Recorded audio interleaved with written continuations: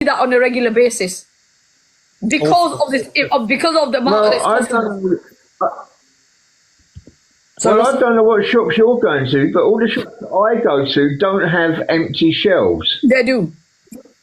Hold on a minute. Hold on a minute. Weren't you just agreeing that the NHS has not got enough drugs and appointments, Paul? No, not me. So you don't agree that the NHS is Charlie, that was medication. Sorry, Coach. Let me just ask Paul anyway. Paul, Right. can I ask? Hold on. Let me phrase my question so that it makes sense.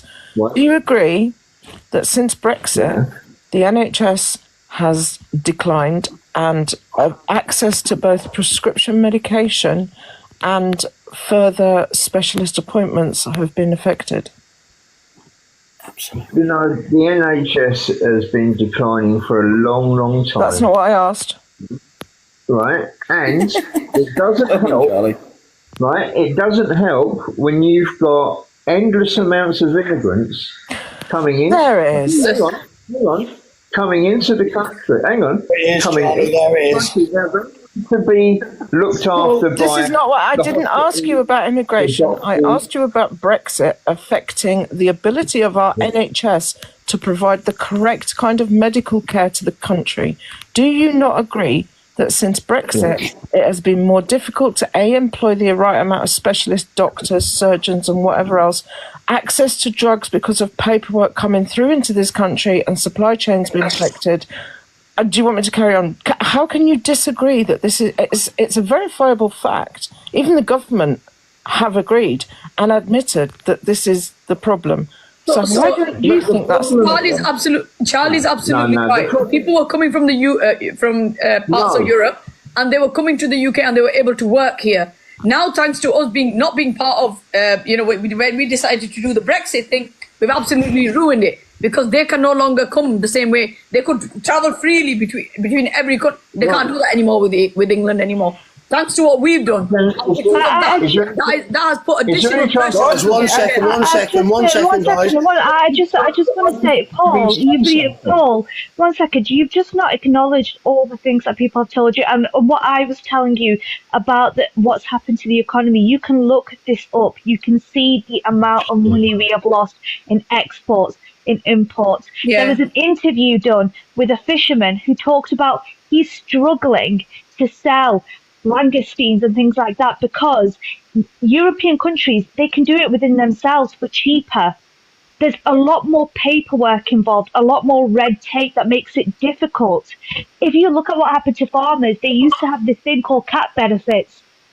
They got lied to and got told, right, the money that you're receiving, you'll be able to get more. So, trust us on this. They've had a reduced workforce and increased red tape. There is so much that has happened. Small businesses are the worst off. Corporations are okay. Look, they can adapt. But it's small businesses that are the worst hit. Wait, 1 second. Sorry. 1 second. They're the worst hit when it comes to things like this. Now, Paul, if you actually look at Nigel Farage, and he makes out like he's for the working class, he voted against the Employment Rights Bill.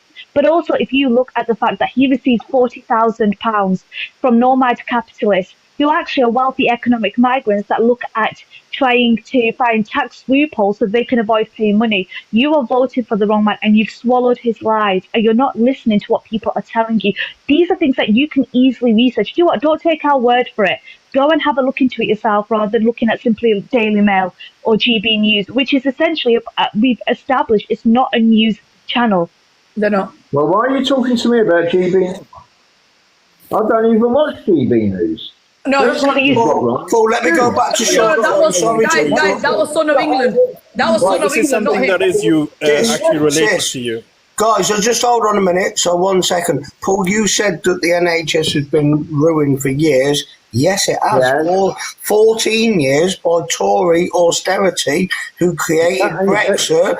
Nigel got involved in Brexit, dived on the back of Boris and made Brexit happen, and now it's ruined the economy. You don't see the plan there. The rich get rich and we stay poor. All that Nigel done was got us, right, whoever you are, whether you voted for it or not, got us to vote for our own destiny. No, he didn't tell you.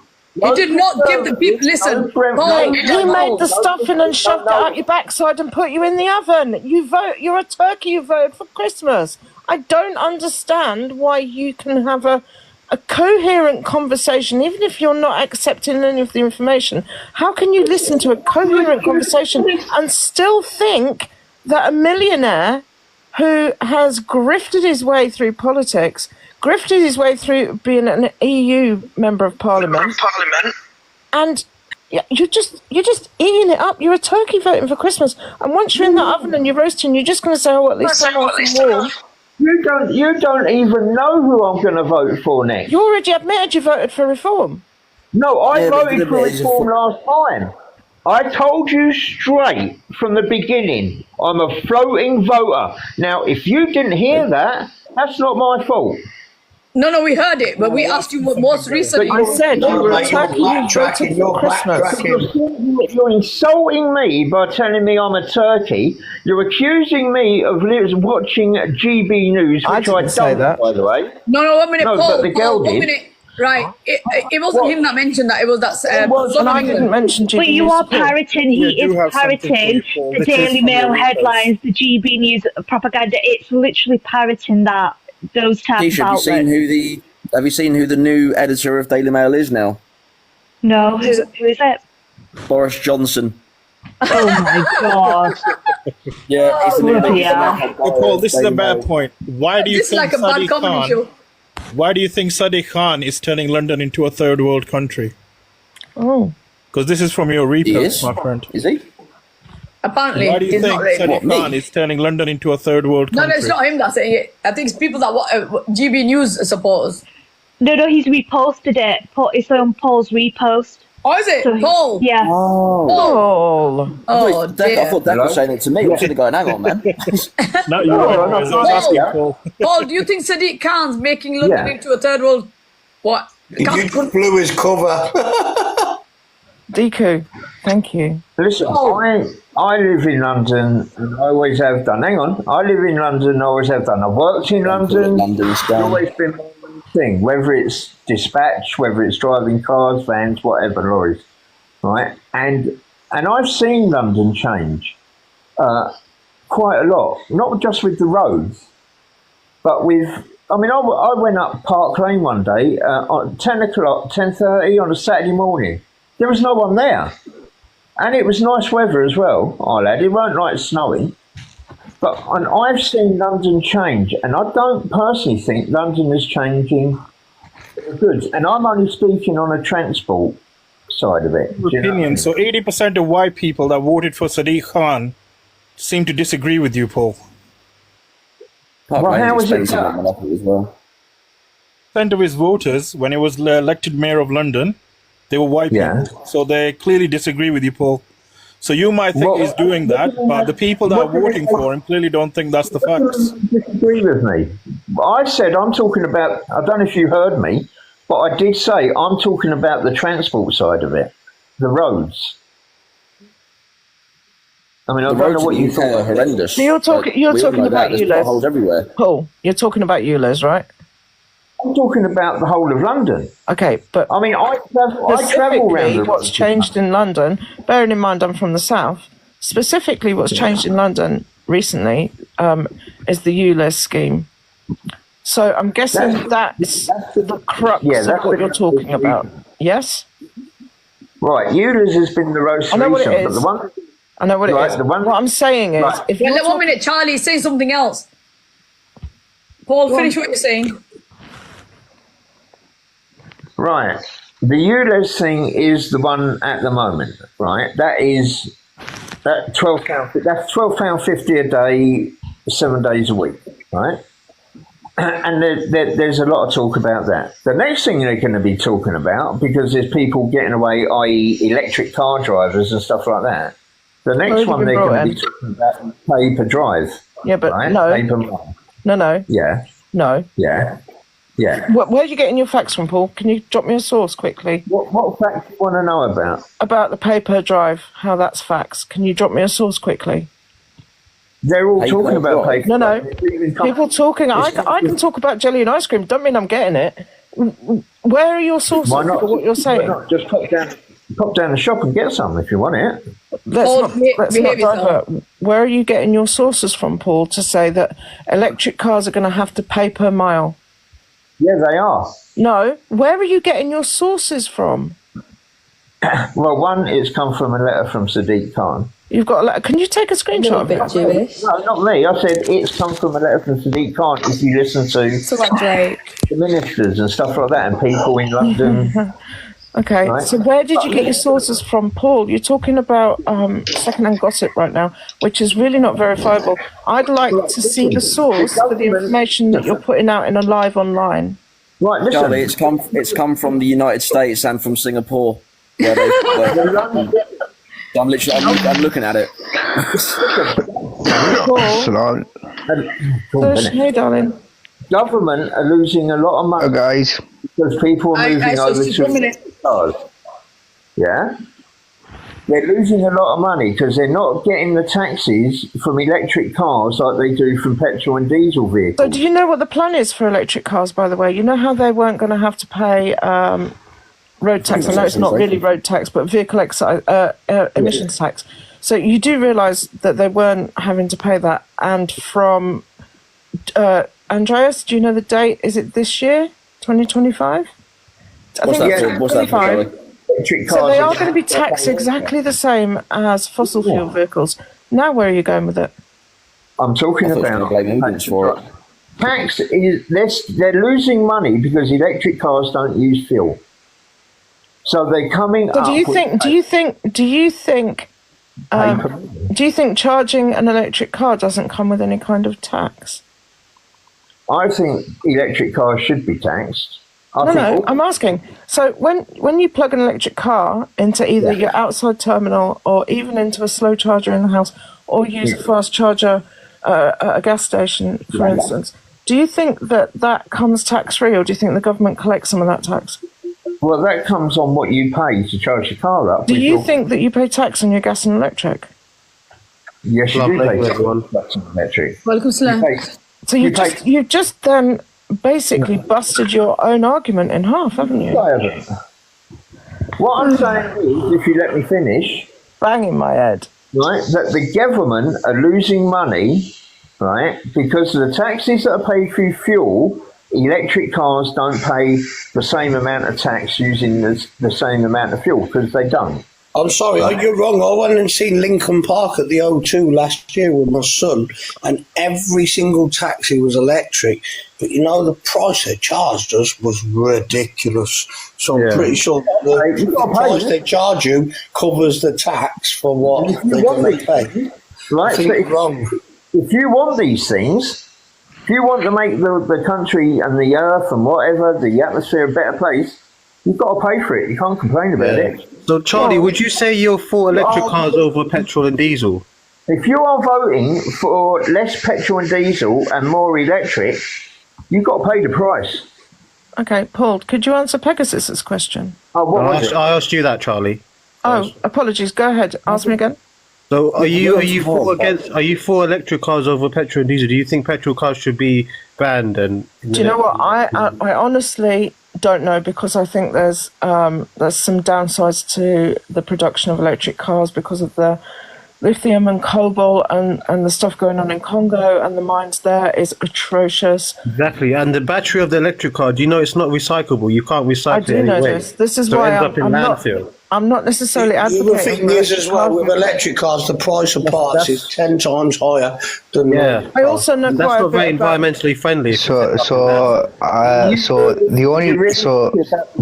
only reason, Alpha, why the price of parts is so expensive is because the largest electric car manufacturer is China, BYD.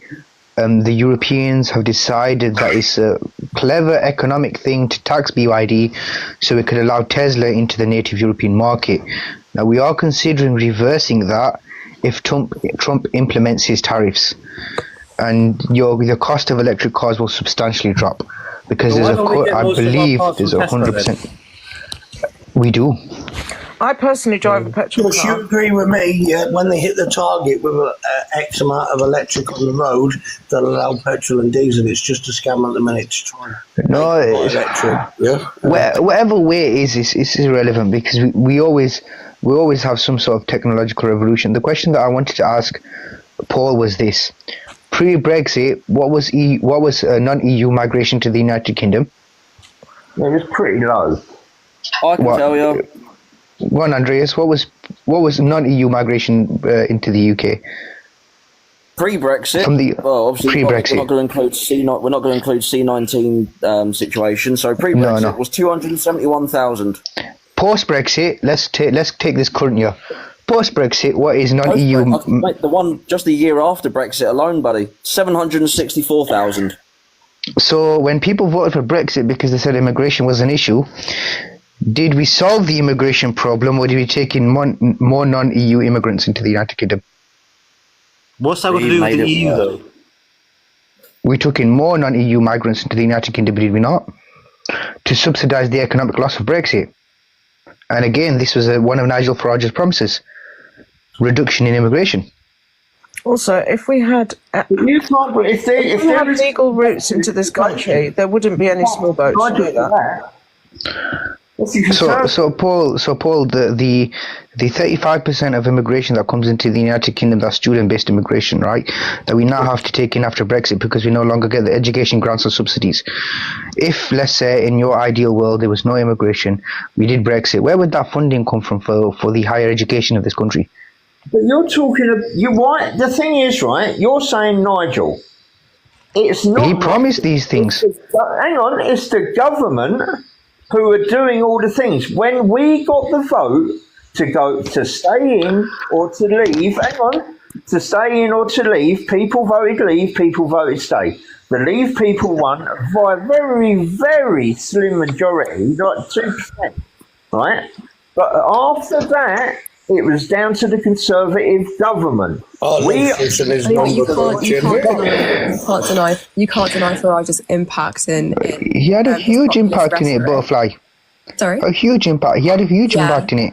The populism was insane, and I think we've seen it, and I absolutely agree with you. Tories were very much on the stance of Jenrick, for example. He was Robert Jenrick, former UK Minister for Immigration, had literally called them like alien cultures and medieval attitudes and blah blah blah, and stated that the scandal started with the onset of mass migration, with importing hundreds of thousands of people from alien cultures who possess medieval attitudes towards women. So they have all posited this elusive threat to English identity.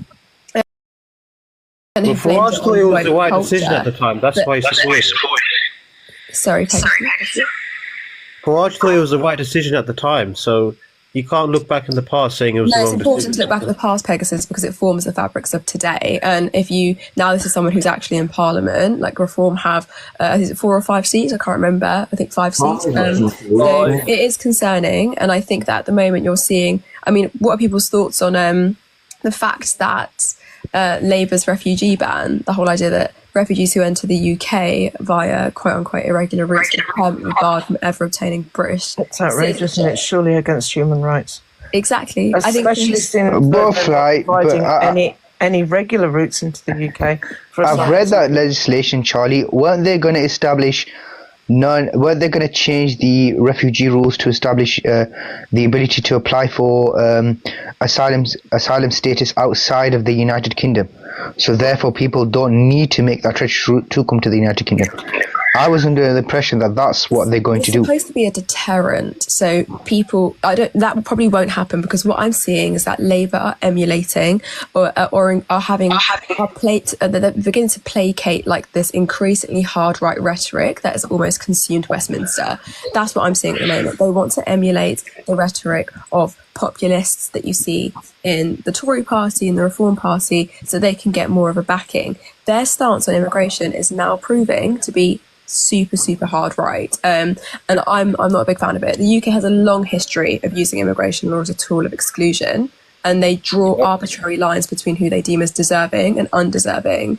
We can although I agree with you, but I do think I'm not a Labour supporter. Although I agree with you wholeheartedly, when you look at the current state of the United Kingdom from an economic perspective, I truly believe, regardless of what party comes in power, be it right, left, far left, could be Marxist party for all I care, we will have to keep the same trajectory of immigration to keep the tax rates at the level that we are paying tax now. We simply cannot afford a reduction in immigration. But the tax rates are sky high already, so that your point is invalid. Yeah? No, because if you have a reduction in immigration, what kind of immigration are you going to reduce? Because the vast majority of immigration in the United Kingdom is student-based, high-skilled and low-skilled immigration. Family reunification visas make a small amount of immigration, and dependency visas make a small amount of immigration.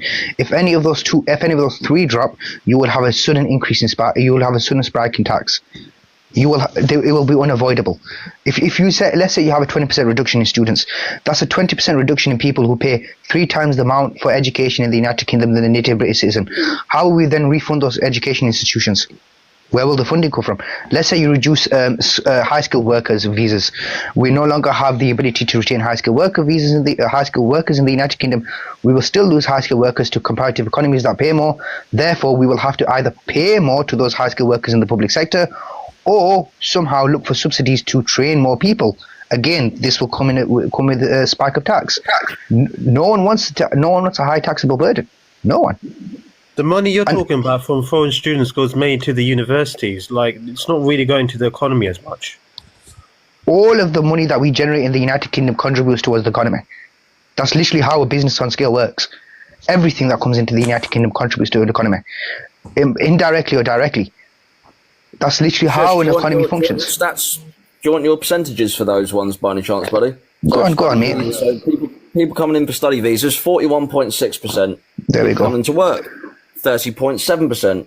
Family visas, 7.4%, and 20.4%. So, Andreas, let's do some quick maths. Let's do some quick maths on that 41,000. 900,000 was 1.2 was net 550,000. Let's put the number at around 800,000. 40% of 800,000, you're looking at about, let's say, 350,000. 350,000 average degree for an international student is about 14,000 a year, if I'm not mistaken. 14 times. So we've actually got the numbers. Foreign students bring over £50 billion to the economy. There we go. Yeah. So that's 50 billion wiped off the economy. How are we then going to reallocate 50 billion from the public purse to fund those higher education institutes? No one's yet to give me an answer to that, because no one can give me an answer. So we have to continue to take immigration. Yeah, immigrants. Yeah, absolutely. I think the thing that people need to realise as well is to stop the demonising of it. It's like when you've got people like, you know, the ones spouting news and GBBs of aged men or men of fighting age. As soon as you start hitting that sort of rhetoric, you're inciting fear into people, you know, and it's unnecessary, and it's completely. A lot of it is complete fabrication. So you look at these, like they say, they're showing all these people coming over in immigration. Look at it going work visa, study visas. Right, they're probably most likely going to be between the ages of 18 and 35. Guess what the average military age person is? Shock. Like it's the words, the rhetoric of it all just is incredulous. Yeah. Andreas, we're in a very poor place. We are in a very poor place economically within the United Kingdom. Although I don't agree with a lot of the arguments that the right use in regards to immigration, I do agree that immigration can't be used as a tool to stimulate the economy, and it has been used as a tool to stimulate the economy. I believe that that is a bad way for us to go to increase economic stabilization through immigration. Yeah, it is a bad thing for us to do. Going back to the EU thing, it wasn't just an immigration issue. Do you know how much money we were paying just to stay in the EU? It was like millions. And how much do we get back in preferential trade agreements? What? Yeah, we lost that more exiting. And how much do we get back? That's because Theresa May didn't make a good deal. If we had like a what deal? What deal is a single country? Or what deal is a single country going to make against a trading bloc? A trading bloc that decides the regulation of what it wants inside that trading bloc. What deal are you going to make? Country in that trading bloc, so we would have had a lot of influence. How are we the most important country in that trading bloc? Germany is the most important country. After Germany, we were then the second. No, after Germany, we weren't the second. It was France. No, it wasn't. We got a big economy. It's France. No, it's not. In terms of exports, weapon exports from France were higher. Manufacturing exports from France were higher. We the only thing we provide to that block is financial services. Financial services, which by the way, have had a 300,000 reduction in financial services jobs since we left Brexit, because American companies. The whole economy in general, we were the fifth. So then let's talk about the 300,000 loss in jobs. When an American company bases itself in Europe, it wants to base itself in an economy that can deal with the whole of Europe. America no longer bases itself in the United Kingdom, or there's been a reduction in American companies basing themselves in the United Kingdom because they have an extra level of red tape. They want to operate as cheap as possible. So we saw an exodus of financial-based jobs to Europe. 300,000. We wanted a deal like how Norway and Liechtenstein have. Norway. They're not part of the EU. Norway, who has historically large amounts of foreign investment funds. Historically large amount of foreign investment funds, meaning that they don't even need to borrow on interest when they make infrastructure projects. We need to borrow on interest. We got no large scale foreign investment funds. We drained our oil, we drained our gold reserves under, I believe it was, what was that fat prime minister, the Labour one? You know that Labour, Gordon Brown. Was it Gordon Brown? Yeah. Gordon Brown sold our gold reserves off. Wait a minute, doesn't Qatar invest in this country billions? They own half of London, they own Heathrow Airport, and Harrods, all those how is that a positive thing? That's foreign investment, that's what you're talking about. That's money coming in. And money going out as well, that's the problem. Do you believe it's money coming in, or do you believe it's money being siphoned? That's more money going out. That's more money going out than is coming in. Actually, so I was listening the other day. We spend on average in the UK £2,000 just on American companies. So when they take their profit from that and pay their little tiny bit of corporate tax with all the little loopholes, most of that profit is just going to their pockets. It's gone because their pockets abroad. That's just America, by the way. Sorry, guys. John's been here a while. Sorry. Yeah, hello. Hi. What have you got to say? I'll let him finish the conversation and jump in. Okay? Okay. Yeah. Sorry, guys. Lewis, so carry on, sorry. No, I was just saying... Lewis, you know my biggest issue with the all-American model is this. We're currently licensed to AWS. We're currently also licensed to Microsoft Azure for our tech services, right? But those servers themselves have to be based in the United Kingdom because we have to be compliant to GDPR.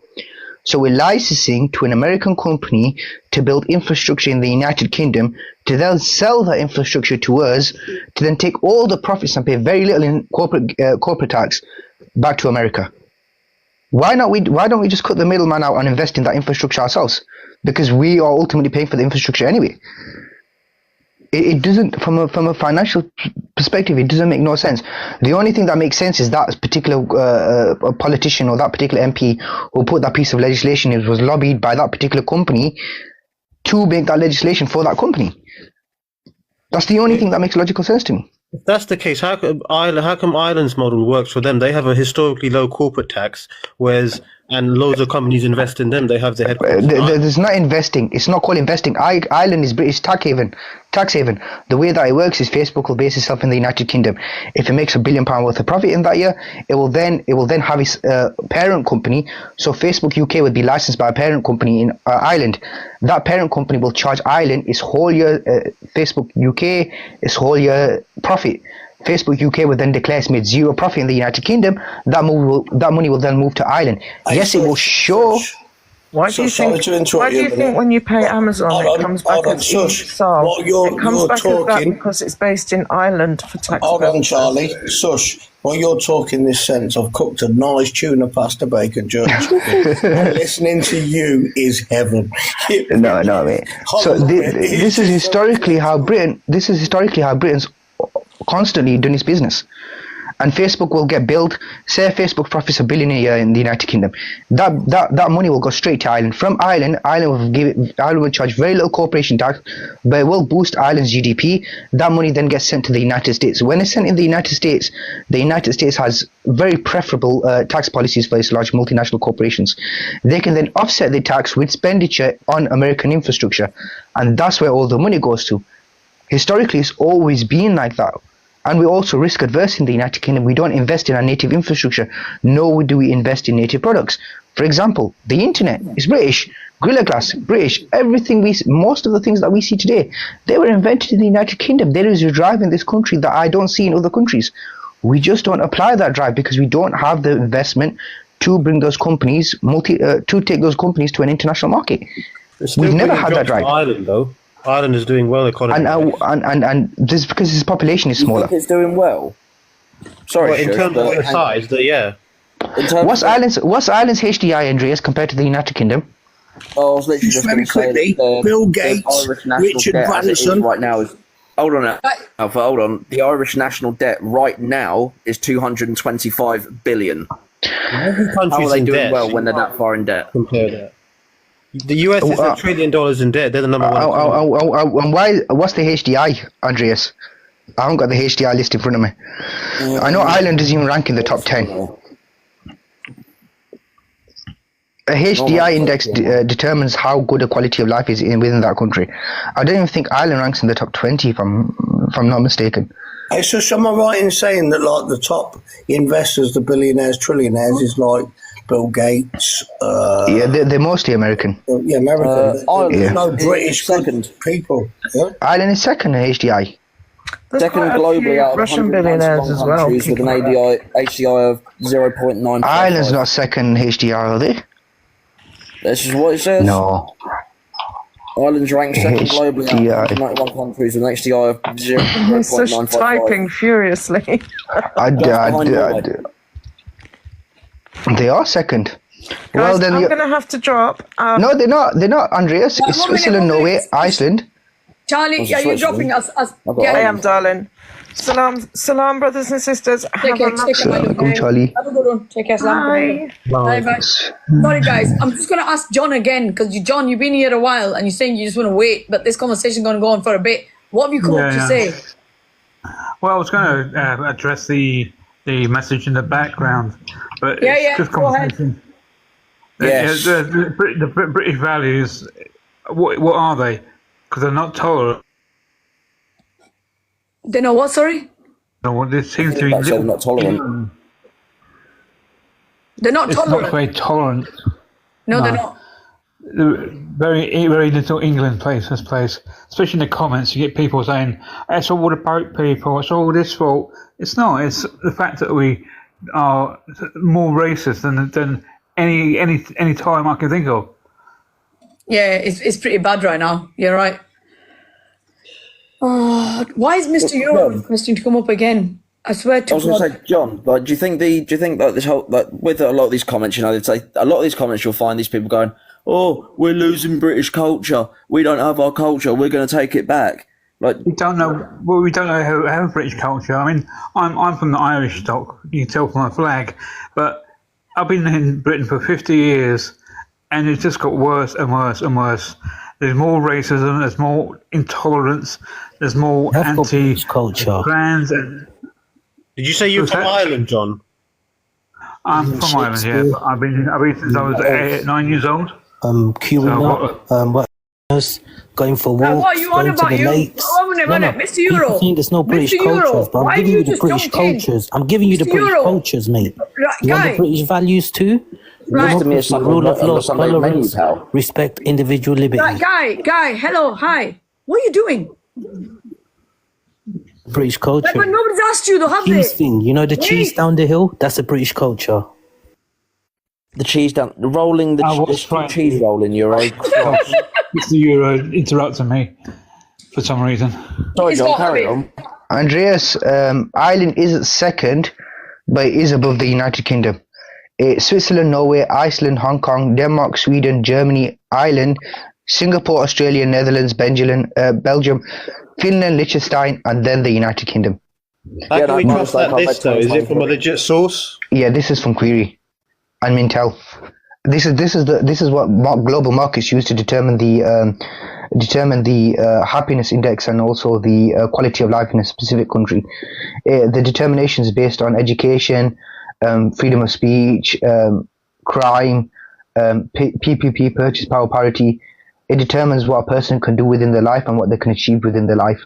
Well, what did you say was number one? Switzerland. Switzerland, Norway, and Iceland. I'm going to drop down because this conversation is going somewhere else. So I'll just drop down from now, okay? That's fine. Thanks, John. Thanks for coming up, my love. Show something to everyone. Oh, God. It's fine, yeah, look. Read that. Which social app support Israel? Dude, did you say you're autistic last time? 1 minute. there you Did go. you say you're autistic? Fine. Oh, TikTok. Did you say you're autistic Israel. last time? TikTok supports Israel. What a surprise. And you're on it. Oh, here we go. Which social app support Israel? I can't do this today. Facebook, TikTok. Ah, so you're on an app that supports. We live in what's the happening, UK. yeah? How's Most of that the people, work? the banks at the top, How is that are owned by work? How is that Zionists. work? How is that work then? So you're on an app, so you're being hypocrites. When you say free Palestine, you're using an app that supports Israel. So We live in a sense. country where the taxes go towards Zionists. You're talking about that. The banks, the people at the top of the banks, the owners of these things are Zionists. Rez, What are you you're talking letting this about? tutor on here, he'll just kick off and get you. Yeah, Rez, honestly, Rez, I can't do it today. I can't do low IQ discussion today. But no, it's Coming up here to instigate trouble. it's the Scandinavian countries. Interestingly enough, Hong Kong's on there too. Hong Kong's number 4. Oh. You don't think so? No, once China fully take it back over, no.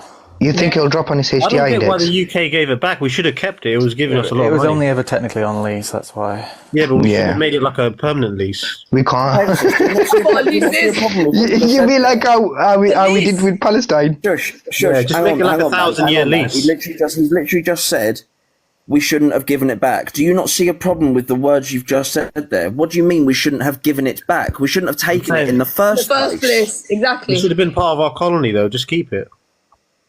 What are you on about, you? We should have just kept 90% of the ocean because we had a good naval base. Like, No, but they Jesus did a Christ. vote there. Most of the Hong Kong citizens said they were more satisfied under British rule than Chinese rule. Look at under Chinese rule now; they have no 1 freedom. minute. Pegasus, under what right do we have to go into a foreign country and just take it? We didn't What have the right to It's take not, it. it's not 1 minute. It's not like it's a neighbouring country. It's got zero to do with us. It's not even in the same region. So tell us again why it is that you thought that was right. Because they did a vote like 20 years ago saying, do you want to be part of the empire, stay part of the empire? Right, to a certain extent, Reg, it's not wrong.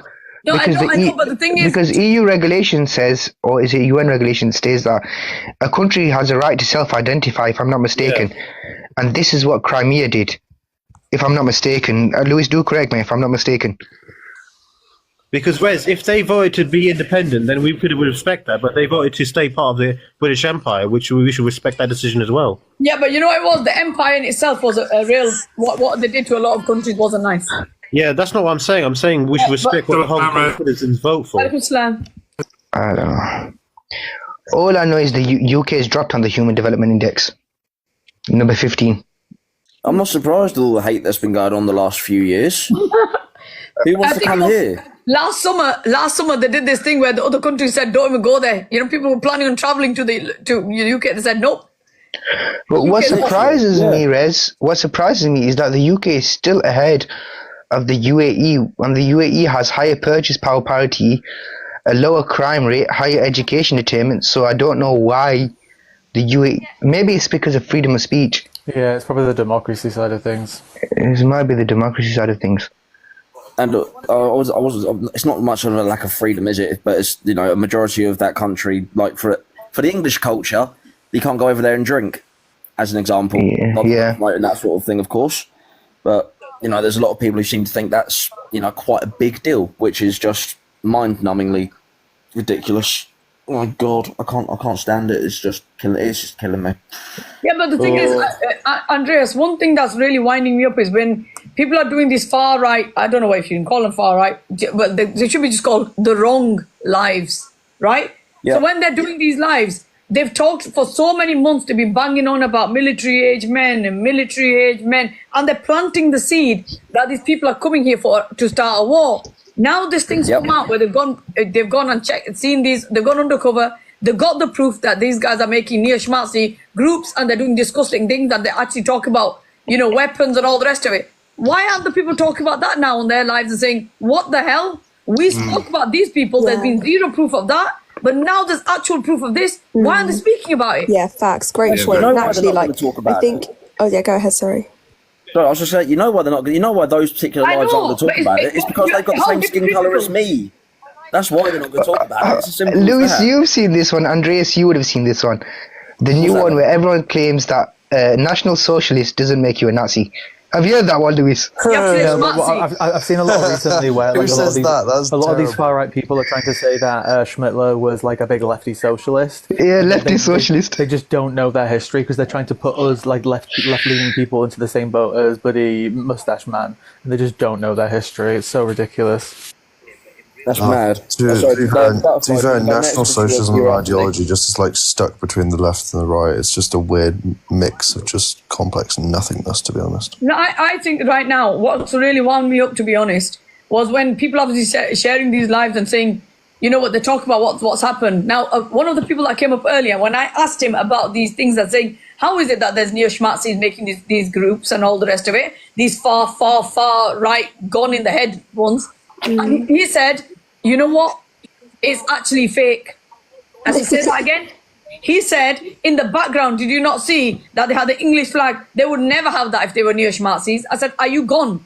Hang on, do you remember that post that I shared the other day in relation to the new white supremacist group they took it down, didn't disguised themselves as an athletic club?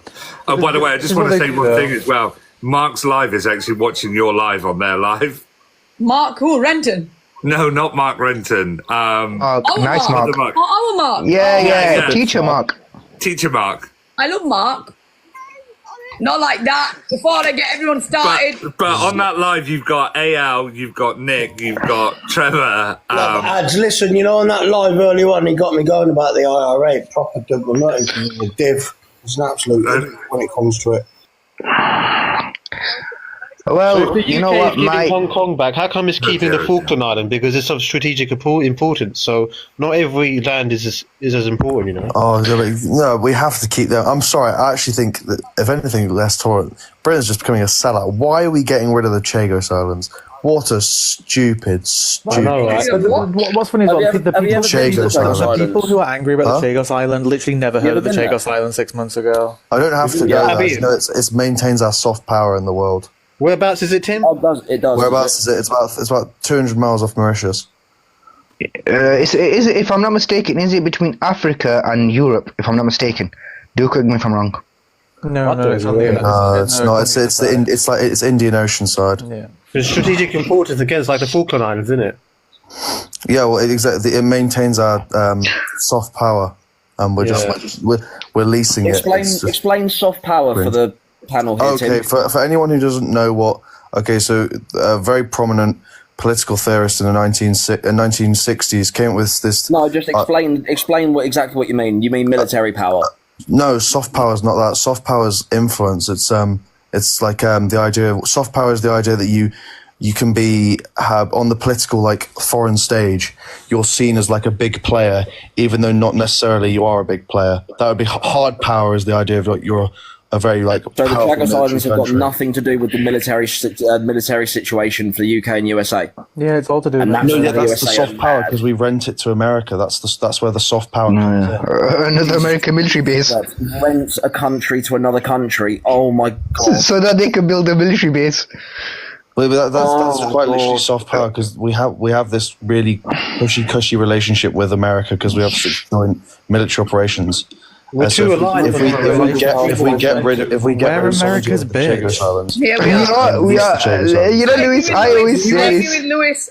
I always say is in bed. US says how high should we jump? We say how high. Yeah. I was. You know. Sorry, guys. 1 second. So Sarah's been trying to speak for a while. Sorry, Sarah. Oh no! The conversation shifted, so it's absolutely no. You can still mention what you're saying. Yeah, you made such a great point, Rez, because I think the Fascist Fight Club, like the ITV's recent expose, I think is actually just a stark reminder that Britain's far right is not a relic of the past, but a persistent and evolving threat. And actually, what I wanted to interrogate was how the UK government has spent years nurturing the conditions of these fascist ideologies and how they've been able to thrive as a result, like the rhetoric of culture wars and the demonisation of refugees with populist rhetoric, and even just the simplest the criminalisation of protest. These aren't isolated incidents. I think they're just part of a broader political trajectory that's been emboldening the far right. When you've got figures like Suella Braverman, previous Home Secretary, who, and we can talk about Priti Patel at some point, but who've mainstreamed the language of racial exclusion, whilst policies such as the Rwanda deportation plan. I'm sorry, but it's absolutely laughable. That Kemi, Suella, Priti, any one of these lot is trying to sit on the high moral high ground and say that they're going to talk about immigrants and talk about who should be removed from the country. How very dare they? Literally. And I think very bloody dare they? Completely agree with you, Rez. And I think they won the vote, Rez. They won the vote. It looks like positive discrimination kind of backfired on the Tory party. Absolute rats. Yeah, and I think that actually the state has consistently underplayed the severity of this threat, and I think people as well. So whilst the government tries to posture itself as in this sense, they're watching. That's so sweet. Oh my God! Why are they doing that? I don't know what's going on there, man. Switch it off. My hair looks awful. Carry on. It looks good. You need to give us the secrets, how you make it so thick. Well, apparently, according to some far right, I wear a wig. So that's that then. Not trying to sound offensive, but do you... It's real. Do you think voting Kemi Badenoch as leader of the Tory party was more of a boxing exercise rather than her being actually credible for the role? Yeah, definitely. Yeah. I think it's got something to do with... But Kemi wouldn't have won, though, if it wasn't for them being idiots, because when it was Robert Jenrick versus Kemi Badenoch versus... what's the other guy called? Cleverly. Cleverly. They basically messed up their votes because they tried to arrange the votes from the MPs to get one of them forward, but they basically miscoordinated it, and then James Cleverly got kicked out. So James Cleverly probably would have won. So Kemi was never supposed to be the leader anyway. Cleverly should have won. He should have won. Just thank God it didn't give it to Jenrick, although he's likely to get it next, isn't he? There's going to be a coalition. Tory party actually needed. I feel like Jenrick really just really, really pisses me off. There's so many things about him that's really get under my skin. He is disgusting. Everything about him. He's going to offer reform opposition. I hate him with passion. I guarantee you, if Badenoch steps down and Jenrick stands up, I guarantee you he will offer reform a coalition, and Nigel will take full front and centre because Jenrick is... He's a sycophant. He's not a main character. He'd rather go after his own power. If you give in to reform, you're seceding your power to them. He wants his own power, and to go but it's guaranteed win. To form a coalition before an election is damaging. But Starmer is putting us in dangerous waters. Putin already gave us the UK a warning, saying not to send too much aid to the Ukraine. Saying that since day one. Yeah, but he could do a lot of damage to us with the missiles and the warships he's got. He won't attack us. He won't attack. He's not stupid. No, the warships and the Russian warships have already met in the North Sea. They're only doing that. No, it's just a standoff, though. It's just a standoff. Yeah, they're just letting them know that Did you see the size of the Russian warships? They're like a flipping island. They're massive. Compared to things, though, but Putin's still like absolutely things. Though it's quite funny because. Surprisingly, although Russia could wipe us out, Putin's generally scared of I don't know why he is. He's scared of Britain. He just thinks our soldiers are absolutely fucking demons on the battlefield. Yeah, but Russia has tank landing warships. You can land a tank on them. No, I know. Yeah, exactly. They've got thousands of them. I think it's purely because Have you seen that man speak? He is not scared of soldiers. He's the only thing he's concerned about is someone presses the big red button before him. He's just Russia is not ready to take on NATO. He just said the special forces, that the British special forces are just built different. So he's kind of fearful of that, which is actually really interesting. I don't know why he is, but he said that before. I don't know why. But yeah, it's just a standoff. Russia's not going to declare war on Britain, and Britain's not going to declare war on Russia. They're not daft. They're not just going to start wars and lose out. That'd be stupid. But no, I don't think it'll happen. But I do think Russian expansionism is definitely a threat. Definitely. Well, the thing is, to be honest with you, with all of this, right? When Russia spoke to the Ukrainian leader and said, basically, do not be doing what we're telling you. Don't do this. Don't try to become a part of the UN, whatever else it is. They told them not to do that. They decide to do whatever the hell they want because they thought they had America behind their back. Now Americans... Trump going to stop it. Is that what you came up to say? No, wait. I've got more to say. In a way that, that you don't... Trump is not my guy, but Trump, he's what America needs right now. Right, okay. Is there anything else you want to say? That's right, cool, yeah? You might think that I'm coming here to troll, yeah? I've actually, I'm quite knowledgeable about this stuff, yeah? Okay. So I'll tell you, right? No, the Crimea Peninsula, because Russia is quite a cold country, so the Navy, Russia does the submarines. Crimea Peninsula is a very important geopolitical stage. And right, cool. Do you know Russia is actually correct that they can attack? Russia said if you get involved, it's a declaration of war.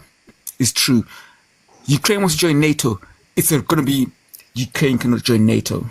Yeah, well, the thing Ukraine's not right now, what has Trump, the person you said, what has he said now about what Russia, Ukraine, what has he said? I'll tell you. No, of course I'm going to tell you. Trump is actually quite smart, yeah? Trump and Elon Musk together are very good. GBT chat, Are you joking? The AI. Are you no, 1 minute. Are you having a laugh right now? Did you just mention what's Elon Musk got to do with politics? I'll tell you. Who is this guy? Who is he? Guys, I'll tell you. Get off. I will tell you. I'll tell you, right? I'll tell you. No, I'm interested. I'm interested to hear his opinion on how Elon Musk is a politician. Go on then. No. I didn't say Elon Musk is a politician. So what's he doing in politics then? Let me talk. Let him talk. Let me talk. Yeah. You know, right? Cool. Yeah. When the social media, what's his name? The guy who does Microsoft, Bill Gates, was funding the Democrats, and you saw the inauguration. They're all gonna move. GBT chat. China is watching you. TikTok is a Chinese app. They do back doors and stuff. So Trump is actually correct about this. Trump is very correct. Hey, Trump brought it back, didn't he? Trump was the one that wanted it. Trump was the one that wanted it cancelled. Yeah. But then he came back and was the savior. Yeah, and then he went against his own decision and went, do you know what? We'll let it back because everybody will like. He wanted to be the hero of his own story. Isn't TikTok a Singaporean app actually? And it's not Chinese. It's from Singapore. Let's not start that again. Sir, I'm from Singapore, China. Senator, I'm Singaporean. It's Chinese funded, but it's from the app is from Singapore. The creator of the app is Singaporean. Yeah. So anyway, he's going to make a point. So what would you prefer? Right? America to watch you or Russia to watch you? America. None of them. Anyway. None of them. Because they're all they're watching anyway. Actually, can Britain watch them instead? You're saying one evil or another evil. They're both evil. Who cares? Personally, I would. If I could replace Trump with someone. Forgetting about Cambridge Analytica. You know what we did? When we spoke about Conservatives and Labour, we spoke about evil and evil. It doesn't make a difference what you're voting for. It's the same bloody thing. The way I see it is, the US, they are there for themselves. They are out for themselves. Russia is out for themselves. So you're saying which would you prefer? None of them. Britain. I choose Britain. Well, that wasn't an option, love, but absolutely. Rez, I'm sorry. I'd rather them watch me than Russia. Rez, this is the last time I promise that I'm going to interrupt your live. The guys just wanted me to show you this. Who? What is it? What says "We love Rez" on a post-it note? Oh. I don't know. Tell them thank you. No worries. What is going on? We've got hate on one side and love on the other. Well, there you go. I guess it balances it out. I mean, this is definitely a change from the other lies that get made about you, Rez. Yeah, no, with the dog filter on my face. Yeah, it's nicer than that. Definitely. Has that actually happened? I've not seen that. Yeah, it was Glenn. It was Glenn's live where they put. Glenn. They did my live. Oh, he likes us, doesn't he, Alpha? Yeah, they had the dog filter over my face and stuff. FKA. Can you tell me how Trump and Elon, as a combined force, are brilliant, as per your words? I'd love to know how that's brilliant. Hey, guys, I can explain to you. So what's going to happen, right? Yeah. Jeff Bezos as well is very important. Jeff Bezos as well. What they're going to do, there's like I'm telling you the truth, man. I'm telling you, hey, man, I don't like those guys either. But there's a kind of a movement that's going to happen. The left. If you don't like them, then why are you... 1 minute. Sorry, I'm having a moment right now. You literally have just come up and said they're good for the thing. And now you're saying you don't like them. Hey, two things can be right, yeah? Or two things can be wrong. They're not my people, But I can. Hey, man. Biden was too soft. Biden was way too soft. Biden was way too soft. Yeah. Trump, especially in Palestine, Trump's gonna stop that. No, he's not. Yeah, we're gonna buy. By ethnic cleansing. Yeah, you're gonna buy that shit, man. Trump's gonna buy. Go back. Buy the what? Trump's gonna buy the Gaza. He told you guys. How can you buy something that's not for sale? What are you on about? How can you buy something that's not for sale? You can't just go into somebody's land and just take it. So, what's wrong with you? So is Palestine going to become the 53rd state after Greenland and Canada? Is that what you're saying? For FKA? He's going to buy it. What's he going to buy? And then people, the 2 million people that are living there, there are people that are refugees from other parts of Palestine. They think you're pushing them out. They're going to buy it. They're going to buy it because it's really good. Right, angry. Calm down. There's over 50,000 people been killed in that region, right, in the last year and a half, right? And Trump comes in and he says he's going to move those people out, make it into a Riviera, while also trying to appropriate Greenland. We've literally got European leaders right now talking about sending troops to Greenland, right? And then we've got Trump joking on the daily about making Canada the 51st state. Well, just a few days ago, Justin Trudeau was literally caught on an open mic saying, like, he's serious about this. Like, this is not a joke. This is not rhetoric. Right. We have got the richest country in the world with the biggest military, right? Talking about taking at least 3 to 4 different places around the globe right now, and this is a good thing. Backed by the richest man in the world. Yeah, this is a good thing. Yeah. Right. Okay. 1 minute. I'm going to go back to this person, and honestly, I'm going to try to stay calm. Right now, did you just literally say that land isn't just their home? That's holy land to these people. Did you just say that's a good idea? It's a great idea. I think it's a great idea. Are you mentally unwell? No. You don't have to like put me down or something. No. It's a great idea. This is the type of Wait a minute. bullshit. You're pushing people out of their land, and you think that's a good idea? It's not pushing. They can come back. They will come back. No, they said no. No right to return. Rebuild. What are you on about?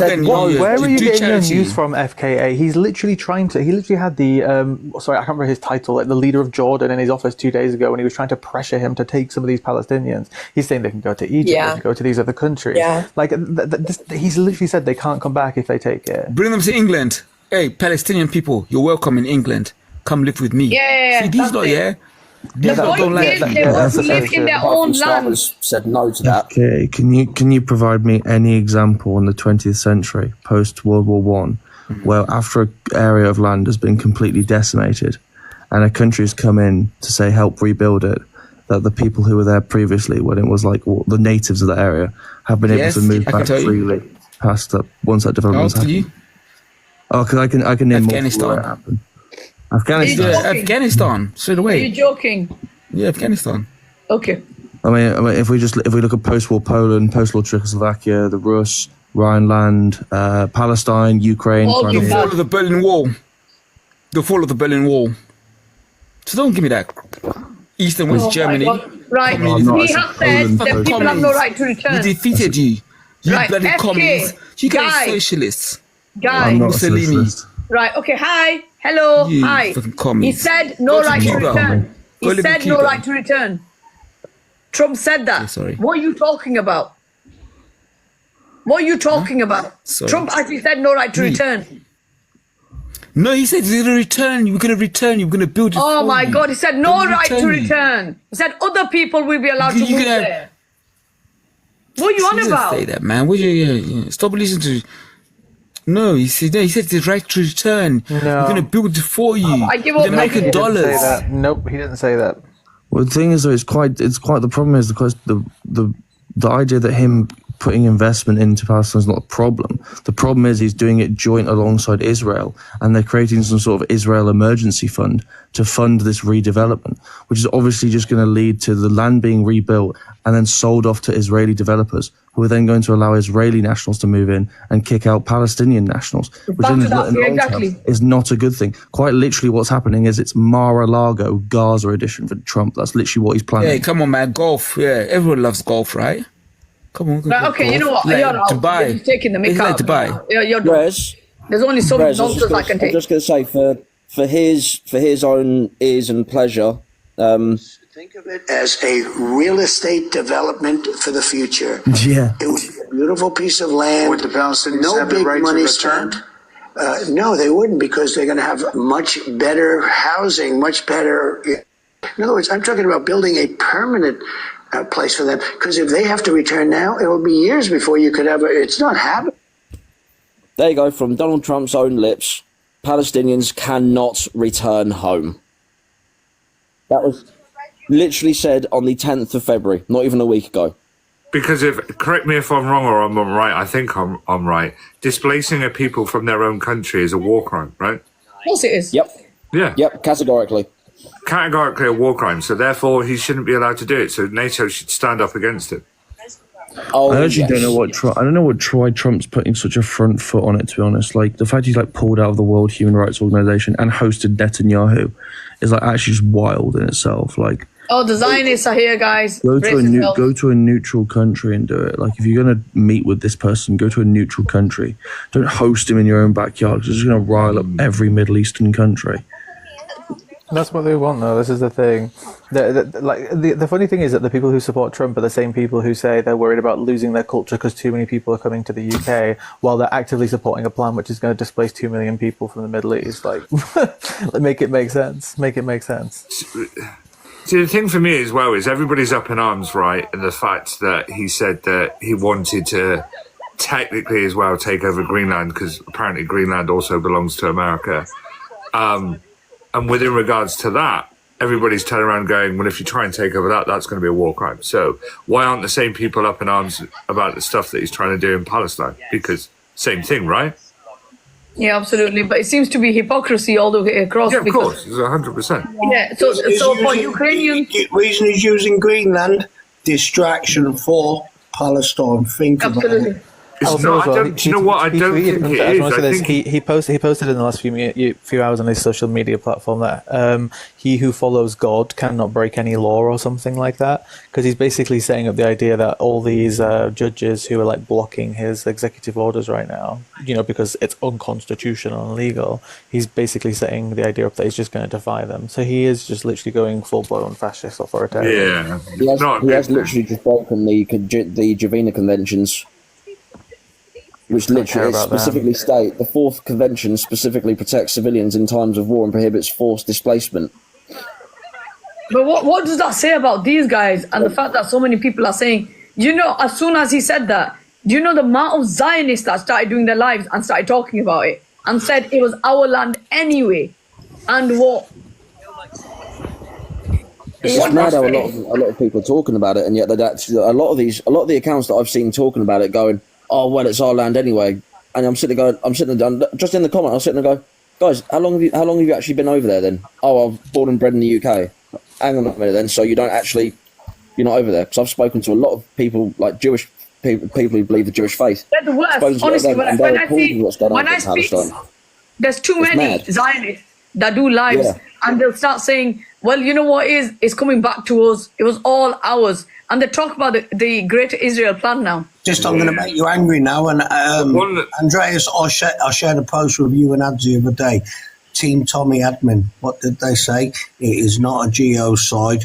You can't call it. It was a military operation. Well, you know what? Ask them to tell us what the definition of what a genocide is. The one that's really getting me, They haven't got a clue. It's no point, because they'll just argue with you.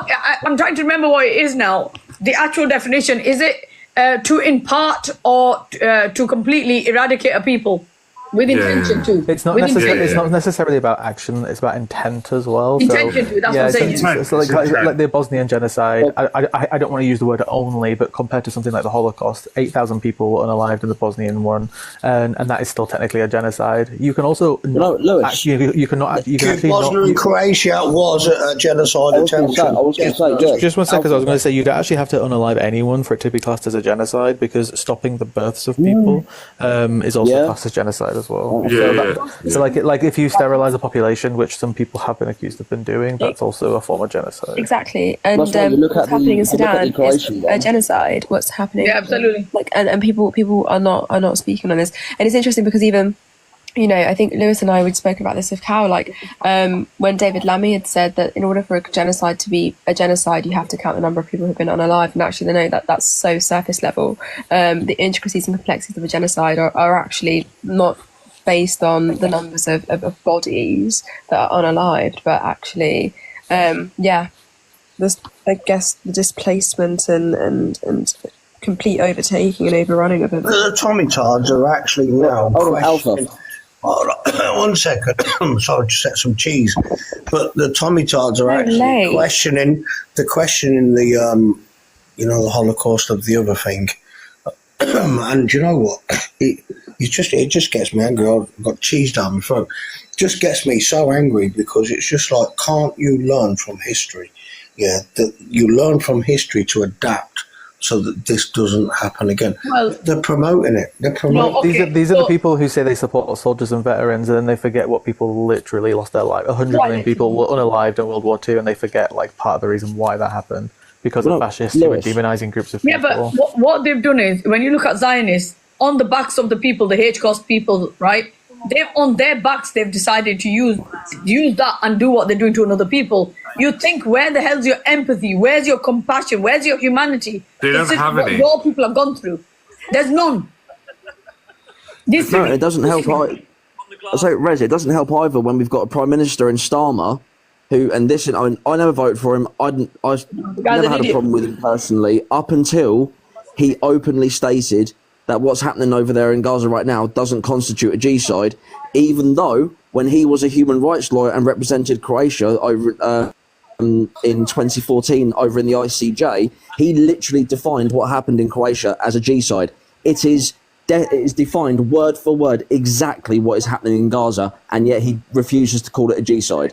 He can't can it because, listen, he's a puppet, and the puppet masters are not going to allow him to say it. Do you know what the one that's the American influence over the UK though that stops? It's the American influence. Right, can I just come in 2 seconds? The one that really gets me the most, and I know your feelings behind this, Rez, because we've discussed this many times, but it's the people that go over there and fight for Israel that are from this country, and then they come back and brag about it. Yeah, but one of them was somebody who left and came back into a teacher's position. Yeah. Unalive kids. Into a position of responsibility. Wow. A guy went over there, fought for their army, and came back over here. Nothing happened, and now he's in a position of responsibility as a teacher. I don't think that's right. Absolutely not. Right. Because I also don't know what that teacher's teaching those kids as well. Exactly. Which is like it's beyond me how people. Where's his loyalty? Which country is his loyalty with? Now, when people talk about other countries, like for example Syria, you talk about whatever, people can't just go around. Oh, you know what it is? Because I feel like I empathize with them people, I'm gonna go and fight for them. You would never be allowed back in the UK if you did that. But for these guys, they can go there, do what the hell they want, come back. It's all right. How is that possible then? Because where's your loyalty? Your loyalty is not with us. Your loyalty is with them.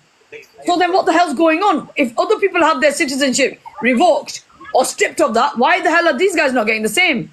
Oh dear. It's the hypocrisy of it that kills people. It's unbelievable. And they sit there and go, oh, why are people marching for Palestine? Are you idiots? I agree. Yeah. We can hear your live ads, that live. Sorry.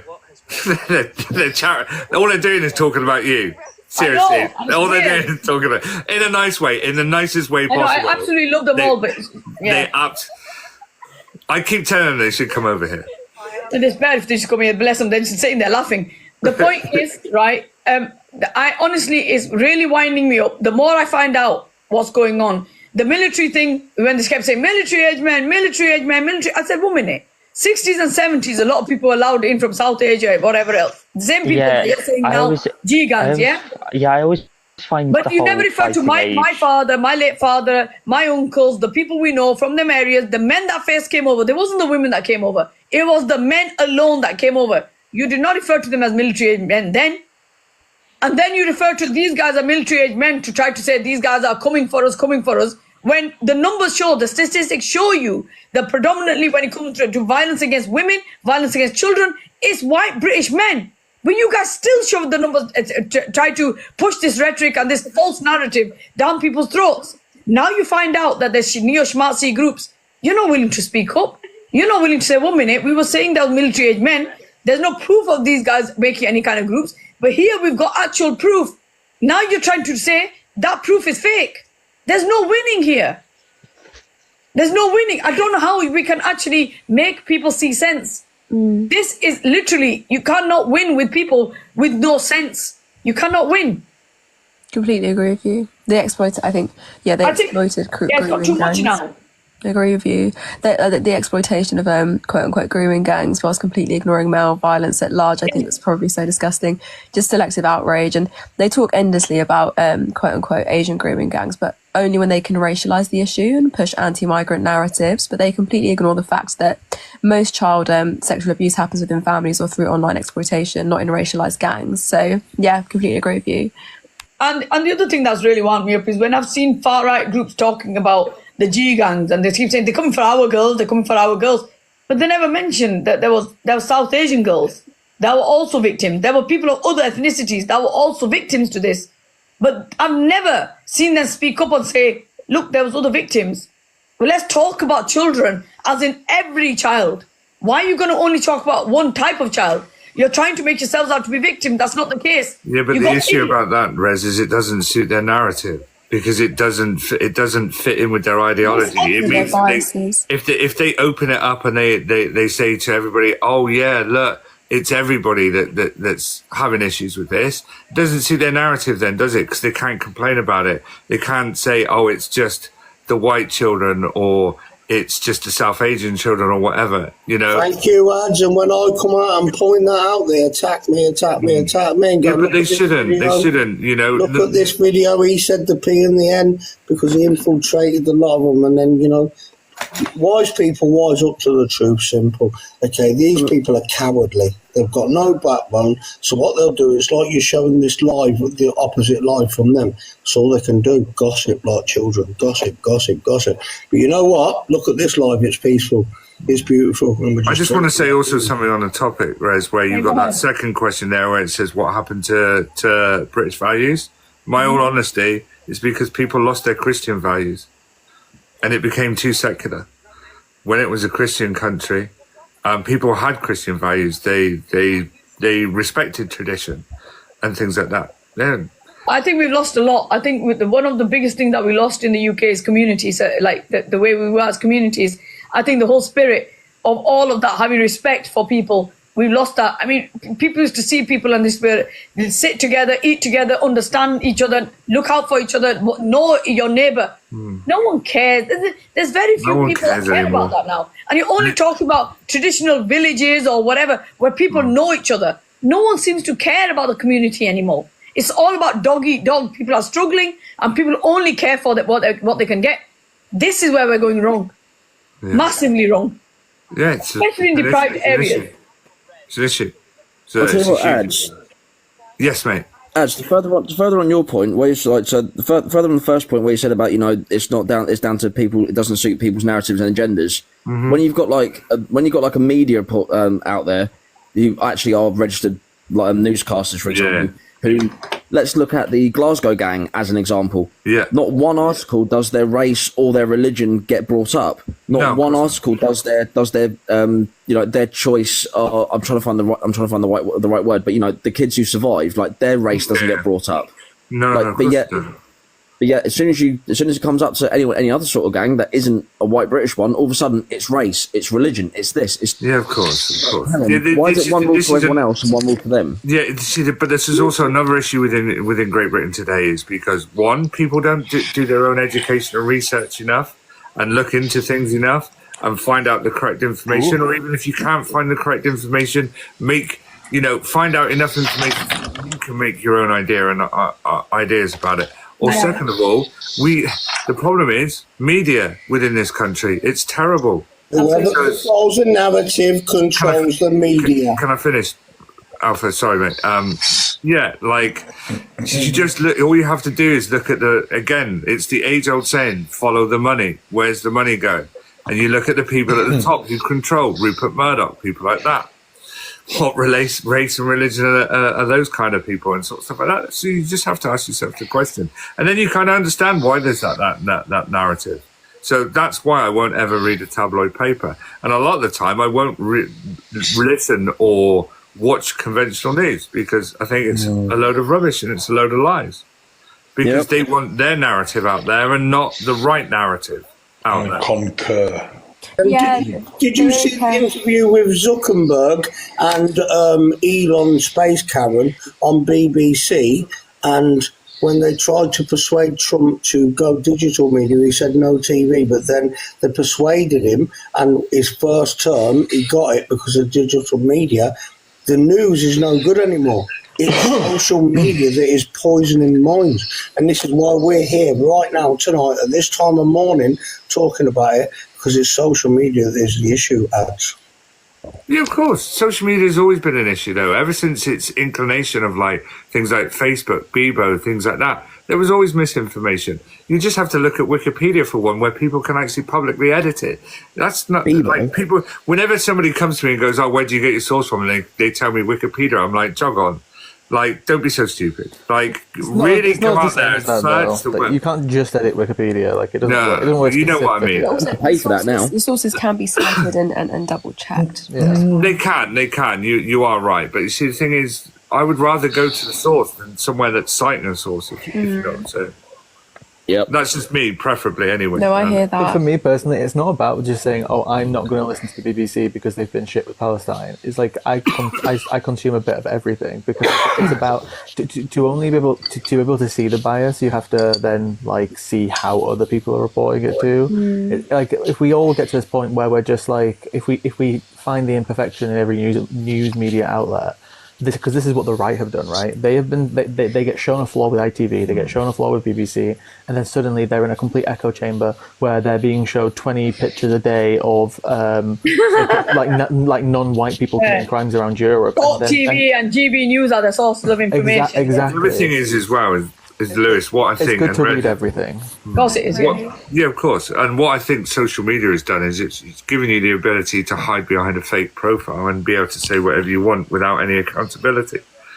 That's the other problem with social media. Yeah. I mean, not being nasty, and I don't mean this in a nasty way, but look how many people on your panel at the moment actually have got their real photograph out there.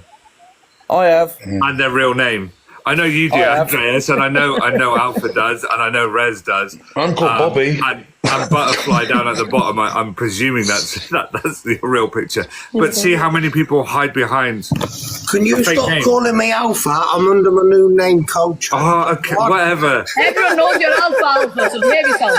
All they have to do is hear you speak one sentence, and they know exactly who you are. I can't change my voice, but I can change my name, Mush. Yeah, I know. But you see, but I'm not just saying like. But it's what it is. It's like people on this platform. I've run. Rez will back me on this. You've run across so many. I've run across so many where people just hide behind a fake profile, a fake name, and you'll never know who they were. And it gives them the ability to be able to say whatever they want. Control and power. Yeah. So it gives them also the ability to say whatever they want, whenever they want, without any accountability. Yeah, absolutely. Just 1 second, Riley. That was my intention, but you lot grasped me up. Everyone knows the voice, mate. You kind of gave it away as soon as you spoke. Riley, you've been here a bit.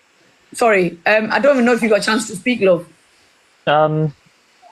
Sorry, I kind of zoned out of the conversation. So, hey, Riley, was I boring you, Riley? I'll come back to you. 1 minute. Is it Tremart? Sorry, Riley. No, it's all right. What would you like to say? Yeah, hi, everybody. Yeah, no, I couldn't. Because I was a bit rattled and triggered by what's his name, Pegasus, and he's long gone. The FKA guy.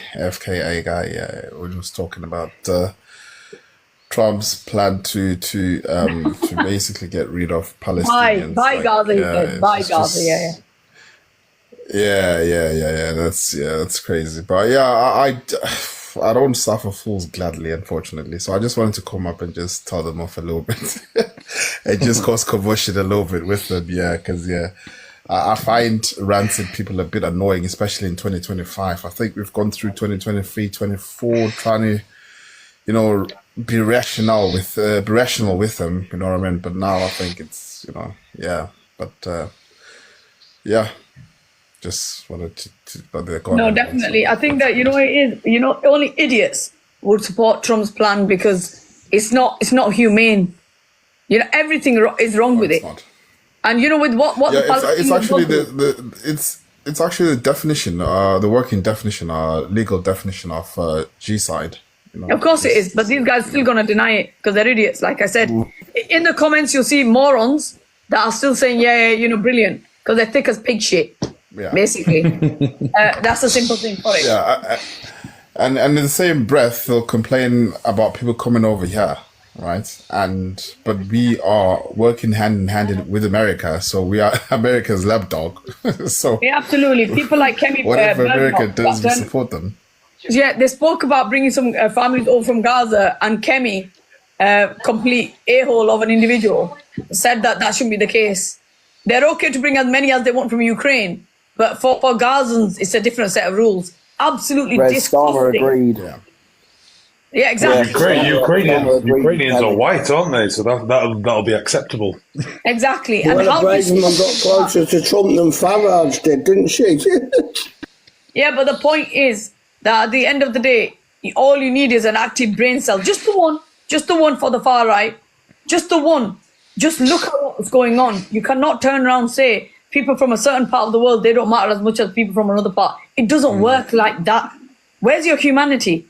It needs to be all across the board. If you're going to talk about Ukrainians, you're going to turn around and say they've been oppressed and look what's going on with them. You can't see what's going on with the Gazans. You can't see that there's over 50,000, 60,000 unalived and there's bodies under the rubble. You can't see that. Do you know there's videos out there where the bodies are being consumed by animals? The dogs and cats were eating the bodies when they went back. And yet you guys are sitting here still saying, oh, well, at the end of the day, we believe Trump is right. Wobble your heads, walk into walls. To me, it's the images of the towns and cities that are just completely flattened. It goes against everything the Geneva Convention said about targeted civilians. You can't deny those images. The whole cities have gone. Okay, but in Afghanistan, in Iraq, they were dangerous wars. How was it that the world media was allowed to go in? How were they going in, the journalists? But this time, they've not allowed anyone to go in. But they're saying under every hospital, under every school, Listen, it makes zero sense what they've done. And now you can tell what the plan was. It was to flatten it, to rebuild it and make it into a Riviera. That was always the plan.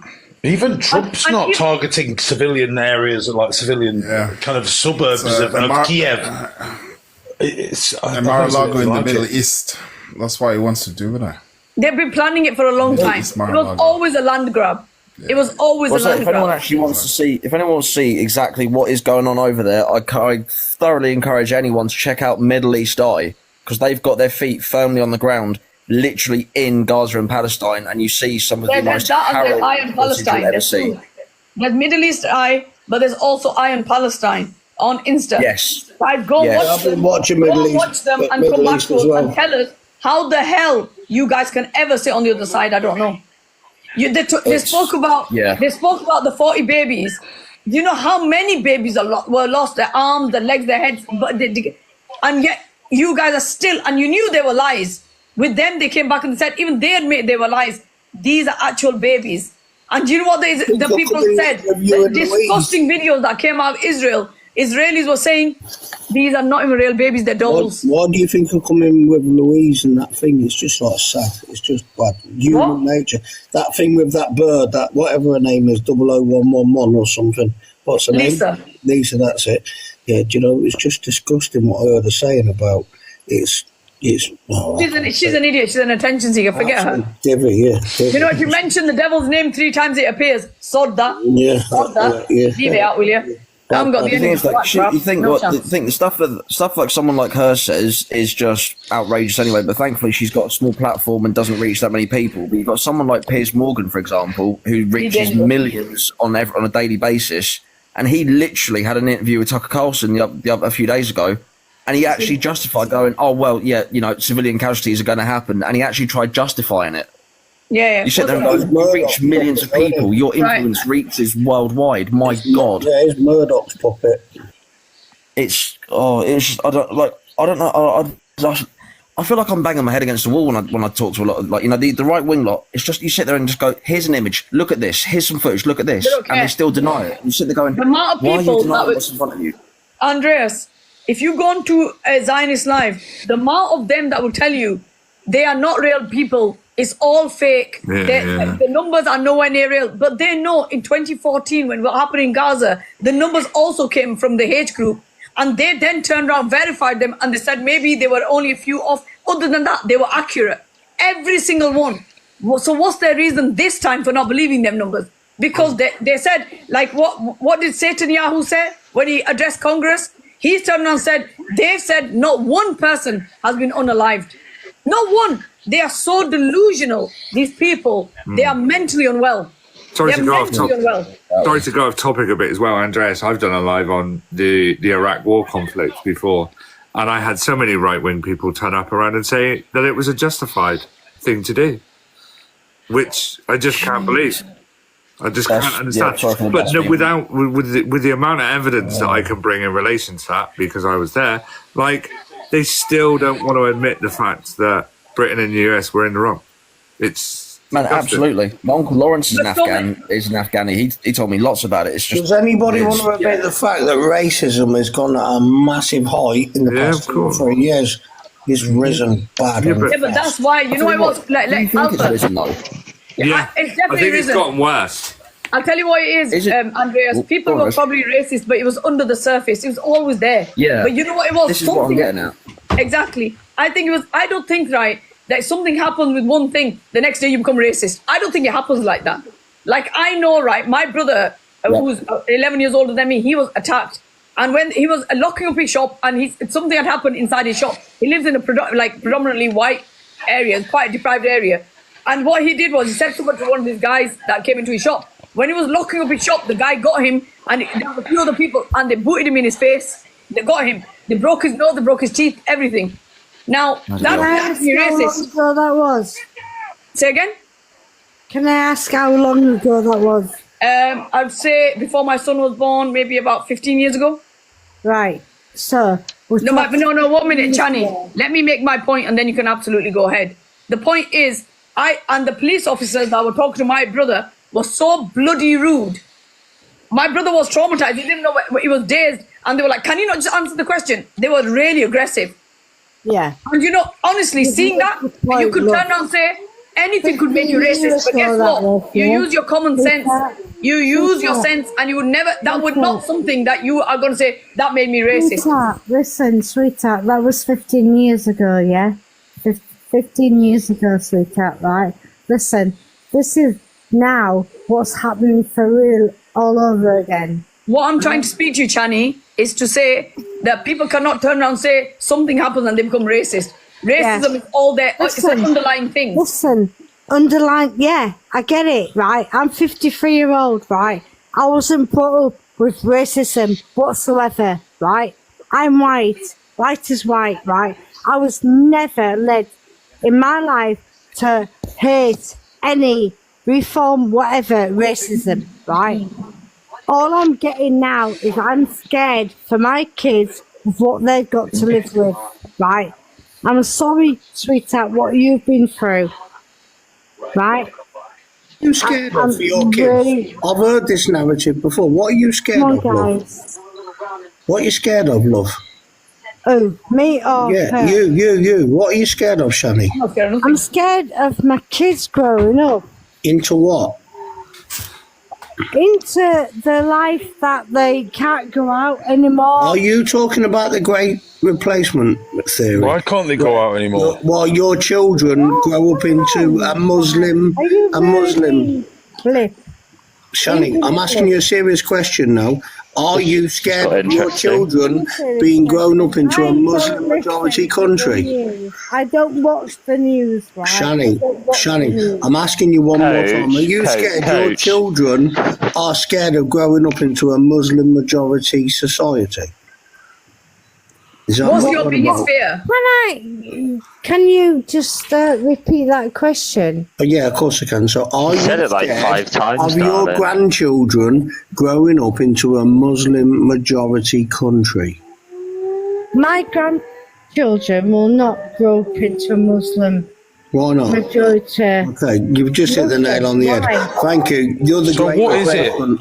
Great Can you tell, replacement. Why? tell us what it Why? is that you Why? are scared Why? of? Then? Why would my Hang on, children? Rez, can I just come in a sec? No, let Bobster ask again because I'm thinking she's not listening. She is a Mr. BOOM Yeah, I know. She's BOOZED. I know, guys. Guys, we know. So what is it that you fear your children? So you think that the majority of UK children is going to be Muslim? Well, not children, but like there are people out there who believe that. No, Hold on, us 1 second, Chani. people. One Us second, Chani. English. Right, Chani, I'm just. Right, no, Right. fuck off. Don't. Who are you talking to? I was trying to answer your question. Right, 1 minute, Chani, 1 minute, guys, Alpha, no. Who are you talking to like that? Where do you think you've come to? Whose life do you think you come to where you think you can talk to other people like that? Whose life do you think you come to where you think you can talk to people like that? That gives you everything. Say that again? You heard it. No, I've seen this girl before. Yeah, I was going to say I've seen this girl before. She's been on lives, and sometimes she has a glass or two. Living in my country. It's not your country, babe. Like, tell me what to fucking do in my country. Well, you're on my life, so I'll tell you what to do. You can F right off. How about that? Cheers. Well done. Right. And there proves the On my point. life. You're not going to be coming on here speaking to people like that. You bring that, you get that in return. Sod off. I've got the energy for this. Not only that, guys, I'm going to try to do the live as long as I can, but I've got a wedding I've got to attend. No, I'm really shocked. This is the kind of stuff we used to hear in like the 1970s. It's my country. It's my country. I know, it's fine, fine, Alpha. Just bizarre. And I bet Adam, he was the type of person who was. Adam, next time, guys, just Alpha, Adam, you guys got the WhatsApp, and anyone else? Yeah. Just message him that. Don't say it. That's why I spell it out rather than saying it. I didn't want to say You it. know what you're talking about. I seen it was coming and I knew you'd block it anyway, so I was right running. Anyway, can I actually She say reminds me of the type of person who wasn't happy speak. when the sign got taken down from the pubs that said like no gays, no blacks, no Irish. I'm sure she loved those days. Wait, there are no gypsies either, Mush. Come on, make it fair. Crazy. There's so much anger within her. And I was been on my saying to life her, before. and my experience was bad because I'm the one that was. I'll tell you what it was. When my brother got hurt, he came home. He was bleeding on the floor for ages. We did not know. He was on the ground outside the shop. When he came to his house, his wife was in the hospital, and me and my mum were at his house looking after his kids. When he he goes to me, open the door, and I was like, I don't know which key it is because he had his own keys, right? He put his hand through the door. All of his hand was covered in blood. And I was only like, I don't know how old he was. I'm saying 15 years. I'm thinking about it now. My nephew was only, maybe I was about 16, 17. And I remember his hand coming through the letterbox saying, give me the keys, I'll do it myself. And blood all over his hand. And she's saying, and I said to her, these things never made me racist. I've had bad experiences. 1 second, Bob, to your mic's on. Right? The point is, it never made me racist. All these people coming for me never made me racist. It's something that's within you. You're racist. Racism is land. You're massive. It's a land behavior. Sorry, Chrissy, what's that? You're racist. I'm racist. He's calling you a racist. It's okay, yeah, it's okay. Right, okay. Go ahead. I'm from Northern Ireland, right? So I come from a country as conflict, right? Okay. But the whole, I lived in London for a while there, and it's like, see, everywhere we went to, there's no one white person in London anymore. So I'm not being racist when I say it. There's not one white person in London. There's not one. Excuse me. That's a very bold statement to claim. Very bold. You're Irish, Chrissy. Are you Irish? Do I need to turn on my camera again? do I need to share my location? How do I? Let me maximize it. Shall I go stand outside the tube station I live next to prove it?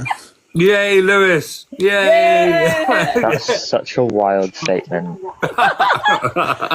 Guys, I'm not white. This is the thing. When you step into Camden, all you'll see is white people. I can't believe you just said that. When you go to like zone 1 and 2, what you're gonna see is shit tons of tourists. That's what it is. That's the problem as well. Like, yeah, London's got a really diverse population. Oh, look at that! He ran away. When we're talking about no white people, I think it's still 55% white. So that's what, like 4 to 4.5 million people in London. Just. I also identify as white, by the way. Right. So, yeah, I think there's not a lot of white people in London is crazy because most of the people I've met off Grindr are white. Just saying. Right. Sorry, Rez. I'll tell you what that app is in a minute. You don't want to know. I don't think she wants to know, Riley. But no, like you know what? The next time somebody says that, just ask them just ask them what color Jesus was. Oh my God, yeah. Don't start that off. I said to them last time, I was like, if it's up to you guys, if he came back in this day and age, you want him to come back? Yeah. But you won't allow him back in the UK because you call him an immigrant. Okay. Jesus was a Muslim from. Do you know it also as well? Jesus was an immigrant, by the way. He emigrated. He was also a Muslim from. He was a refugee. Man. Oh my God. Jesus was Jewish. He wasn't Muslim. He was Jewish. Let's not spread falsehoods. But he was brown skinned. He was not white. He was Muslim and proud. Inshallah. Well, let's put it this way, mate. That is a blasphemy according to your own religion. No, it's Say not. that again? What, saying that Jesus is a Muslim? Okay, who did Jesus pray to? Yes, it's not my religion. I'm non-religious. Just out of curiosity, who did Jesus pray to, Andrew? Who did he pray to? He prayed to his heavenly Father. Jesus was both.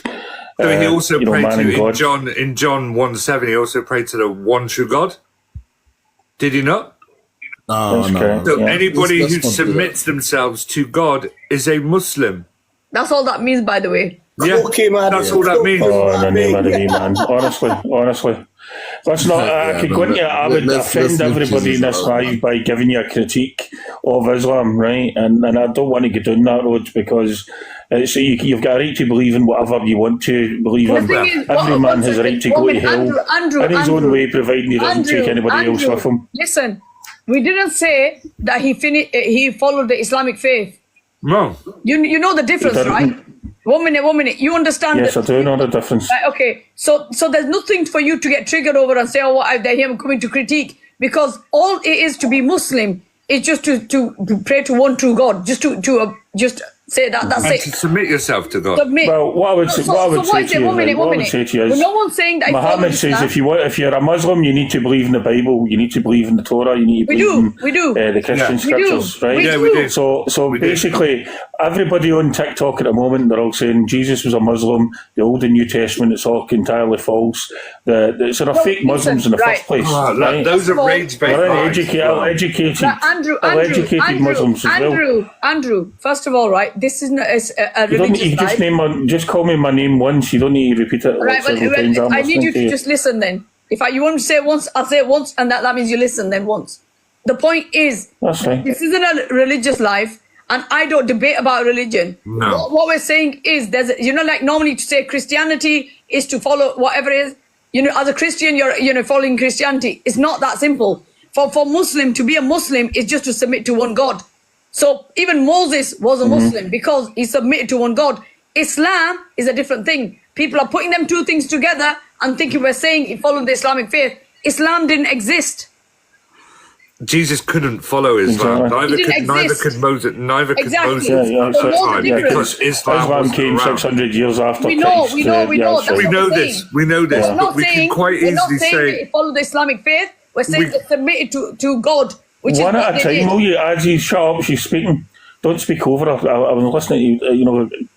Right, so it's right. Right, as if you want to say so, I don't mind you. No, I'm not speaking. I'm just listening. It's like two at the one time's too much, right? And then if I then reply, it's like three people haven't. It's difficult to understand what somebody's have a conversation with saying. Like 3 or 4 of your friends. It's okay, Andrew. Go ahead, Andrew. Yeah, so see the background that says that Britain is becoming less tolerant. I think that's actually absolutely correct. It is becoming less tolerant. And it's due to the fact that the culture, the political hegemony of this country is actually being changed forever. And it's basically 20 million people have came here in 20 odd years, maybe more than that. And that produces what's called a tectonic shift in culture. And I don't think that's particularly a healthy thing. Andrew, you probably believe in the Great Replacement theory, right? Not really, no. Britain has been subject, and I've said this before. But let me. Can I reply to what you were saying there, right, and give my reason that defence of that? Go on. Yeah, go ahead. Replacement theory, right? See the UK history. The history of these islands is right. Originally, it was a Celtic society, loosely a Celtic society. Then the Romans came in. At the back of that was the Saxons, and they took over England. What is not so. Britain's been subject to immigration takeovers in the past. Every nation has. You missed to raise the pick. Empires rise and fall. You missed to raise the pick. The pick was your Scottish before all of that. The pick. I know. Yeah. Listen, don't try and educate me. I know exactly my history. All right, mate. Okay, you arrogant English fucker. Sorry for swearing. Andrew, are you okay? Wait, stop. This is not that kind of live love where you're going to come up. Yes, and I apologise for swearing. Yeah, I apologise for swearing, but he's an arrogant SOB. Listen. You don't need to worry about him. Make your point. Kid. Alpha, stop antagonising so the point I was trying to make. Yeah, the point I was trying to make is that the people of these islands are what you could fondly class as thoroughbred mongrel, right?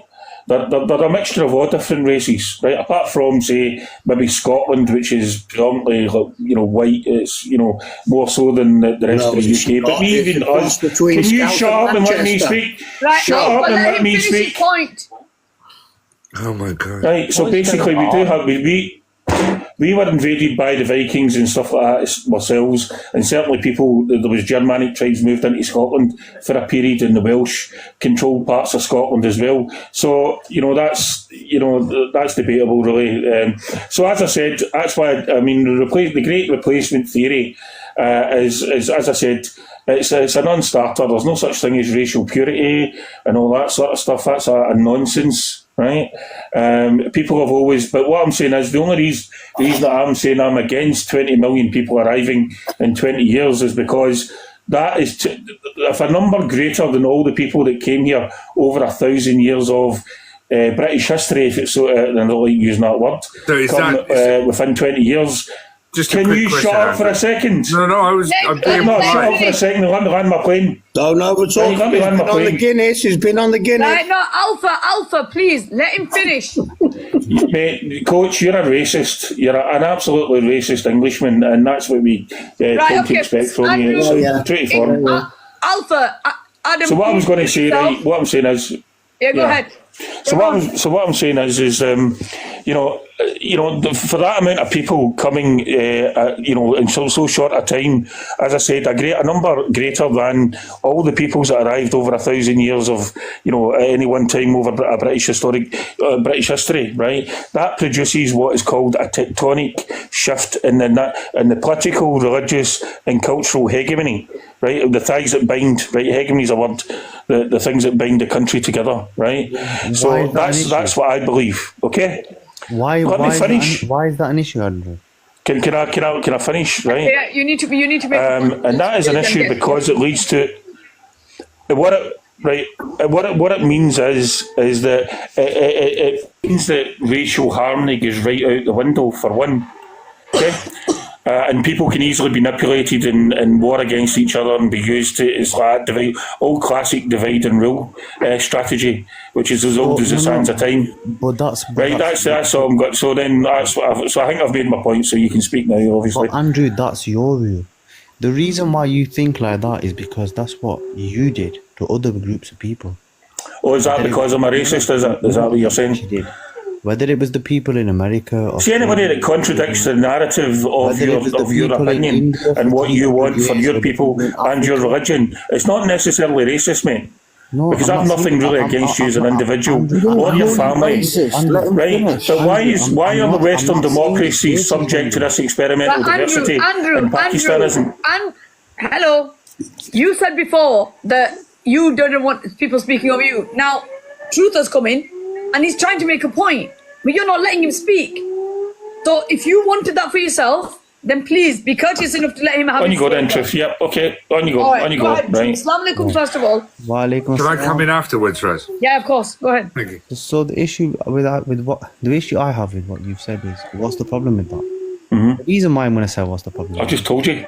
No, I know, but I'm going to say why do you have a problem with that? Because it's coming. I've just told you. Yeah, and I'm. I just told you. Did you not listen to a word I said? If you let me finish the You point. don't have to be rude to him, man. You're very Come on. defensive, Andrew. Andrew, stop getting triggered, please. Right, guys. Sorry, my connection's got a bit. Hold on, I need to move position. Right. The reason why you have an issue with that, and deep down, I know because I was actually on another panel with a group. Right, I got it now. I was on another panel with another group of people, maybe about 2 days ago, and I was shocked with the conclusion that they came in because I asked one of them who was English. She was English, full on English, full bred English, you name it, whatever. Great sister. And then I asked her. I said, why do people have, well, generally the English people, I would say generally English people, why do they have such a big issue with people coming over, living here? She goes, you know what the real reason is? I go on. She goes, we're afraid. I said, why? I said, why would you be afraid? She goes, we're afraid. She goes, you know why we're afraid? She goes, the reason we're afraid is because, you know how you as a Muslim, I said, yeah. She goes, you know how black people as well, you can kind of reconcile when things go wrong and you know how to deal with it as a part of your culture or religion understanding. I said, right. Because English people, we don't understand that. Because what we understand is vengeance and how to be aggressive and forward moving. I said, right, what do you mean? She goes, when you look at the way we are constructed or the way that we live our lives as English people or Scottish or British, Welsh or Irish, what she meant by forward people, she goes, if you look at the British Empire, we just went and took over and took over and took over. We went to America, wiped everyone out, took over, replaced it with our kind. We went to Australia, wiped them out, we took over and we replaced it with our kind. Same in New Zealand, we did that in parts of Africa, even parts of India at one point. She goes, the problem is that we are scared that you're going to do to us what we went and did to you for centuries. She goes, that's why we're afraid, because we know deep down. What she said was deep down. They might be afraid, yeah. What she said was deep down inside, the reason why we're afraid is because we think as white English people that you're going to do to us what we did to you, but you're not. She goes, I know you're not, but we think you are because that's what we would have done to you as people. If this was a brown country, and 10% of the population moved in and they were white, they would have massacred the other 90% of people, which would have been the other colour, because that's what we would have done. And we don't know how to do anything else but that. And when she said that, I was shocked. I have to be honest. She goes, but that's how... I would be shocked with that personally myself, really, to be perfectly honest with you. Well, parts of what she said, hold on, whoever spoke here. Yeah, I would actually be shocked with that myself, to be perfectly honest with you. It's an interesting take on things, right? And I think there is an element of truth in what she said, to a certain extent, right? If I'm, being an open-minded, person. But for myself, I think that, let me put it this way. See, like, you have the Native Americans, right? When they gave like turkeys and that to the starving English settlers, so to speak, right? They didn't realise in that act of goodness and kindness and being, lovely people, right? That they would eventually be replaced, sort of thing. And as a whole, their culture would be devastated. They'd be wiped out, murdered, and all that sort of stuff by these incoming people. So you need to really be careful. That's what I'm saying with regards to. I'm worried about the numbers, right? As I said, I've explained before that there's no such thing as, of a purebred British person or a purebred Scottish person. But what I'm saying is that the culture will change, the political hegemony, the things that bind the nation together, right? If the people don't stop coming here, and the thing is, I mean, there is room, right? Let's not say that there isn't, right? Because we can take on maybe a couple of extra million people, right? But not that amount all at the one time. But what I would say is that the reason is, one of the reasons for I don't want any more people coming here, personally, and I'm going to be honest about it, it's because of Britain is actually bankrupt. You know, we were at 97% debt. That wee woman. Hold on, let me finish. That is right? impossible. Let me finish. 5 minutes, Andrew. Can you? Right. Well, I'm going to explain my point. Right, without everybody jumping down my throat and calling me a racist. Right, so I'm going to explain it if I'm allowed. No one's calling you racist. Right? Just get to your point. I'm going to be forcing you. Can you just let me speak? Yeah, I'm going to get to my point if you don't fucking stop interrupting me. Language, Andrew. Where the hell are we? Jocks. Right, give me a second. Can I finish and answer this guy's question? Right. So what it is what's the name of that? Truss. Was it Liz Truss? She had actually, the Chinese ambassador has even said that Britain's bankrupt. Right. Okay. So with that, we're piling on money, debt upon debt upon debt. Now there is a lot of. If you had Elon Musk trying to get in and that Doge thing he's got going through the public waste thing, then we could find some public money. It doesn't help the fact that £20 billion went astray during the PPE scandal. Right, where the Tories have knocked 20 billion. Rishi Sunak's wife got given an oil field off the north of Scotland, bordering Norway. Now, the British taxpayer, incidentally, doesn't derive a penny from that. So that's something you should look into as a fellow taxpayer. Mate, right? And why a whole oil field has been given to a foreign woman. Can I come in? He's got no connection with this country whatsoever. Can I come in now, Andrew? Have you finished? Yes, of course, mate. On you go, sorry. So I want to start off with the claim that you made about 20 million people over 20 years. That's actually an incorrect statement that you actually made, unfortunately, because I've just been doing the checking, one on ChatGPT and then on obviously Google as well. What you're not taking into consideration is actually white flight as well into those figures. So that's people leaving the UK and emigrating somewhere else. So the figures are, you quote, hang on a second, Andrew, you've talked for about 10 minutes. Let me finish. So within regards to that, you talked about a figure that was roughly around about 20 million. In fact, it was actually about 16 million total that came over in the last 20 years. You're 4 million out on that. Then you take into consideration white flight that's happened over the last 20 years. Now that's a figure that actually reaches around about 7.5 million. So the actual total of people that came into this country. Yeah, that's people living in Europe, Spain, and Andrew, all that can you let me finish, please? Just let me finish. So if you actually balance those figures out, you're talking of a total of 9.5 million over 20 years, which is actually a figure that's not actually that bad at all, I don't think. In fact, that's actually very manageable and very controllable. To be perfectly honest with you. Second of all, the fact that you said that, hang on a second. The second point that you said that England is actually bankrupt, it's not. Actually, England is actually the financial capital of the whole entire world. There's a place called the city-state of London. But it's not your money. Hang on a second, it's not your money. Again, please, personally, just let me finish, and I will be very quick. I'm being much quicker. So, the financial city-state of London. Yes, of course, yeah. Is a square mile in London that is actually completely separate from this country. It doesn't actually belong to this country. More money passes through that city-state of London than anywhere else in the Hence I said it's not your money. Hence I said world. Hence I said it was not your money. Also, it contributes to 30% of England's GDP. Reliable banking system. It does, yes. That's quite correct. See the two things that you said there. See what you just said there. Just to make your points. So the actual figure is 9.5 million and not 20 million. And Britain is definitely not bankrupt.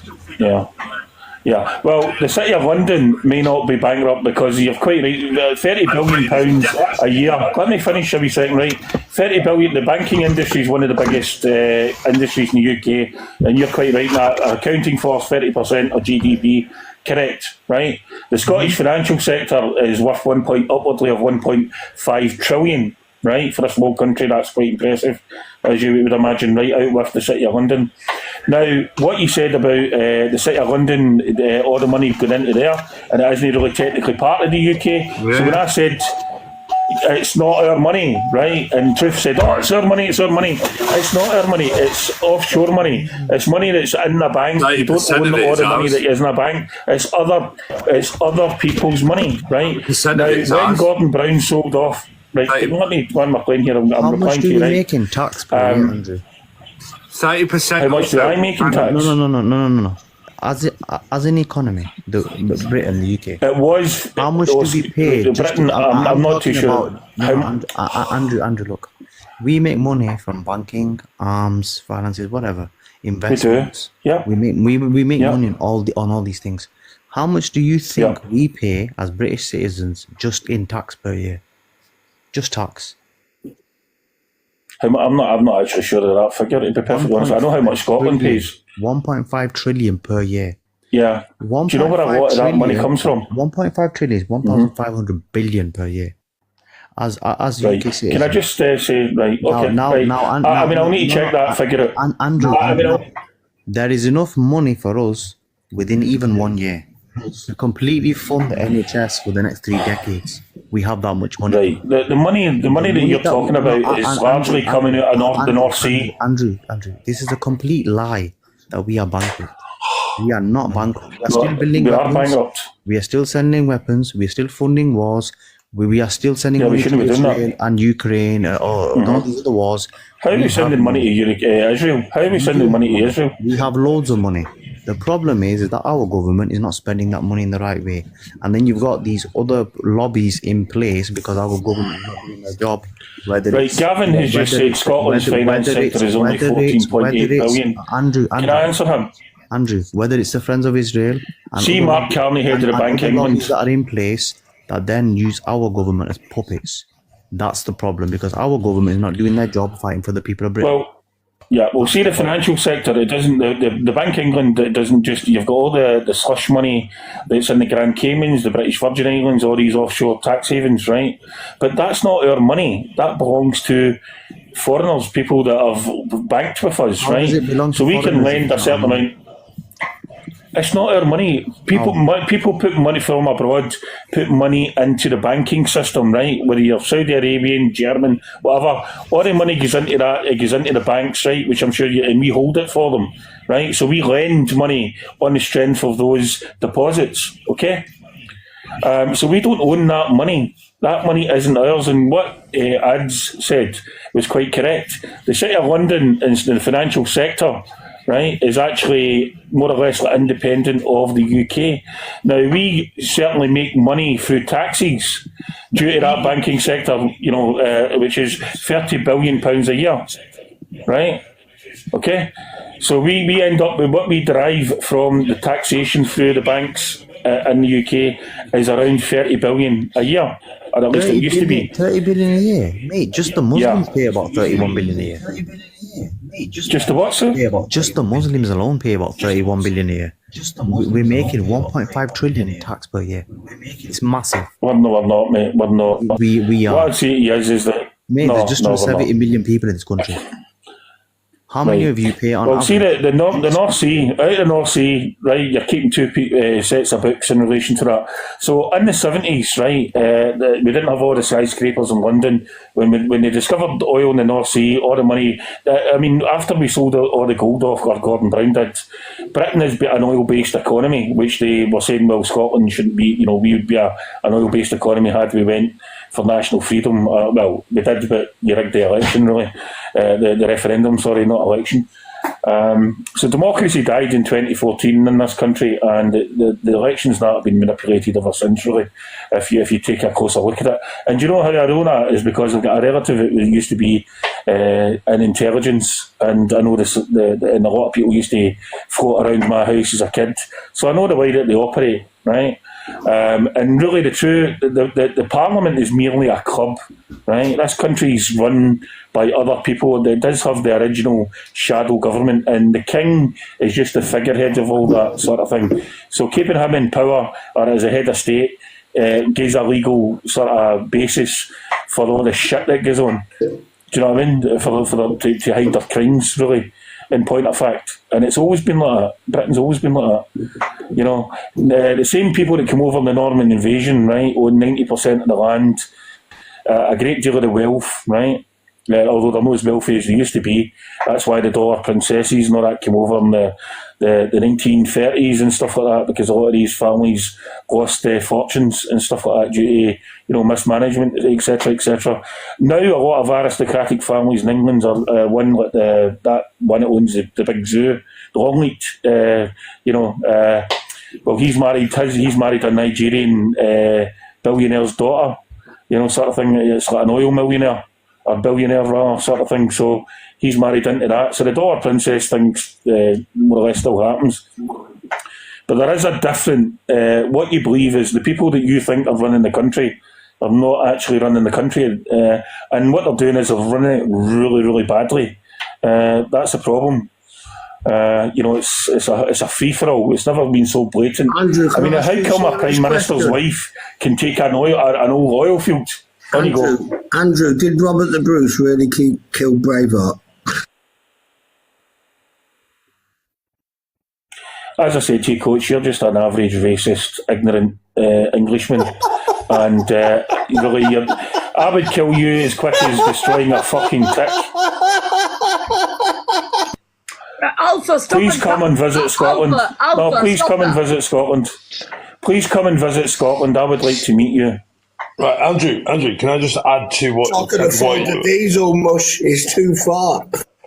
What you and Truth have just been saying? Yeah, you seem like a door. Right, guys, you seem like a Alpha is talking about something. Let him just talk. Stop that.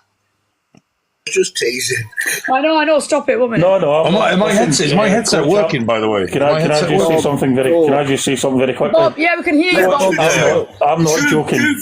You may be joking. I wanted to back.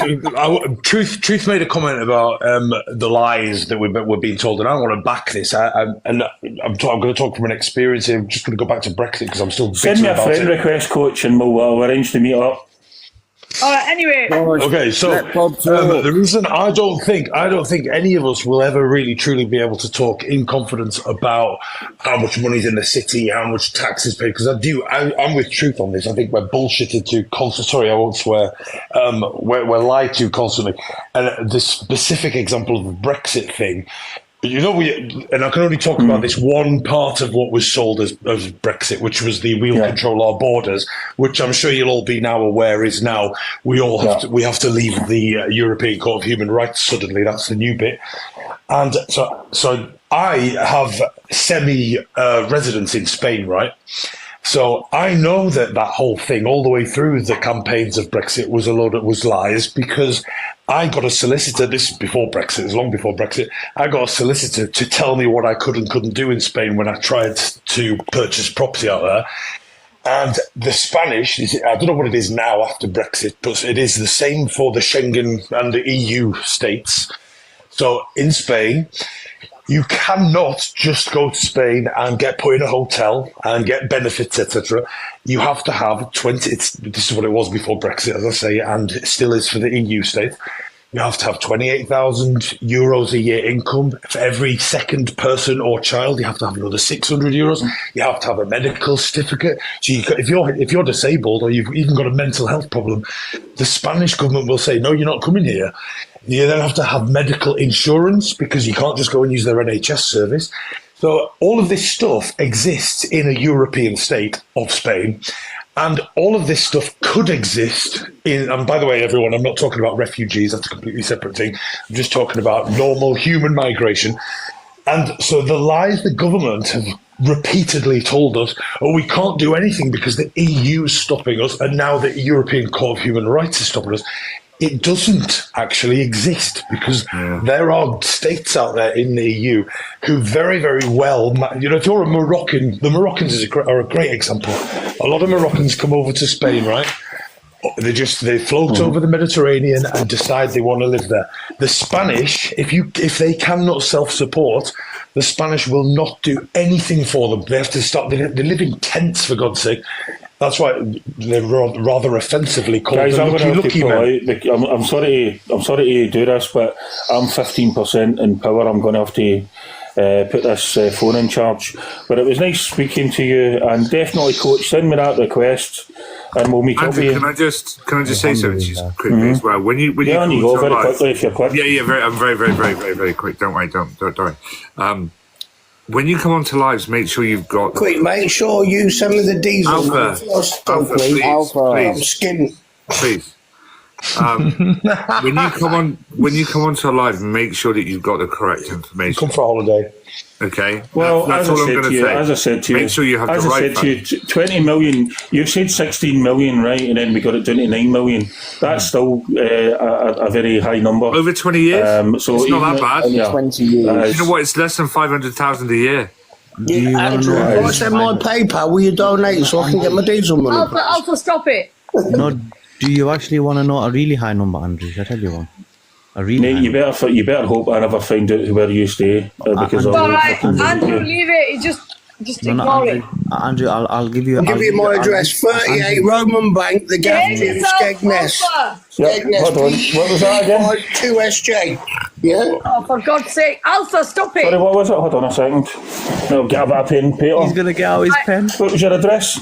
He's gonna get out his pen. Just ignore him, will you? For God's sake, Alpha, behave yourself. Are you grown men or you children? Like, what is this? Yeah. It's not a playground. What's the question again? Yeah, as I said, becoming my less tolerant. battery's actually failing, so I've got 13% battery power, so I'm going to have to blow out. Right, take care. And thank you, Coach, Andrew.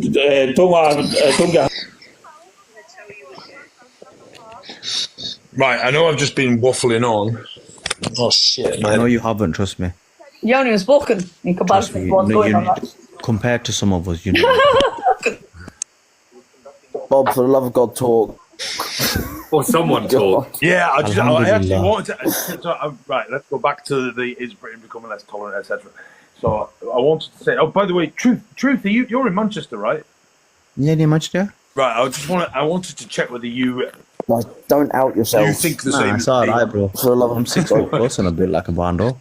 So I'm going to start with a few caveats. I'll start with a few caveats. This is only in relation to what I've observed in Manchester, number one. And number two, I am going to definitely make sweeping generalisations. And I'm not doing that to be offensive. It's just, it's for the argument. I know how sensitive. I'm already offended. Right, so I do agree Britain is becoming less tolerant. And I think the reasons that in my experience in the Northwest, is for the following. So I think, first of all, the white left have repeatedly over the last few years, probably the last 5 or so years, constantly banged on in the media with this rhetoric of British people are racist, or specifically white people. You're all colonists, isn't the history terrible? You should feel really, really guilty. The white right have got this, there's a great replacement theory. We should now all move to the Eastern European states because we can get away from all the terrible brown people. So there's a weird white on both sides of the political spectrum, kind of almost disconnect from being British and being proud of being British. And at the same time, this is where I'm interested, specifically, Truth, if you've seen the same as me on this.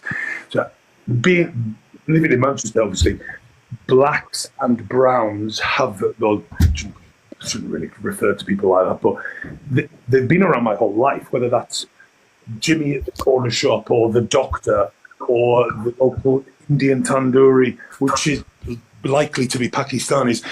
They've been around elders since long before I was born and probably since before my parents were born. And yes, some of them, yeah. I've never seen them do what I see the second and third generation of people doing, which is, I find, quite unusual, by the way, because usually as you have more, as generations pass, they become more aligned to the state that they're living in. And I think, Truth, me and you were talking earlier about if you go down to Rusholme on Pakistani Independence Day, yeah. There's a load of lads in their 20s, in their teens, flying the Pakistani flag. And it's the same with Bangladesh. Right, so my point I'm making is, when I'm saying about the left whites and the right whites, from being British and being proud of being British, I think we're seeing the newer generations of immigrants seem to also be removing themselves from being British and being more aligned to the heritage. And by the way, I'm not saying that's wrong or right. That's what I'm noticing. And so I think sorry, but you can't really blame people for pulling away from something when you can see the hostility. No, guys. If you will, Assalamu alaikum to everybody. If you will, just for the gentleman, just for the sake of what that is not what's going on, Bobster. You see hang on, can I just finish this last bit though? Yeah, go on. Hold on a minute. Let's not finish, because I'm from Manchester. I was born in Manchester. The way you're saying it, that's not the way it is. I think throughout the country, regardless of where you go in this country, in Manchester, white people, black people, Asian people, Jewish people, and all of us in Manchester get on with each another. And in regards to anybody, when you're seeing somebody who is from a different background, a different color from you, but you realize that one thing, hold on a minute, I'm 40 years old. I don't know what I'm doing, but hold on, there's this Asian fella who looks a little bit different from me, or there's this black fella that's looking a bit different from me. He's doing a little bit better than what I should be doing. I don't think. Did you ever think that? Because wait a minute. I think you think. No, Smokey. You're thinking that I'm saying he's not talking about that, Smokey. I'm not somewhere else. I'll tell you what he's talking about. Are you white? I'll put myself on mute again. Sorry. No, are you white, Bobster? Yeah, I am. Yeah. Right. Okay. This is what's going on. It's kind of caused a bit of a conflict for us as Pakistanis, Indians, Bangladeshis, and the reason is this: because when we settled here, we were the people who had a problem generally with the white people because we were foreigners. Now, because we've settled in so well with British society. I wouldn't say we had a problem, but no, but but you know. Yeah, you were treated like shit though. Yeah. We're absolutely, and that's when the question. No. You know what plenty is, my friend. Wait. You know what plenty is. You know what chitta Right, Smokey, will you calm down? He's trying to speak. Truth is trying to speak, man. Relax. I'm calm. Smokey, you speak after me. But I think because Bobster's white. Not in racist or anything like that. No. There's actually different cultures and different people coming from different countries. I'll give you an example. Me growing up, there was Pakistanis, Bangladeshis, Indians generally, and maybe I'd say actually that was generally the state. Now what's happened is you've had an influx over the last decade, maybe two, of Somalians, Iraqis, people from Syria, Lebanon. These are all the countries that we're going and bombarding, and then those people are coming to this country. Now the issue you're having is that those people, for example, the Iraqi brothers are nice brothers, or the Kurdish brothers, they're nice brothers, but because they're first generation coming into this country, their understanding and mindset is not like the British, Pakistani, Indian, Bangladeshi who's been here for the last 50 years. Because me, for example, I'm third generation British. Smokey, he's obviously probably been here most of his life, like Sister Rez and others. We understand British society and culture. They do not. So when you see them flying their flag and this and that, and you think, oh my God, these brown people, look at them, they're crazy. Honestly, I've got a problem with it at all. I know you've not got a problem. I'm just saying, I think it's adding to a disconnect between being British or yes. The reason is this. Is because we, as Pakistanis, Indians, Bangladeshis, we grew up with white English lads, or Jamaican lads, or African lads. We grew up with them. But now what's happened is because they've moved directly into Muslim areas, and they only see Muslims in those areas, what's happened is it's caused a friction with us and them.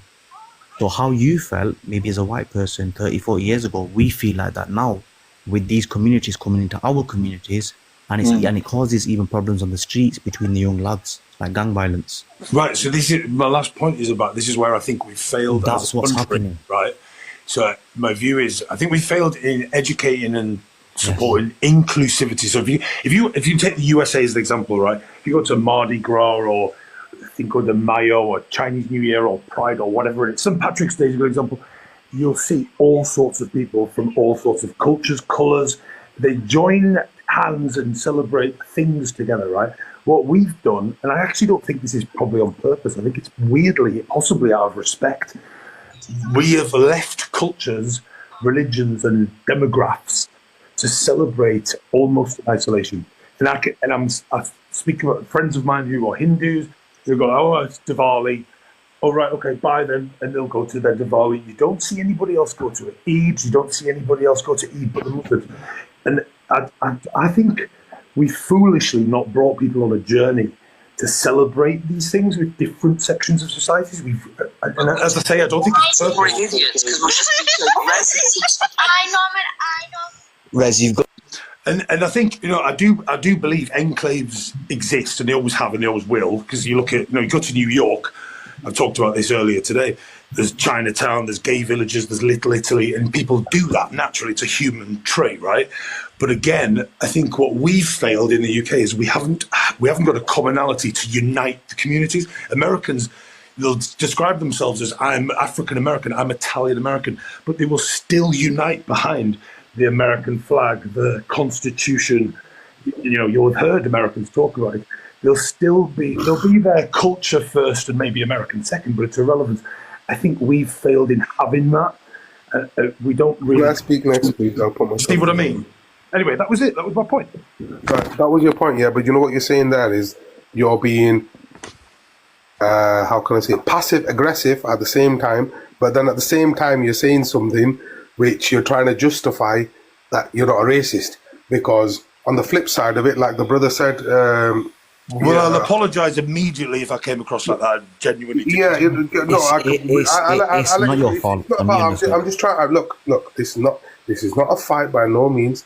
This is nothing to disrespect anybody. We're having a genuine conversation as grown men. You've had your say. If you please allow me to speak. Of course, yeah. That would be much appreciated.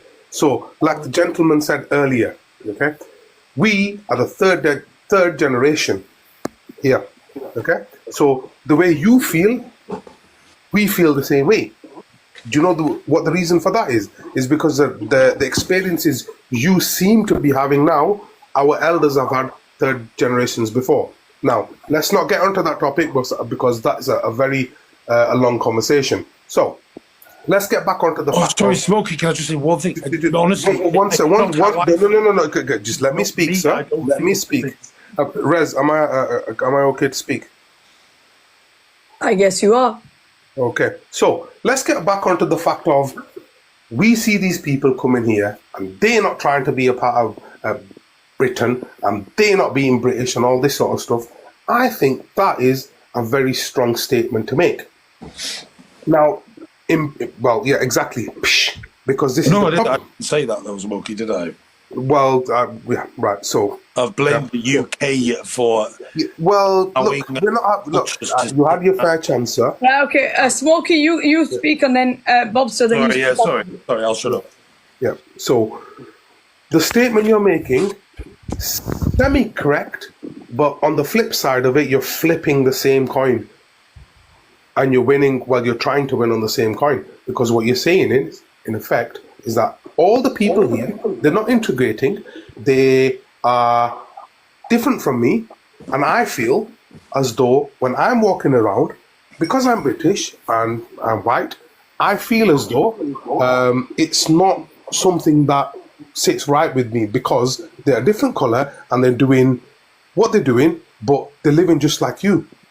They're being a part of the economy. They're paying more taxes into the economy to make sure everything is running the way I and you would like. Because every time I and you are ill, we depend on the government, the services. So let's try to be a little bit more civilized and a little bit more understanding about other cultures, so we can all get on. Because this is the main problem. When we think different upon somebody else and try to justify the fact that they're not integrating and they're not British enough. What I quickly just say. They're not that. Just give me a minute. Wrong, yeah. I actually have a question. Just give me a second. I'm going to finish. There's only a couple of words if you'd allow me, please. Okay? When that happens, then what we do is we poison our brain into thinking something which doesn't exist, exists. Because, like the honourable brother said earlier, we're the third generation in here. Okay? We wasn't called here. We was bought here. We was asked to come here to try to develop the country. Do you understand? So, at this point now, if somebody was to say to the people that have come here and helped develop the country and turn around and say after 60, 70, 80 odd years, hold on a minute, I'm walking around and I see these people that are coming that are Afghan, Syrian, Palestinian, Pakistani, Indian or whatever. I feel a bit uncomfortable now. Hold on a minute, I think that's a bit racist. But I'm not talking about me. In all fairness, because that is where you got me wrong. Give me a second. No. Just give me a second, sir. At that point, what you're doing is you're trying to justify something which, not you personally, but is the cause of everything in the background. Do you understand? You've misread what I said. Well, first of all, I did say. That's all I want to say. That's all I want to say. No, but do you think we feel uncomfortable? No, I just want to quickly ask Riz a question. Do you mind if I ask Riz a question? Sweeping statements. You're displaced. What do you want to ask? Are you aware of your fan club? Yes. Yeah, it's all right. You've got people live streaming your live stream. All the time, yeah, don't worry about it. It's normal. Okay, no, I was just wondering. Who's live streaming that you know of? Currently, it's this person called Tales of an Ordinary. I can't read the whole thing. Oh yeah, that's Mark. He's my mate. I see. Oh, thanks for letting me know. If you also notice displaced. 1 minute, displaced. You're the same guy that went on to Geordie BITCH's live. Is that right? Oh yeah. Allahu Akbar. Have you seen Truth? I'm in both lives. Smoky, behave yourself. Right? I'm eating it up. Right, guys, 1 second. Sorry. What was that? That's you with another fan club. Where's that? That's Mark's live. That's what I was talking about. Yeah. Right, okay. So displaced. What the thing that they were trying to mention about Islam? They were basically trying to say that Islam is the problem in the UK. Look on the truth. Oh yeah, no, I remember that. I was trying to for us ages. I was trying to discuss that with them. Listen, I'm against all religions. No, I saw your. No, the reason why I'm asking you now is because I would not go into like the devil's den. Like, so I basically wanted. If I come across you, which is weird, that I did. It's crazy. I'm absolutely hated by that lot. But I wanted to speak to you and find out. You tried to speak up and you were silenced. Yeah, it took me ages to try and get a word in. It was like horrendous. You don't do that. Yeah, but that's what they do on that. Geordie makes up all lies under the sun to try to make her point, right? So what was it that you were trying to say? Well, my thing is, I can kind of understand their point slightly, right? Because I don't respect any religion. I'm a follower of more. Yeah, but you can respect human beings, right? Yeah, obviously I can respect human beings. So look. You don't need to respect my view on anything. Exactly. But you should know that you should not go out there with intention to hurt and upset me. There's no reason to do that. You don't need to respect it. But for example, my views on certain things, for example, whatever they are, I don't need to go out there and know I'm going to hurt people and say that. I don't need to. Obviously. Right, but then why do people like Geordie? She calls herself Geordie bitch, but then she's like, don't call me a bitch. Dude, you called yourself it, right? No, so her lives are actually ridiculous, because I'm sitting there trying to discuss with her, like I agree with you. I don't agree with Islam. I don't agree with Christianity. You don't need to. But then she had a person come up saying how he wanted to pew all of the immigrants. I heard him. I'm like, bruv, are we serious? Yeah, I heard him say. I'll tell you what. Just tell him there's a guy in Manchester called The Truth. Time start with him. If you get past him, don't worry. I'll send him screenshot my face as well. It's not hard to find me. I'm always available 7 days a week. Hello. Yeah, 1 second. I'm talking to Displaced. Give us a second. I'll come back. Tell him from me I'm available anytime, even 4 o'clock in the morning. Right. These guys are so ridiculous, by the way, Displaced. Oh, by the way, I'm doing my hair because I've got a wedding in the morning, so I don't think I'll get time. Oh, you got a wedding now? Oh, she's trying to show her hair off. Listen, I'm not showing my hair off. I'm doing my hair. Sorry. Behave yourself. Right? The point is Displaced. Right? They're so ridiculous to the point they made so many lies. Disgusting lies. And they said things like, the Southpaw Unaliver. They said Rez said he's a superhero. Right? When I basically say anyone who harms children or harms women, I believe capital punishment should be brought brought back to the UK. That's how strict I am with it. They're disgusting people. So if you're going to sit with them kind of people, whatever your views are, expect that you know what, people will not see you in great light either. Yeah. Yeah, they Just make, to let you know. you know, people like them displaced. You know what they do? They make barefaced lies. They had Mark Renton on the live. That Yeah, shows it all. no, honestly, they just, I'll tell you how they make a barefaced lie. Yeah, if I'm a Muslim or Christian or a Jew or whatever I am, if I go out and I, for example, commit a crime, armed robbery, PDF filing, anything, I steal something, I hurt someone, assault, no one's gonna come to me as a police officer and say, "Oh wait, mate, are you Muslim? Oh, you follow Sharia law? Yeah, no worries, I'll follow your Sharia law. We're just gonna let this go because your Sharia law says that. You know what? Eye for an eye, or your Bible says eye for an eye, tooth for a tooth. You know what? We let it go. You're not. We're gonna follow British law. The policeman's gonna arrest you.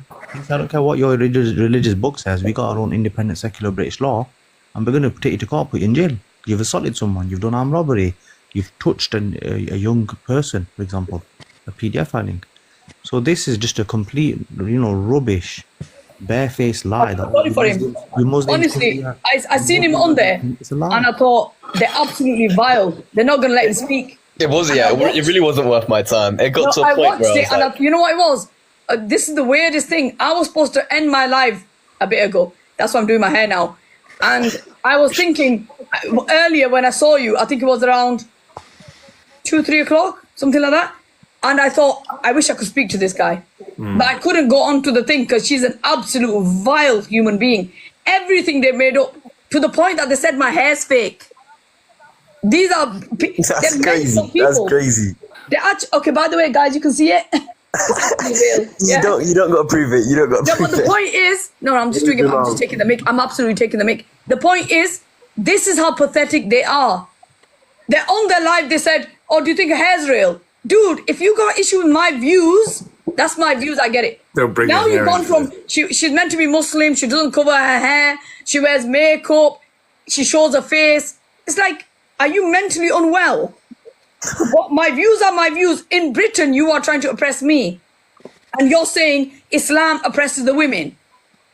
Think about what the people are doing. They're not mentally well. So honestly, displaced, if you sit with people like that, mate, God help you. Because you had Mark Renton on Be there. careful. No, yeah, Mark trust me. Renton. I've spent enough time around right-wing grifters to know that the moment you actually start challenging their views with logic and They'll drop statistics, you. they turn to They'll drop emotion. you.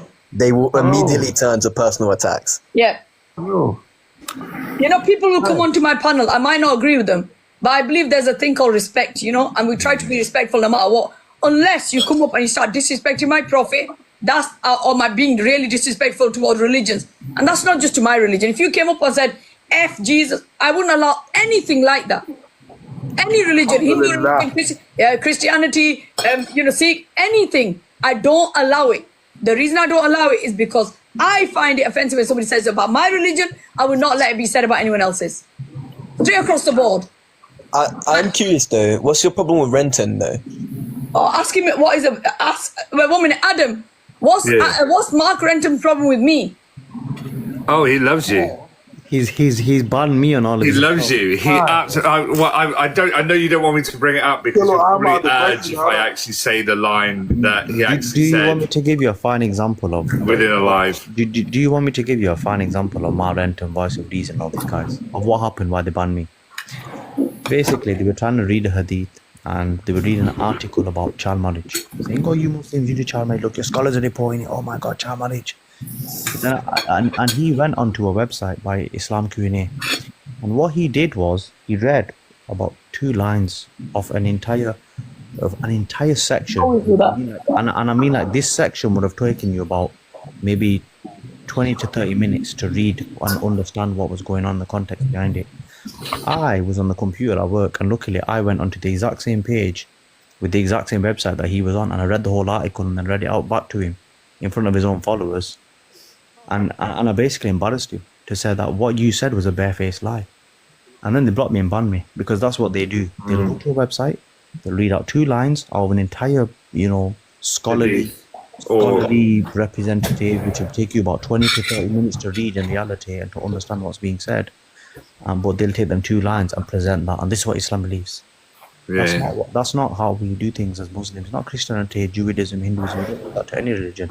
That's like me going to British law, and I read 2 lines on Google of the law, and all of a sudden I become a solicitor. Yeah, it doesn't work. It doesn't work. They take it out of context to try to push the narrative. That's That's why I joined Geordie's live in the first place. Yeah, because she had this list of like lines from the Quran, which were completely out of context. They were so nitpicked. Yeah. I was like, as soon as I saw them, I was like, there's no way they actually say that in the Quran. I literally took me 1 Google search to find out that it's just not true.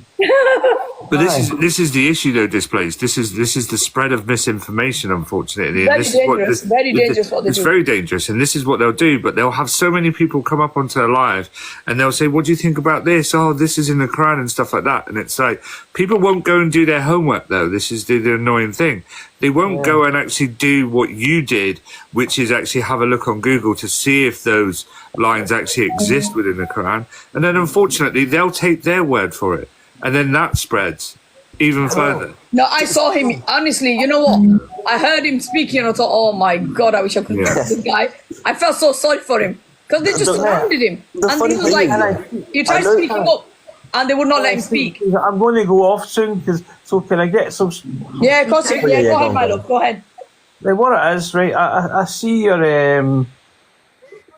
is Britain becoming less tolerant? What happened to British values? Now, I mean, we've all got a right to our own opinions, whether you like them or not, right? Yep. And you've got to respect that, you know. Well, can I ask you a question? Yeah. Does that also stand when it comes to being anti-Semitic? What is anti-Semitic?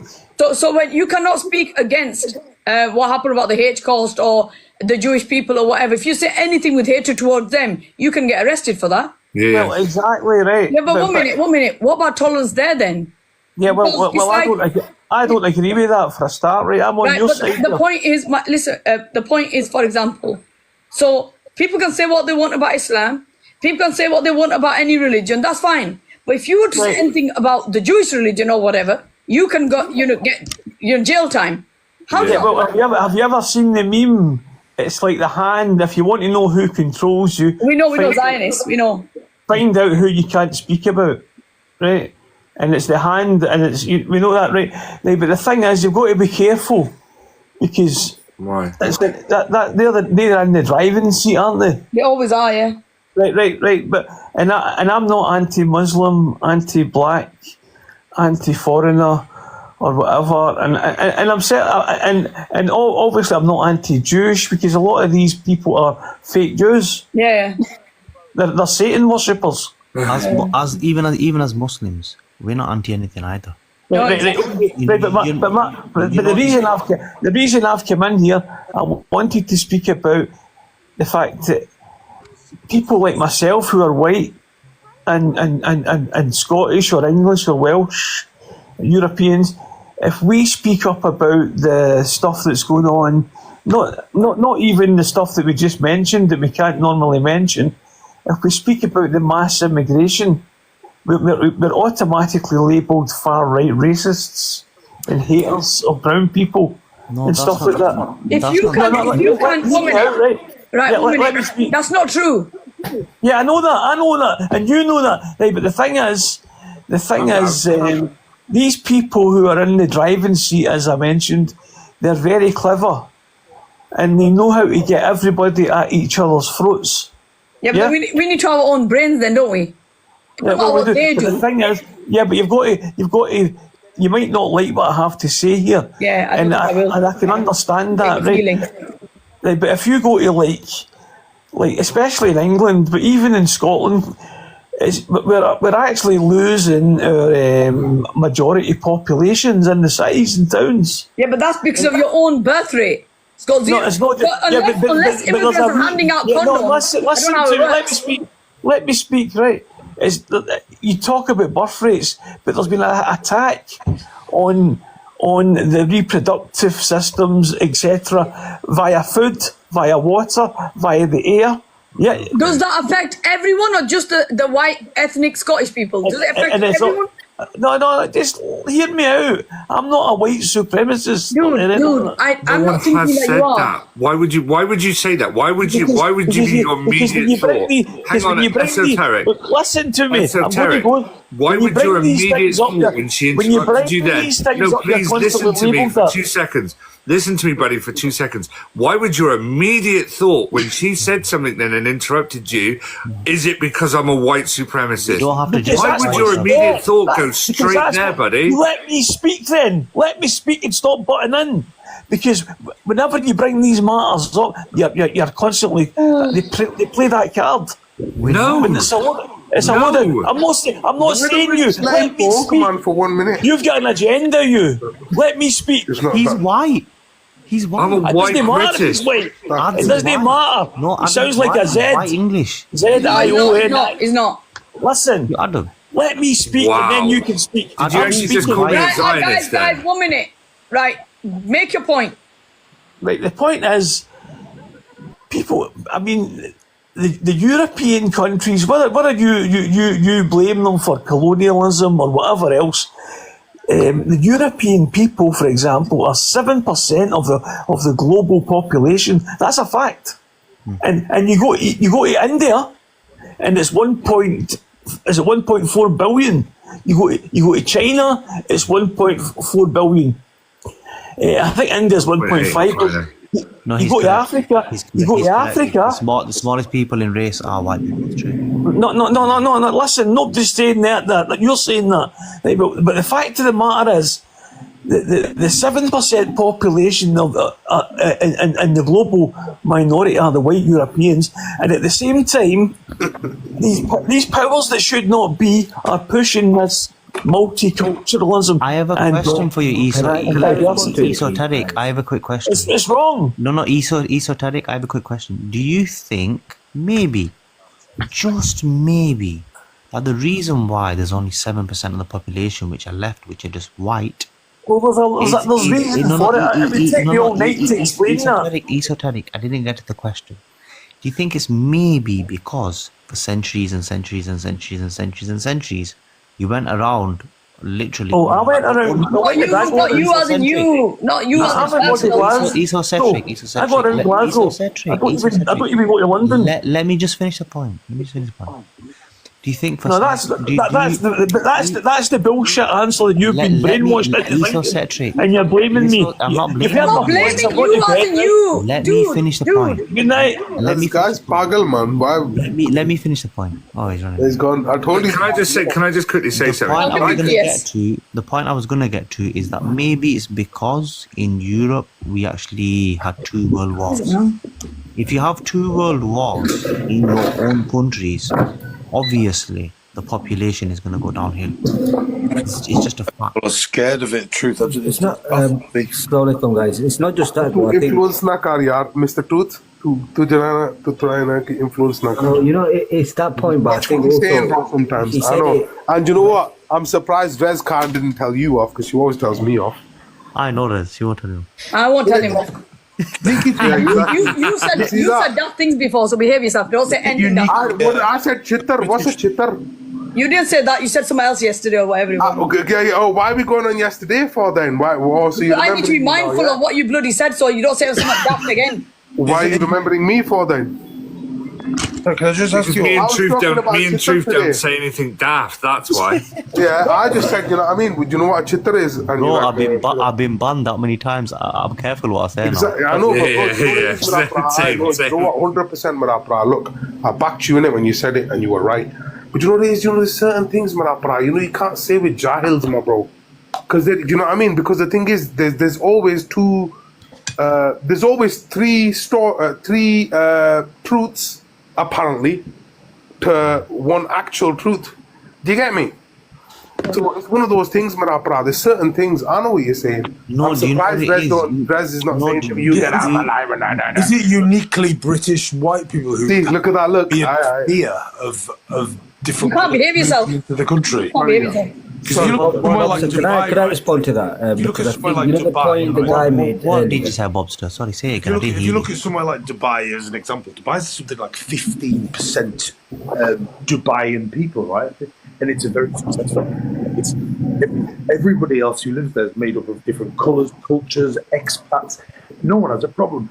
Same in New York. Same in like most of the world is like this. I don't understand white people in the UK who talk about this fear of, there's all these people moving brainwashed. I can't grasp No, it's because they've been quite isolationist. You know what? So the point I was going to make to him. So when he talks about the numbers of Europeans being quite small, what is it? So if you split the world into 8 billion, 6 of them are African, Middle Eastern, and Asian, right? And the other 2 are Europeans, North Americans, and South Americans. So naturally, the numbers were always against them, right? I've always been against them, and there's a reason for that, right? Is resources-wise, because where there are resources, there's a population increase. Africa, Asia, and say your hair looks amazing, Red. Stop playing with it. I've got a wedding tomorrow, man. My best friend messaging me. Well, I thought I was going to call him Mulvi, man. Sorry, I mute myself. Man, you know behaviors. Yeah, there's something really unique though. This population issue that he mentioned, it's almost like the elites understand that. So the fact that there are only 2 billion Europeans and North Americans, and there's so many of us, there's going to be a balancing out. They think it's something being orchestrated. They think like the globalists are in on this and it's white replacement, but it's just natural. It's going to happen. The thing is this, it's pretty common sense, isn't it? Look, certain parts of the world, majority parts of the world, a lot of people like bigger families. That's what it is. I mean, no, it's actually but that is a big, for example, in the UK, to talk about birth rates, 1 minute, they spoke about birth rates. Adam, is that not the case when we spoke about it? The numbers are declining in the UK because of the declining birth rates. That's not there's three specific. Well, actually, there's a few more, but there's 3 to be sort of concerned about. UK, China, and Japan have severe declining birth rates. China's is its own fault because of the one-child family and technically being males. Now, unfortunately, males outnumber women massively, and the problem there is it's not going to happen immediately, but give it another 20, 30 years, they're going to have what's called a population crash, which means that they're not going to be able to keep up with the amount of population. So do you know what China are actually doing, weirdly enough? allowing immigrants into their country to slow down the decline of their population. I think Japan's in real trouble right now as well. Japan is the worst at the moment. They have what's called a very bad aging population crisis, which basically means that there are getting to the point where there are going to be more old people than there are young people, and therefore there isn't going to be enough people to actually replenish the population. So again, do you know what Japan are doing there? Oh, look, funnily enough, they're relying on immigration to help slow down the process. The problem that UK have is we're getting to the point of an aging population crisis, just like Japan is. But we've also got the problem with white flight, brain drain as well on top of it, where people that are highly educated are leaving the country, going to other countries to practice their profession rather than staying here because they can actually they can earn more money. So therefore, how are we combating that crisis? Let me think. That's why immigration. But it's actually even worse than that. Let's be honest. But even then, let's be honest with ourselves. Yeah, if you were to compare the whole of Europe, Japan, China, the whole shebang, everyone, yeah, where are those people going to come from that would need to be imported into those countries? They're generally going to come from the Middle East, South Asia, and Africa. Of course, 100%. Yeah, whether we like it or not, and they generally going to be Muslims. Yeah. And the thing is, and this is what I say to people, what the real actual fear is that Islam does not look at your skin color, your nationality. It does not care about where you came from. It does not care about your background. It doesn't care if you were an alcoholic, a druggie, a prostitute. It does not care. It does not look at any of that. The moment you become a Muslim, you're pure. You start again. You're pure. You've started again. You are a Muslim, and you're part of a massive family. And even another person I was talking to about this, English. It might be me. And she was an English lady, and we were speaking. Oh, it wasn't me. We were speaking that as a part of our cultural norms within Islam or as Muslims, the moment I say Assalamu alaikum, and I travel all over the world to another Muslim, the moment I say that, I am his brother. He takes me to his house, he feeds me, he protects me, he takes care of me, he'll be my taxi in other countries, even if language, even if there's a language barrier, he doesn't care. I'm a Muslim, he's a Muslim. And when I said this to another lady who's English, she said, we don't have that. She goes, we don't have British conformity with anyone the way you as Muslims have conformity with one another, even if she's an English Muslim or a Scottish Muslim or an Arabian Muslim or African Muslim. Yeah, we stand together, We directly stand together. And she goes, and the conclusion we came to was, the only countries that conform with essentially Britain and British society are those countries that have been colonized by the British Empire, meaning Australia, America, New Zealand, etc. Apart from that, there is no other conformity that Britain has with other countries. Not Christianity. Yeah, definitely. Not Christianity, because that's gone downhill now, sadly. Yeah, but that's not thanks to us, though. It's got nothing to do with us. It's not because of us, but that's just the way that it's happened. So then how are you supposed to stop a religion that's breeding in massive numbers, that people are focused in that religion? It's almost like religion in the UK is now capitalism, really. Yeah. Yeah, there can be no solidarity. What I'm saying, by natural selection, those people who are going to come into these countries to fill them in are Muslims. So you can't stop it now. How are you going to stop Muslims coming in, or Islam? You can't do it. I just struggle to understand why people are fearful of it. I mean, do you remember we were lack talking? Of information, lack of information. We were talking yesterday, you know, I was saying that I backed for the other side, and I historically was frightened of many religions. And we had a really good chat. I think it was you anyway. I don't know if maybe. Probably. And we were talking about the fear that I had when I was growing up about, you know, I know that the Quran says this, and I know that Scientologists think this. So it was almost like I had inbuilt in my brain that everyone's just going to attack and hate me. But actually, talking to Muslims, it's just, to me, it's just ignorance. It's just I went out to find out myself what actually is the deal with this. Am I going to be walking around, if I walk through Rusholme, am I going to have to worry about myself? And I just went, all I did was go out and talk to people. It's like I hear a lot of Muslims say, oh, just come and knock on the mosque door and come and ask us these things. I've heard it so many times. I don't understand why people just don't do it. It's really quite simple. I've always had a question. Are you a small person, or is your cactus really big? She's just very cute. She's my best friend. Bless you. Not the only. I think most cats in Asian houses are really looked after. You know, her mum is pure white and she's short head. So I don't know how she's turned out like this. Did you just chop the cat? No. Yeah, because she jumped and she hit the wire. The phone's on charge because it's on 1%. Oh, do you know what the best thing is? Yeah, I've got a mate. He's a taxi driver, and he looks like. Have you seen Man Like Moby? He looks. Yeah. Oh, that guy's funny as funny guy. And he's got this really big dog, yeah. And he drives around his taxi. The dog's in the passenger seat, and everyone just takes pictures of him. What? People take pictures of him? Yeah, because English people have never seen a big brown Muslim guy with a massive beard with a dog sitting in his There's a guy on Instagram that does Uber driving with his dog in the passenger seat, and he gets so many tips because of it. So many tips because everybody loves the dog and everything like that, and they pat it, and it's. Yeah. Look, I wouldn't be doing the fellow people on the other live a justice. They said to me that I didn't call them out last time, and I've got to sing their praises because they're all sat there supporting you. Mark and all that lot, they're still sat there. You know how many people have come up and told me there's people in the live? They think they're loving it. They're absolutely loving it, and they love you as well. They've even created a new nation called Res Nation, and apparently you're going to be the Prime Minister of Res Nation. All right, okay, that's fine. We've even established a Go Res Me. Rez, are you famous then? Am I privileged? Oh yeah, she's massively famous. And my ex is like famous. What are you lot? I'm hated by one side and loved by another. So I don't know what you would call that. They only hate you because they ain't you. No, Rez is infamous. What, a fat blob that's 5 foot tall? No, no one to be that.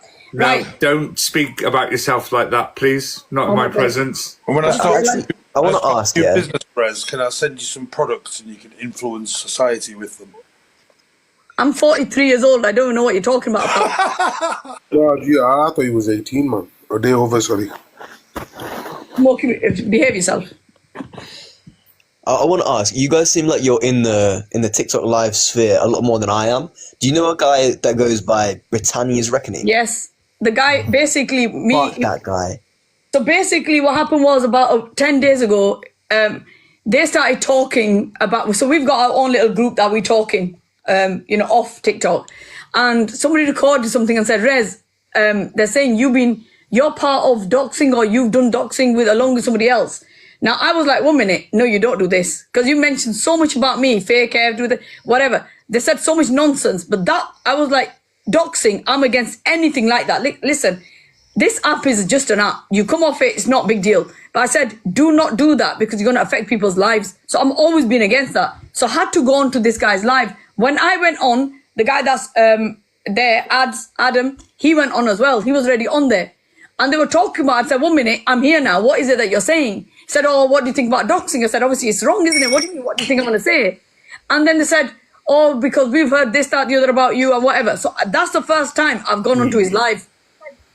And it just went from, he was sitting on like 80, 90 people to, he went up to like around 300 people because they thought, we're going to come here, she's going to be like... As soon as me and you went on this live. Yeah, they thought I was going to backtrack. But the thing with me is, if I believe I'm right, I won't move. And they thought if we surround her, she's going to change her mind. I thought, And even the host was like, are you not going to say something different? I was like, no. And what? I was like, did you really think if I came onto your thing, you thought I was going to change my perspective? No.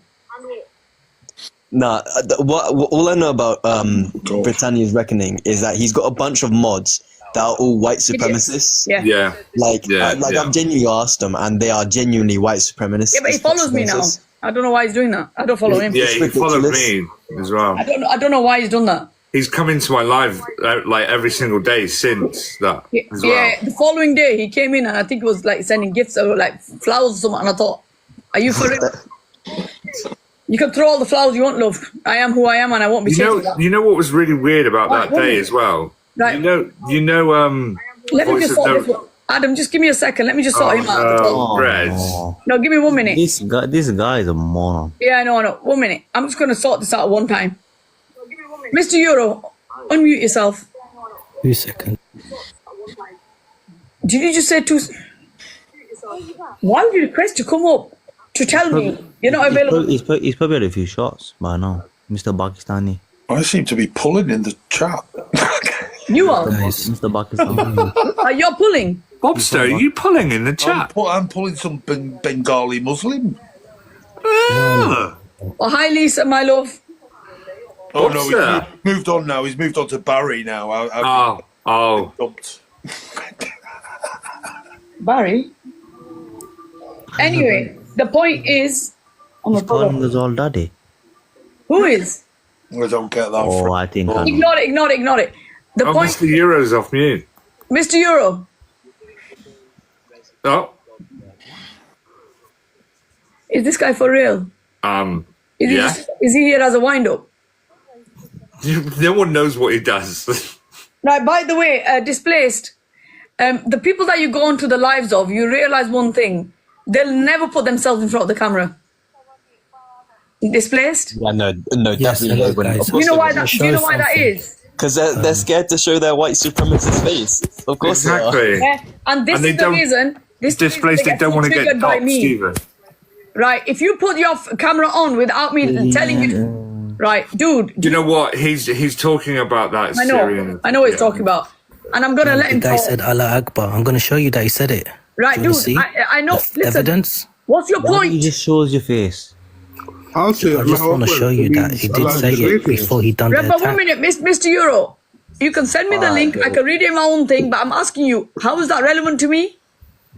No. Are we from Syria? You don't need to show me Jack. I've said it to you twice now. You don't need to show me it the link, but I'm asking you why that's relevant.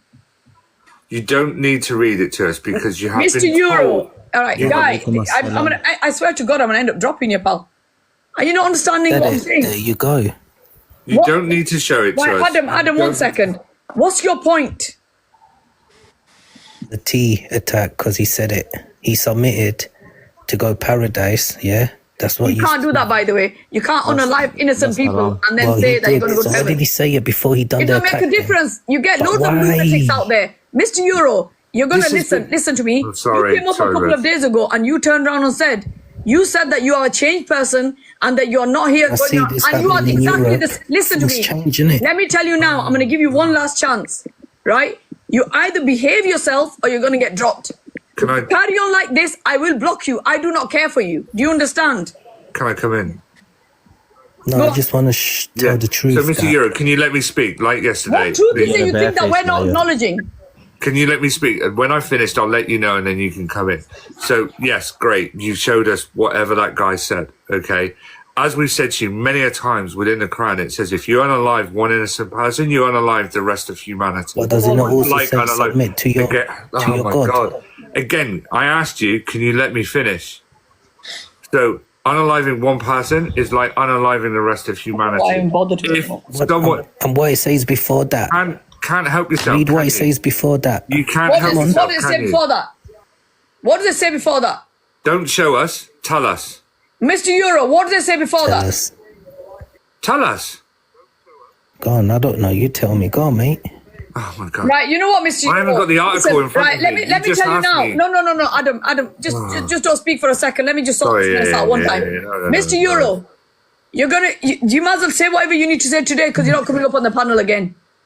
You're wasting my time. You're an instigator. You're not willing to have a conversation. You're coming in and out, and you just got one thing, and all you're doing is causing problems. Now, the guy might have said, "Allah." I haven't read that. I haven't read the article. Mr. Euro. But the point is, how is that got anything to do with you saying it and saying you don't want to know? I'm telling you, even if you did say and what do you want me to say about that? Mr. Euro, are Uber Eats still delivering at this time? I'll also tell you one thing as well. If Rez is banning you from her platform, I will be banning you from my platform because your rhetoric doesn't change. We have explained things to you. I think you're a Sikh or something. And the truth, sheeps. You all sheeps, man. Are you a Hindu? Are you I don't Okay, care Mr. what Euro, you is that think of your us. last statement you want to make? Hang on, Rez. Can I just... I don't care what you think. I don't care if you think that we're all sheep. That doesn't bother me at all. But 1 minute. You can call me names. Hang on a second, Rez. The thing is, I really am starting to get up to my... Okay, I say something. Up to my back Rule teeth with you. Britannia rules the waves. Euro, let me finish. You talk over everybody. Now's my time to speak. Rule Britannia rules the waves. The thing is, Mr. Euro, if your rhetoric doesn't change, you're an unintelligent idiot. No personal things. Don't. No. But Don't bother. What did I say? Because What did I say? he's been. Forget it. Yeah. Okay. All right. Yeah. Fair. dues. You Right. converted for fun. You converted for fashion, mate. Allow it, bro. Right, okay, Mr. Euro. Adam, don't speak. Adam, don't speak. No. I'm sorry. That is low. Come on, Right, Mr. Euro. Right, what's your last thing you want to say? What's the last thing you want to say? Tomorrow you're gonna be a Jew. All right, goodbye. Oh, your mum. Listen, what's wrong with being a Jew? Listen, he's out. What's wrong with? No point. Listen. You're talking to nobody's there. Just forget it. There's nobody. There's nobody behind those eyes because he doesn't have a brain, clearly and obviously. No, he doesn't have a listen. brain. Your religion, your journey, zero to do with anyone else. No one has the right to do that. What he just said to me, it felt like it was quite anti-Semitic. If it was me, I'd probably ring the police on him. Honestly, to be honest, listen, I had somebody, listen. Good people, man. There's people out there, right, that have threatened to unalive me because of what I do on TikTok. And I've gone to the police with videos to show, look, these people are saying this. So you know what I said? It's best if you just stay off TikTok and it's best if you just block them. They don't do jack. The point is, right, protect yourselves and just stay away from these, No one's going to unalive you at all. Listen, I don't. Do you think I fear any person? If I feared anyone, do you think I'd be sitting from here like this? Honestly, the amount of people that have said to me, listen, you just message me time and place, location. Sorry, I'm meeting. Sorry, I'll mute myself again. I've not got no location. Let me tell you now, I'm not a weak person. I know how to fight my corner. If I'm here, I wouldn't mess with you. Just chuck your cat on. Mate, my cat's too beautiful. I wouldn't Your cat's even a do big that. cat, man. Listen, I'd pretend to be like this weak little thing when they come down. I'd get headbutt. Do you remember the crazy? You know what? Can I just say something? I'd love somebody to come and try that. You know that? I would, but it doesn't happen. Bro, you don't know. Come on, Ajo. Those brothers would meet God I'm early. a nice person, but sorry, bro. You can say that again. Those brothers would meet God early that day. They don't come. No, but the point is, Bro, do you know what the do you know what the Bismillah, honestly, I was watching this show about what they call national. Send me a private message, by the way. No. I think they call national action or something. Am I right? National Mr. action. Euro, rise back up, right? I've been wanting to do and basically it's like a hardcore what, racist. Mr. Euro? Yeah. Okay. Once you finished, MZ, can I have sloppy second? Guys, I remember one thing. Sloppy that's or wrong, not. man. Remember whose life it is and what you're doing. That's Yeah. I apologize. You know what? I apologize. That's the thing with MZ. When he loses it, he's not thinking. Yeah, but that's Assalamu alaikum, everyone. Guys, can I just ask? Walaikum salam. If somebody converts to Islam, is there like an equivalent of like a baptism or anything? It's the same thing. When you do the shahada, it's the same thing. You kind of like pure again. You just take your shahada and then. Do you know Bobster? Do you know the reason? Hang on. Do you know the reason why they baptize? Anybody liking the chips? I don't. I don't at all. Yeah, deliver it to me, please. Because it's really weird. The baptism is meant like they believe in both Judaism and Christianity that God flows through water. So the baptism is the washing of the sins. So it's like it's symbolic, really. Yeah, it's very symbolic. Right, I get you. So it actually doesn't actually mean anything. It's just a symbol of something. Yes, it's symbolism. It is a lot of symbolism. All right, okay. That's why Adam, after being a Christian so long, he left, innit? Yeah. No, because I'm being honest. Adam, for the people who don't know, Adam's actually very well educated in Christianity, and he's actually ex-army. So you sure how long did you do? 12 years. Hey, 12 years I did, yeah. He did 12 years in the army, and then he became Muslim. Subhanallah. Yeah. I've got the discipline for it. The people that want to talk about hate, they got the wrong live here. We're not here for hate. We're talking about unity. It don't make a difference. Religion or no religion, just be respectful. That's what we say. No, but you know what it is? What's crazy? A lot of these, most of these racists, I've noticed, they're not just only uneducated, but when they talk about, we fight for our country, not one of them will go and sign up to fight for Listen, the country. Shall I tell you what the funny thing was? This came up and they started talking about the Southport thing. So I said to the guy, I said, you bothered about Southport thing? He said, yeah. I said, okay, what are you bothered about? I said, the safety of our kids. I said, so you what was your biggest thing what happened in Southport? All them 3 little girls. I said, what's the names? Even you're trying to trick me. I said, no. What was the names? I said, I know the names. I said, I can't pronounce some of the surnames, but I know the first names for sure. I said, but why don't you know? There were only 3 names. I'm sure one of those little kids, their parents are foreigners or something. Yeah. There's a crime statistic that says that there's more Caucasian people than any other Asian or brown or whatever that do these things. So you got too much chili sauce on your chips, by the way. I can hear it in your thing the way you're talking. Okay. So here's a bit more. I was going to bring you someone to say. No, it's alright, thanks. No, but you know what the sad thing is? Every single time now someone says to you, we need to go Rochdale, you only think of one thing. I know, it's bad, isn't it? So baptism symbolizes the washing of... I feel sorry for the people that are in them areas. Telford, Rochdale. I feel sorry for them. Because the amount of shit they're going to get. So, Bobster, baptism symbolizes the washing away of sins and the beginning of a new life in Christ. Water represents a spiritual cleansing. Baptism is an outward expression of an inward transformation. It signifies a person's decision to follow Jesus and to be part of the Christian community. Well, thank you very much. And so there isn't specifically a water-based in Islam then? It's only... No. Just what you say. You just do like... It's like a declaration to submit to. Yeah, so basically, the truth will tell you. So basically, what we would do is we just tell you the articles of faith to believe in one God, the prophets, the angels, the books, Barzakh, and Day of Judgment. And is that? Do I have to learn that off by heart? No. It's just you can. Yeah. As long as you kind of accept it. The person, whoever's going to take your shahada, which is... And then later we're going into... The people will support you, It's a journey you take. Look, people go as slow as they want, whichever way they want. It's a personal thing. For people who revert to Islam, there's no pressure of you need to learn this by whatever. You know, it's not like that all. I used the saying that someone else said, no one is expecting you to become like a super Muslim overnight and be able to do all of your prayers. I'll teach you. If you're a teacher, I'll teach you online. Yeah, how is it? I just don't think, I mean, I really admire the commitment. You know, just on that, what you just said there, yeah, I watched a video not so long ago. They went to like this tribal area or something, and they were praying the same way Muslims pray. Yeah. And they can't even speak. They can't even speak the lingo.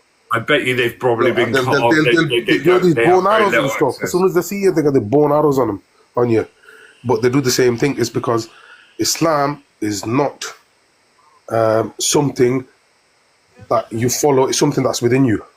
Yeah. Therefore, you. So regardless of who you are, what you are, and where you are, it's something that is born within you.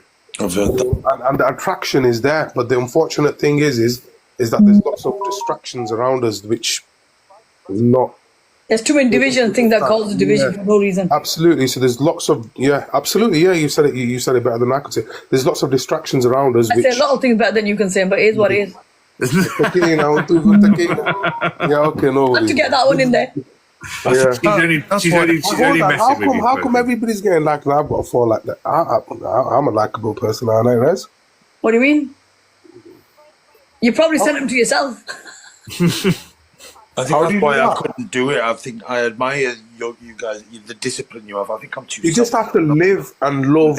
You know what it is? For Rebus, it's not the same. For us who are born into it, it's a different type. Well, basically, it's kind of all you've known, I guess. Well, you're born with it, you're raised with it, it's a different thing. When you come into it, it's not something you have to learn all this, you have to learn whatever. You go at your own pace. But it's just you have to have that intention. And I think that's a big thing. For the thing is, if Islam was so difficult, then other people that can't even speak or understand the language wouldn't be Muslim. So many people have come into it. Yeah, it's one of those things.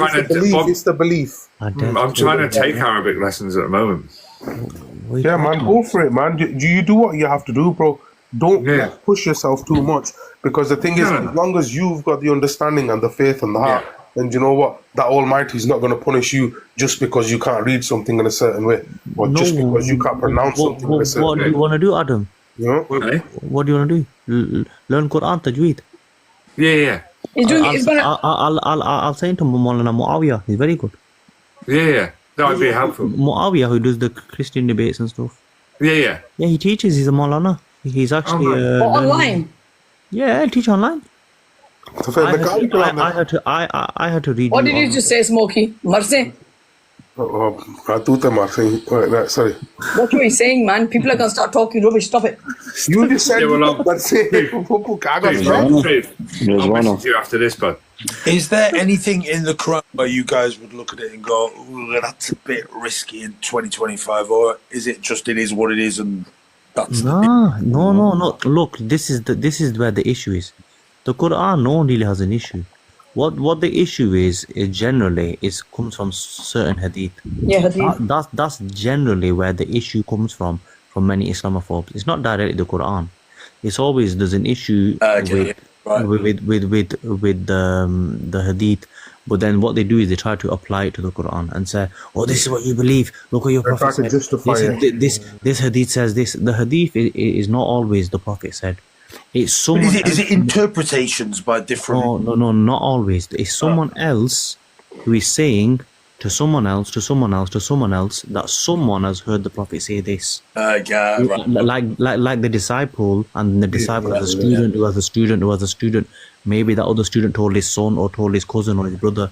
That's how hadith works. There's a whole science behind it, and then we have to put it into grades and stuff. But what's generally happened is with Islamophobes, when they take verses of Quran out, they apply it and then they'll apply it to situations. Now, for example, go forth and unalive the disbelievers. A verse like that in Quran does not mean go now and unalive disbelievers. No, it's talking about the polytheists of Makkah at that time when the Prophet Muhammad ﷺ was at war. They were the pagan Arabs. This was a verse of Quran revealed at that time for that situation. That's what happened. The reason I'm asking is because I had a debate with. Or for example, in Quran it mentions the verse of Quran that mentions that if you suspect that your wife is doing something wrong, if you suspect, you have some inclination, then speak to her about it. If you think, for example, your wife's doing something mischievous, she's doing something wrong, cheating, maybe, for example, in a marriage, speak to her about it. If she doesn't, if she persists, if she carries on, don't share her bed. And then after that, it says in the English translation, then strike her. So what they do is they take this English translation and say, "Oh, look, it's you're all white." You lot. Yeah, well, striking me. Yeah, exactly. No, but speaking in a manner. No, the word that's used, wadribu. Wadribu or daraba does not mean that. Daraba, for example, for me and my understanding, taking that word in Quran, if I was to work for someone, yeah, and then I go on strike, does that mean I've gone to my boss and I've struck him in the office? No. I've gone on strike against the company because I'm not getting my rights as a worker. In the same way, if I'm in a marriage and my wife is doing something wrong, not fulfilling my right, I would go on strike, meaning I would not pay for her car insurance. I wouldn't be putting loads of misconceptions. I've heard people. This is the problem when you take language out of context. Jihad means suicide bombers. No, jihad. No. Oh no, I know. That just means personal struggle. I know it doesn't. I've done my research on that, but I've spoken to people who genuinely believe that that's what it is, and I'm like, you can't. Where have you got that from? The media? Like, has the BBC told you that? See, the thing is, in Islam, yeah, if there was a fly in your house and it wasn't bothering you, or it wasn't becoming a pest to you, if you killed that fly, or you got rid of that fly unnecessarily, we live in a modern world, and there's certain things that we do and stuff. But back then, if there was something that was bothering you, then even told me you can't even kill a fly. Or not, yeah, exactly, or not bothering you, and you just kill like a fly. Oh God! On the day of judgment, you will be asked. You will be asked for that, and that's a fly. As Muslim, we're the most peaceful on the planet, but we're misunderstood because there's lots of things. Because the thing is, when you stick to something, and certain people, like for example, when you're in school, yeah, and there's a crowd of people and they stick to something, and you've got another set of people that don't agree with that something, they're gonna go against that because they so strongly believe in that. Do you understand? I do. And that's what the problem is, because if they actually look into it, then what they will realize is that most of, like the brother said, like the honorable brother said, is that there's certain translations which are mistranslated because they've been translated to the person who's translating it, who has then translated it to yourself. Yeah. So there's lots of things that are misunderstood in between that. Yeah, no, it was actually Christian. Because off religion, to be honest. There's no person. There's no person who reads the kalma who will ever go out there unnecessarily and or even take anything from anyone if they're not rightfully able to do so. So it's like provoking somebody, even a child, even a young child. If 1 time, 2 times, 3 times, you provoke them. For example, you might have children. You tell them off once, you tell them off twice, you tell them off 3 times. But if they know that they're not doing anything wrong, but you feel as though that they are, they will give you that reaction. When you get into the basics, it's very basic stuff. But it's just unfortunate because we've been brainwashed into thinking a certain way that everything becomes hard to understand. Yeah. You know what I mean? That's what I have found out by talking. Because at the end of the day, we're all, like Christians, for example, the Ahl Kitab, and in Islam, what it means is if you're Ahl Kitab, the book was sent to you. So we cannot be Muslim without believing upon Jesus, peace be upon him. You understand? Well, I think what I've learned and at that same time... 1 second, Smokey, let him speak, please. Bichara been trying to speak. One of the things I've learned from speaking to people like yourself is... I understand now this whole... It's a way of life. Islam is actually far more a way of life than Christianity, certainly. And what I was going to say before, it was actually Christianity that turned me against religion, because I got irritated by... If I had a conversation with a Christian about something like the Old Testament, in the Old Testament it says that slaves are good. It's a good thing to have slaves. And I often get this this argument about how can you be moral, how can you have ethics if you don't believe in a religion? And I always say, well, I don't really want the Christian morals if they believe in slavery.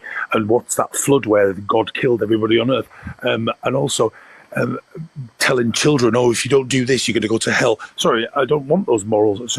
And what the answer generally from Christians is, oh no, it's not like that anymore. And so I kind of found it quite hypocritical. And, maybe it isn't. Maybe that's unfair on Christianity because actually they've had like reformations, haven't they? And they've changed bits. But even that I kind of struggled with to say, well, how can you just change things suddenly? Is that based on science? Because see again, there's that miss, and when you translate misconception. Yeah, when you translate. Oh yeah. I'm honestly naive as hell. It's not even like that. Like for example, you can't say something, but when you use the word as the Old Testament. It's not the Old Testament. It's the original Testament. Is the term. But it's not. That's not even that. The Old Testament is not even that. The original, they'll never get the original because that's not even. Because what they've done is take out so many chapters and so many parts of it. Even that. So you're only getting parts of what. This is the reason why in our we have Hafiz al-Quran. So but their thing. You know how many chapters never made it into the thing. So it's not. I've read that actually, Rez. I've read apparently the Vatican's got like volumes upon. Honestly, if you look at the vault, the amount of pages they've got, it's unbelievable. Shelves and shelves and shelves. So, Bobster, if I can explain, the family never made it. Bobster, can I explain comparing that to Islam? That's the reason why we have a Hafiz al-Quran. Two seconds. Somebody who learns the Quran off by heart. Okay. Yeah, exactly. It's memorized. Can I just come in on this because I've got a lot of information about this. So, First Council of Nicaea, 325 AD, was the first culmination of when they started getting the Bible as we know it in modern day today. What they did was they stipulated that you must have 14 copies of each book for it to be able to be entered into the Bible. Okay. Now, just because something doesn't have 14 copies of it, does that mean that it's the truth or not the truth? Right, 1 minute. Britannia Reckonings here. You just made a comment. For the record, I'm not a schmatzi, and unfortunately for safety reasons, people can't show their faces. What are you on about? I don't know. Nobody called him a schmatzi. No. We're talking about the other far-right people, so we're talking about... You're looking at my face. Are you missing me, pal? Okay. 1 minute. Britannia Reckoning, nobody spoke about you like that. We spoke about Geordie and whatever else, and spoke about how we came onto your live to talk about doxing. That's all it was. So I don't know what you're on about, mate. Well, no. No idea. Look at my handsome self. But anyway, carrying on. So just because something hasn't got 14 copies, does it mean it's the truth or not the truth? So say, for example, there's the Book of Miriam that made it into the Ethiopian Bible but didn't make it into the Catholic or the Eastern Orthodox Bible. Does that mean that there wasn't... Oh my 14... God, I want you on my quiz team. How do you know all this? 35 years of studying the Bible. Sorry, go on. So take, for example, the Book of Mary that's in the Ethiopian Bible, but it's not technically in the modern day Catholic or Eastern Orthodox Bible. The reason why that is because there weren't 14 copies of it. Okay? So in the First Council of Nicaea, they shoved it aside and said, because it doesn't have 14 copies of it, we're not going to include it into the Bible. And that doesn't necessarily mean what's written down in the Book of Miriam isn't true. It just means it didn't have enough copies for it to be entered into the Bible, which is really unfortunate. Because the Book of Mary, and the Mary I'm talking about is not Mary, Jesus's mother. I'm talking about Book of Mary, Mary Magdalene. So the Book of Mary, Mary Magdalene is in the Ethiopian Bible, but it's not contained in any of the other versions. But that's the thing, isn't it? Because if you take something out, so if I was to tell you a conversation between me and Adam, but I took out so many parts of what I was saying, it's not going to have the same meaning. And you're never going to get the full understanding of what we spoke about in the same way. So if they take out parts of it and only give you parts of it, and they said them parts just didn't make it into the... How can that be possible? Who are you? If that's the word of God, then who are you to take parts out? I see. Right. No man woman or anyone else has the right to change or take out parts of it and give you only parts of it. It literally says that. This is where it goes backwards, like I was saying earlier. This is the reason why we have half of the Quran. You understand? Because that's why. Dave, you come up. What is it? So regardless of anything, anything being manipulated, there's always that. I understand, Smokey. So is the memory in the brain? When I've spoken to Christians who've said, if I've said, oh well, how do I know if something's a fable or something's literal? And usually you get different answers from different people. Is the Quran far more literal? It's very much like this is how it is written. This is how it is. There's only one. There's no changing of anything. Nothing will ever be different. You can hear somebody. You can see the way it is in say the UK. We'll have a version like exactly what we've got, and that's exactly what they'll have everywhere. Everywhere. You read it here, but the way I read something and the way another person will read it is exactly the same. Nothing's changed. Nothing. Also, for me, the major issue with the Bible is the fact that it was written not at the time of Jesus Christ. So it's meant to be the New Testament is meant to be about Jesus Christ and all of the good deeds and everything like that he did. But it wasn't written until at least, like bare minimum, 30 to 40 years after he had passed, unfortunately. Some of the books of Revelations and things like that, they weren't written until hundreds of years after Jesus walked the earth. And a passed on information word of mouth. And as well, because Jesus spoke in he spoke in parables, but also he spoke Aramaic. The majority of the people at that time that he was talking to spoke Hebrew and Greek. So again, there was stuff missed and lost in translation, because technically in Aramaic there's a lot of words that don't fully translate into Greek or Hebrew. It's the same as it is in Arabic, by the way. This is where when people say they've got an interpretation, they don't really understand the words. Right, Dave, you're here. What was it that you wanted to say? Right. I don't really agree with most religions, because I think they're all I think loads of them they're all they all have good bits in there and they all have bad bits in. But I still understand you see in places like Iraq and you see in places where you get 4 gold men marrying young kids. Man's children. Right, okay. That's cultural, not religious. Because the thing is, people will talk about ages of the prophets. It's in Iraq as well. Right, okay, I'll say it to you again. It's cultural. It's not religious. It's not normal. It's just not normal, is it? Dave, we're saying the same thing, though. Yeah. There's a criteria for marriage, and it's going to be physically mature, mentally mature, and there's other criteria. Clearly, a child is not physically or mentally mature enough for marriage, obviously. But the people what they're doing is they're taking the religious aspect away from it and just looking at culture. They're just doing whatever they want. In the same way, like parts of India, there's Hindus that will get babies married, or some people marry animals within their faith. Is it right? No. Yeah. There'll be people that marry their dogs and stuff. Come on, it's just people that do whatever they want. Madness. Just try to watch it. I don't. Madness. I respect all religions and everything, but I don't really agree. You can't be marrying animals. You can't. Humans marrying animals a bit far. I don't agree with I don't agree with any religion, because you got when you take Palestine now, you got they're Muslims, and then you got Israel, they're Jews. 1 minute, stop it. Dave. They're all meant to be setting an example to the rest of the world. Dave. Yeah. So you just said that they're dead Muslim and they're dead Jews. There's a massive difference, no? Because Palestinians were the ones that were basically told that their land was just gifted away, to the Holocaust survivors.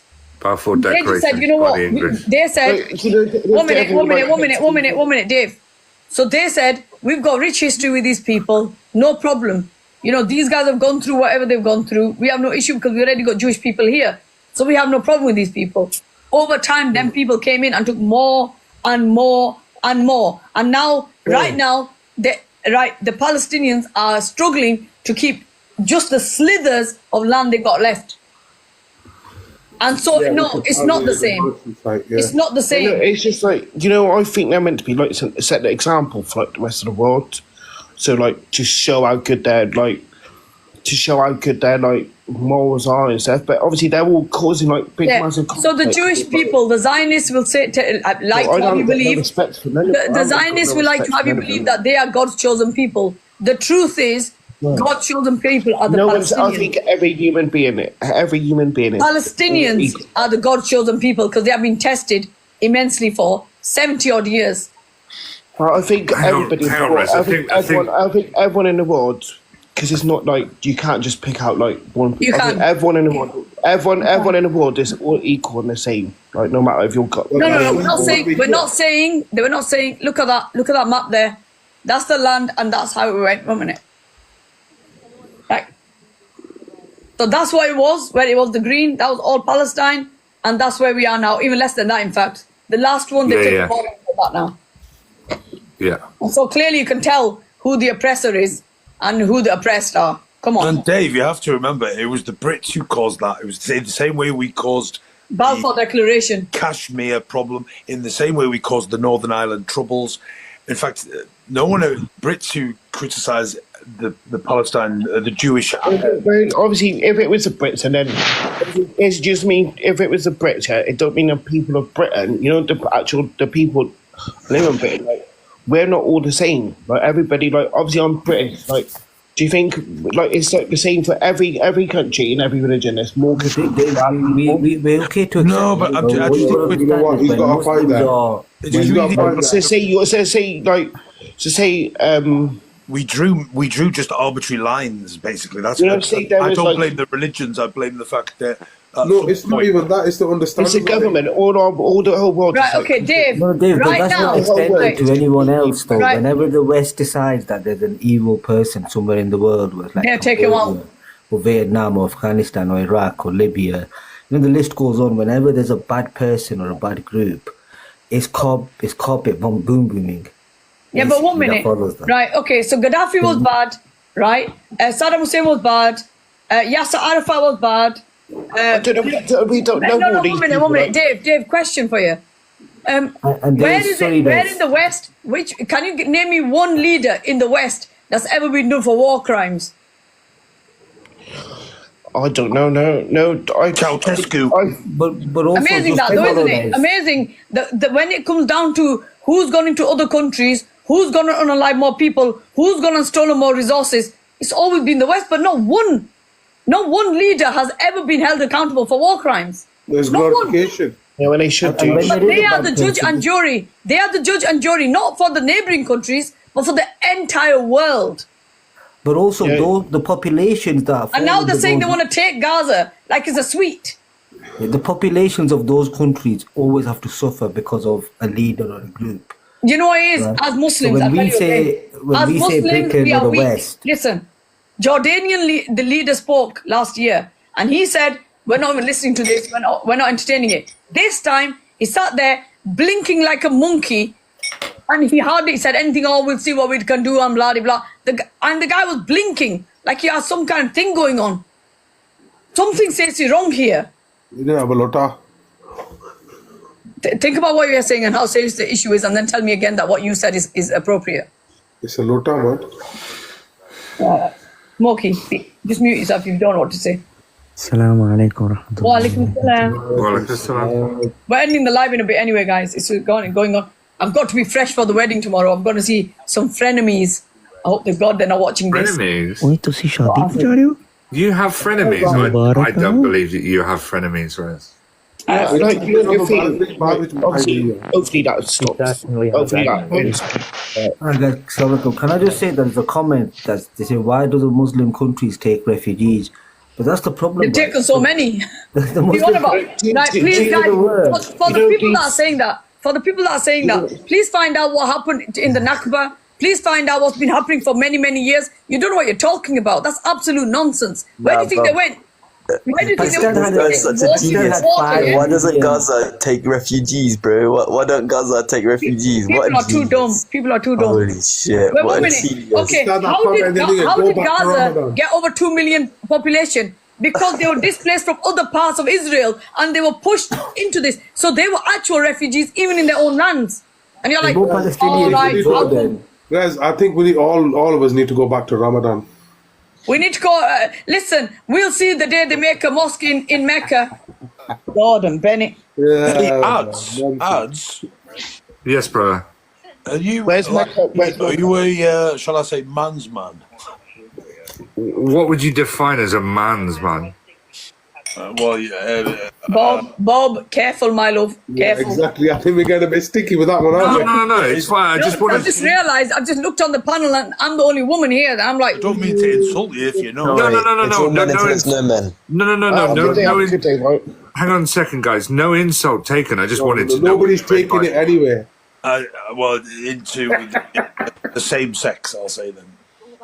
Hey? See, I told you, innit? No. Why is that? 1 minute, guy. That's not. We're not going to talk about that. But no. Hear me out. I just had one point that wasn't. Actually, I forgot I wanted to say this. It's non-religious related. It's about is Britain becoming less tolerant.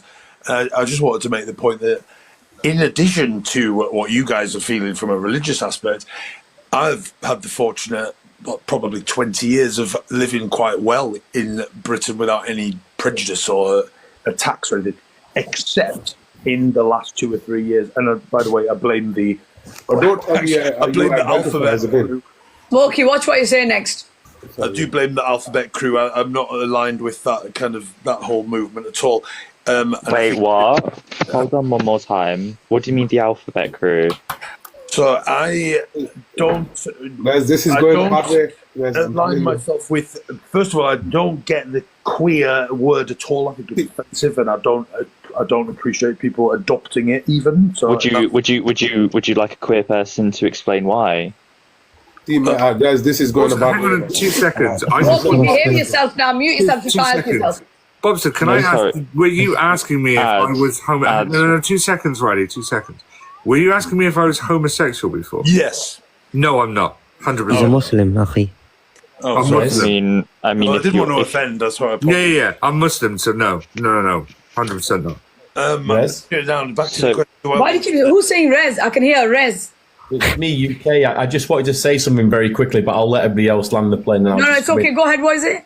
I just wanted to say something very quickly to everybody in this group who's of ethnic minority or gay or whatever. The word tolerant, guys. Let's start challenging that word tolerant. Yeah. If people saying they're tolerant of others, that's really a poor word of expressing. It isn't. It's one of. Is it not one of the British values? Well, no, it's a poor way of expressing. They put up with somebody because they're black. They put up with somebody because they're Asian. They put up with somebody. Tolerance isn't enough anymore. It's not a nice word to say, because what you're really saying is you put up with somebody because they're black. It's a really bad word. You don't say the word tolerant. We should be saying, we should be peaceful with other people. Sorry, just 1 second, Smokey. I'll shut up in a second. We should be peaceful with other people. We should be peaceful with other people. We should be peaceful no matter what background they're on. Absolutely, 100%. The word tolerant has to go, because this is the most disgusting British word. It's a way of saying I put up with you. Putting up with you, like you put up a petulant child. Tolerant. We must challenge this world everywhere. Guys, just think about it. It's a disgusting word. No, you're right. We do. I think a lot of us. They put up with us. They put up with us because we're Muslim, or we're black, or we're Palestinian. Same way as So I just want to go back. To say that it's a bad word. Challenge it. Take care, guys. I just want to circle back to Bobster's point, because he'd never really got to finish. So, what is your gripe, or what is your issue? Well, my gripe is okay. Well, first of all, I will categorically state and you're going to hate the way I phrase this, by the way, but what I class as genuine trans people, I will absolutely 100% support, and I would call a trans woman she and a trans man he. So basically, you're arguing you don't believe in self-identification. Well, no. What I'm arguing is it's actually not, it depends.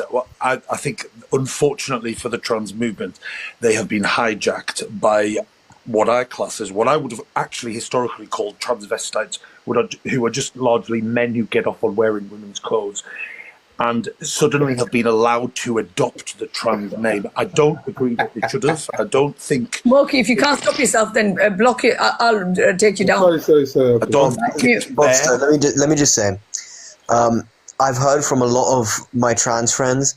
They advocate themselves for a third space. They don't necessarily think that they're deserving to be in women's spaces if it's a M2F or into man spaces if they're F2M.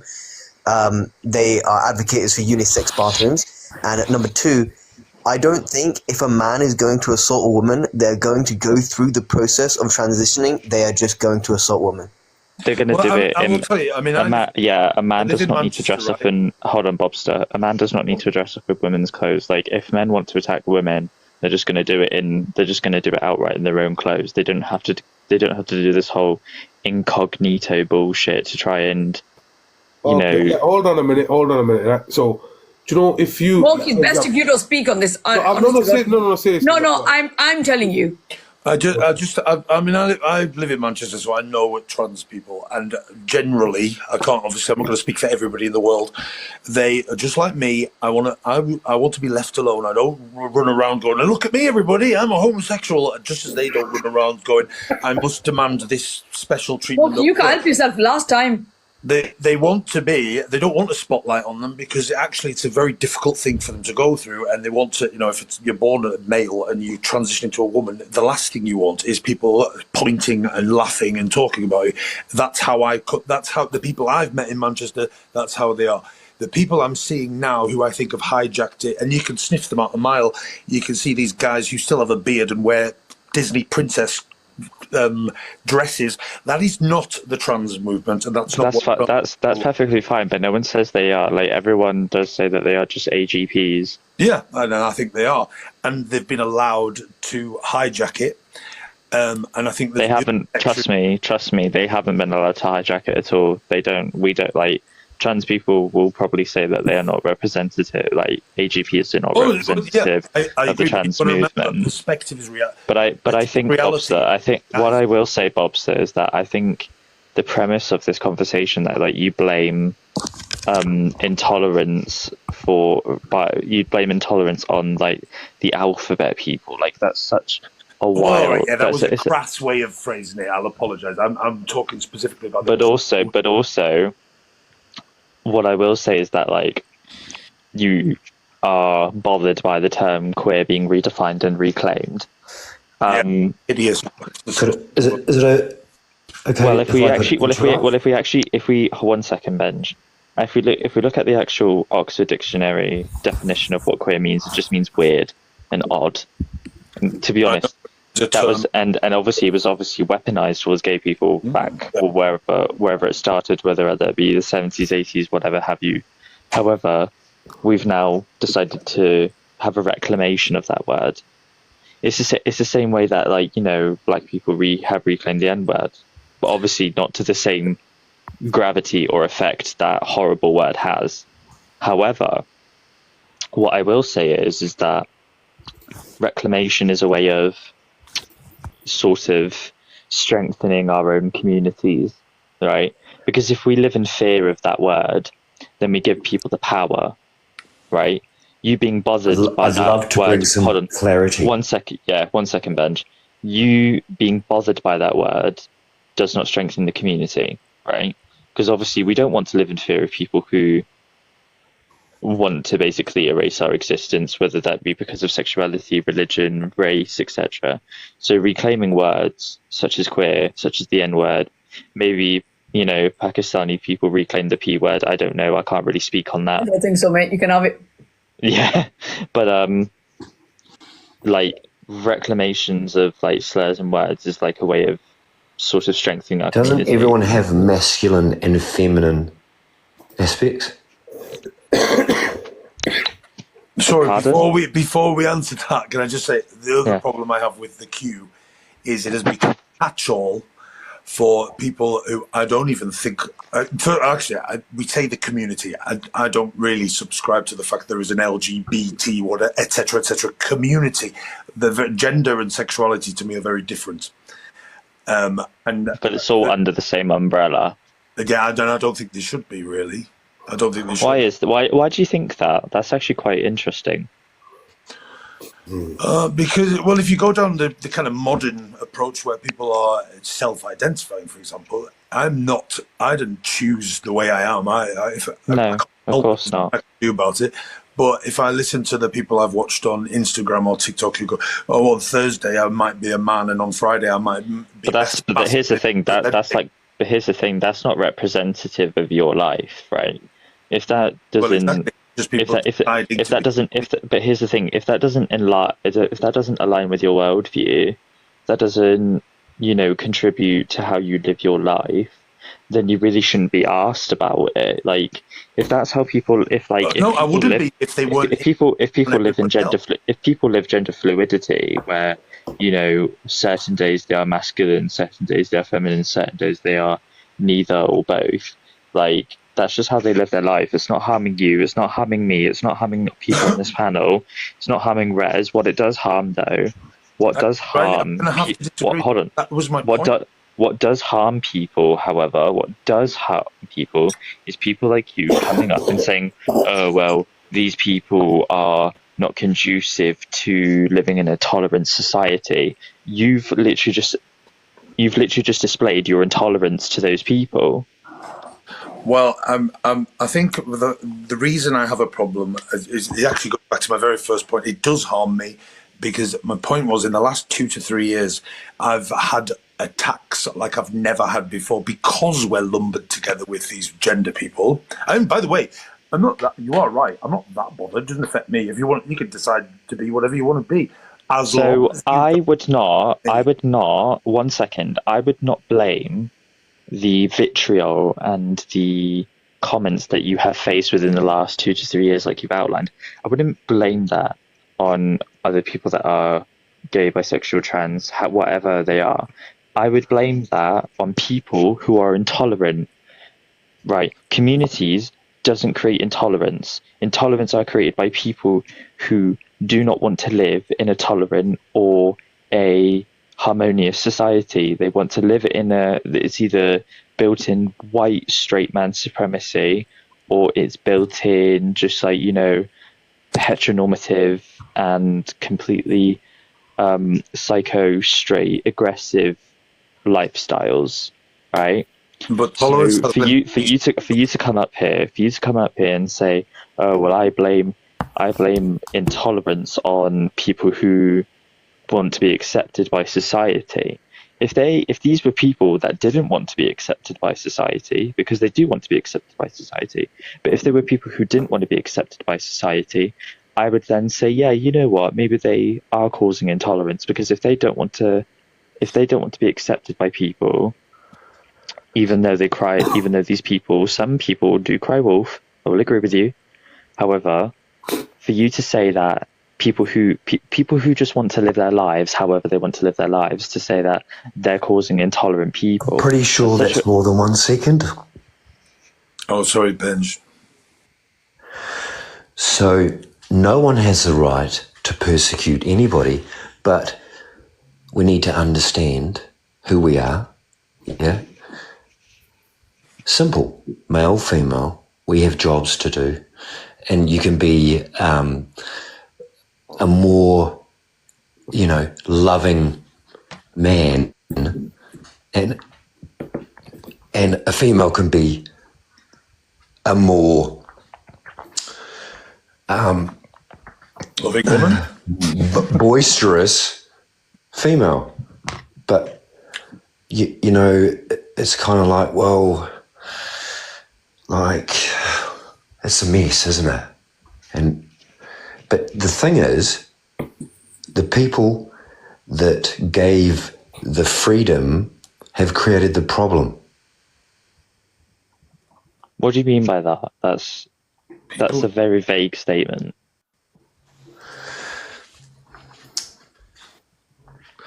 Freedom of choice to be a letterbox, yeah, that they gave that choice. And it's caused an absolute What do you mean letterbox? Problem. What do you mean letterbox? Well, we can now. Well, you're just being facetious about the. It doesn't mean what you're thinking, Hashim. We can now say, well, we're not a human, male or female.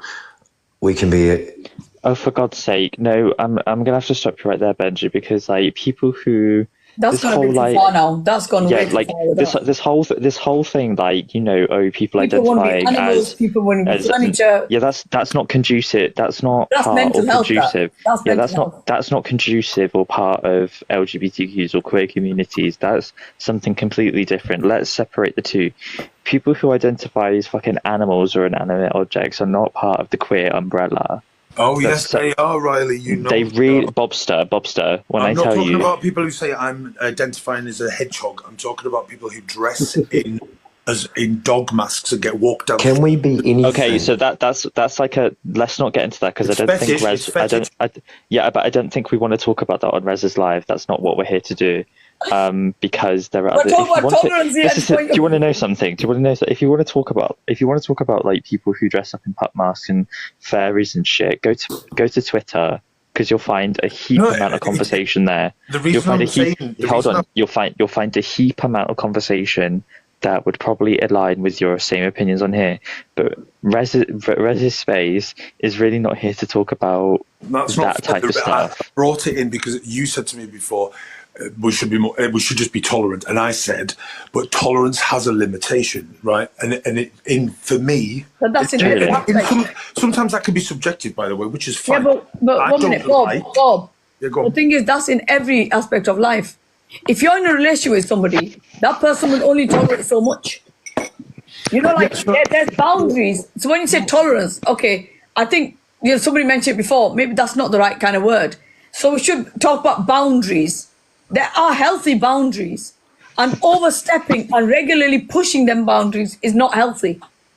I agree, and that's with everything in life, though. That's with every aspect of in life, I believe. Whether you're in a relationship, whether you talk about work. Can I give you an example? Everything. Well, so let me just say this one thing. So on the people who walk down the street on a leash. So if you take Pride, right? The old Pride used to be about celebrating LGBT, and now it's been hijacked where fetishes has been brought in on floats, included in front of children. That's really bad. But here's the thing. I think you'll find that right-minded queer people wouldn't agree with that. No, I'm not saying everyone does agree with it, but it has been hijacked by fetish by a lot of. There was a float in Manchester last year with people in nappies, for God's sake, right? No. I don't know whether it was in London or whatever. There was one that they said that they started physically doing stuff or whatever, showing whatever, and they had to arrest them. Trust me, a lot of people don't agree. But a lot of people in the community don't agree with that. No, I agree. Because when I go to Pride events, because I went to Manchester Pride last year and I went there to drink and party with my friends, not to do that type of stuff. Do you know what I mean? But like, in terms of tolerance, Riley, I am actually tolerant. If you want to dress up as a baby, you do it. I really don't care. I honestly, to be honest, Bobster, I don't agree with it. I don't believe listen, do you know what they do the pageantry in the US where they make the little girls wear like older women? I don't like that. Yeah. Oh no, I think children adult babies. Adult babies is like borderlining. You know, talk about whatever, that's fine. But going out on the streets dressed like a baby freaks me out. Like, what's wrong? Yeah. So to be honest, here's the thing though. Straight people do it too. By the way, straight people. But it's just weird. That's what I'm saying. It's not. There's nothing to do with. I think adult babies though. I don't think that's not really queer. That's just like crazy. That's like borderlining on PDF. Like, you know what I mean? That's something wrong with you. And to be honest, actually, no, I don't think it's borderlining on PDF at all. I actually think it is essentially like a sort of it's a mental health thing, guys. It's just because like here's the thing, straight people do it too. Like, you know, straight men when they do that whole adult baby thing, they want their female partners to essentially act like their mother. Yeah. Again, that's that. What's which it called? Is crazy. Is it called Freudian something? Yeah, it's Freudian, the Oedipus complex. Yeah. So Riley, I don't think we're that in that much conflict with each other. There is a difference of opinion on because those people who do the fetish stuff and display themselves. Where does this conversation, guys? Okay. I hate it. No, I hate it. It's Bobster who went there. But they cling to the queue. They've latched onto the queue. But the thing is, guys, I'll tell you one thing, right? Adults especially, you know, when people are watching you and, you know, do what you want in your own homes, do whatever, yeah? When you go out in public or you are then, I mean, there's kids out there, there's people out there that you're influencing. Think about how you behave. I'm not even talking about how you're dressing. I'm talking about your attitudes, how you are as people. Take responsibility for everything. 100%. Because when you're going out there and say there's kids around you and you're dressed like a baby and you've got a nappy on. Oh yeah, it's true. Kids are looking at you going, what the? Like, kids are looking at you going, I got out of them a few years ago. How is this woman in that again? And you know, honestly, what you're doing is, there's kids out there, I think it was last year in London or whatever, it was down south somewhere, where this girl went into school and she's about 5 or 4, whatever she was, and she told the teacher, I'm a cat.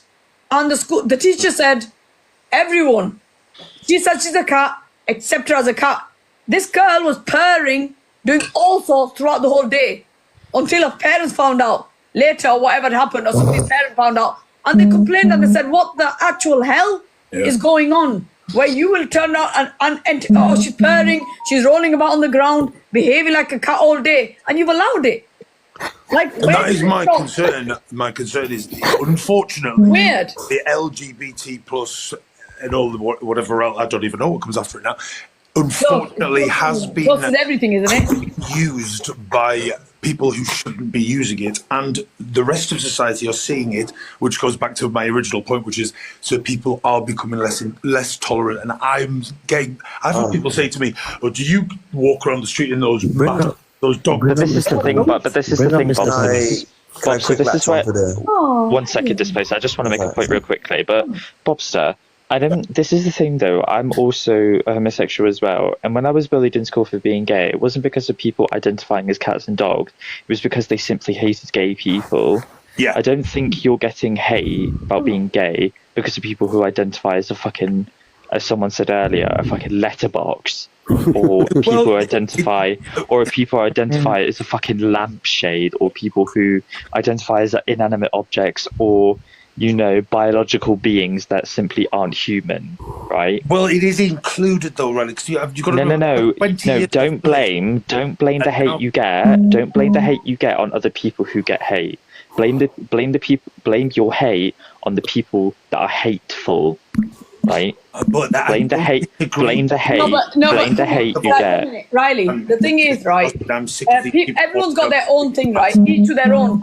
But genuinely, when I see certain things, like if I was to see a man walking around with a nappy on, or walking around like sucking his thumb and pretending to be a baby, and I've got my autistic son around me, I will get rattled by that. Yeah, we should be up in arms. I'll be like, 1 minute, my son doesn't understand certain things, and you think this behaviour is okay. It's not okay.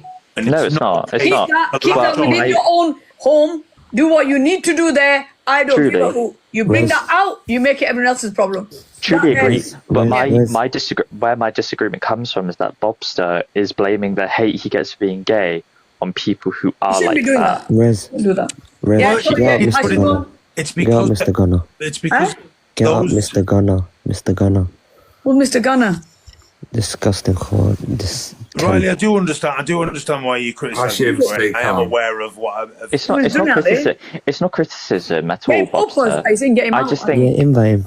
Both of us are gay people, so we know what hate looks like. Oh, completely. It's.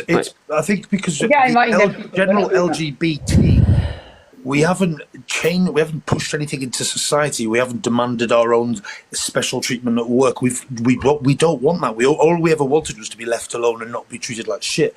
And now we've got this bunch of. And to be fair, it's a new generation. They're generally youth. Who are making demands on people, and I understand what you're saying, but I do sometimes sympathise with people. I'm bloody sick of all these reading kids' stories from drag queens, and I think, yeah, actually, it's inappropriate. Well, hold on, whoa. So the whole drag queen reading stories to children. Have you ever been to a Christmas pantomime, Bobster? Yeah, the dames. So hold on. No. If you want to go there, let's go there. Your Riley, problem but 1 is minute, that, Riley, just hold on. His issue. Riley, 1 minute. Well, Riley, please listen.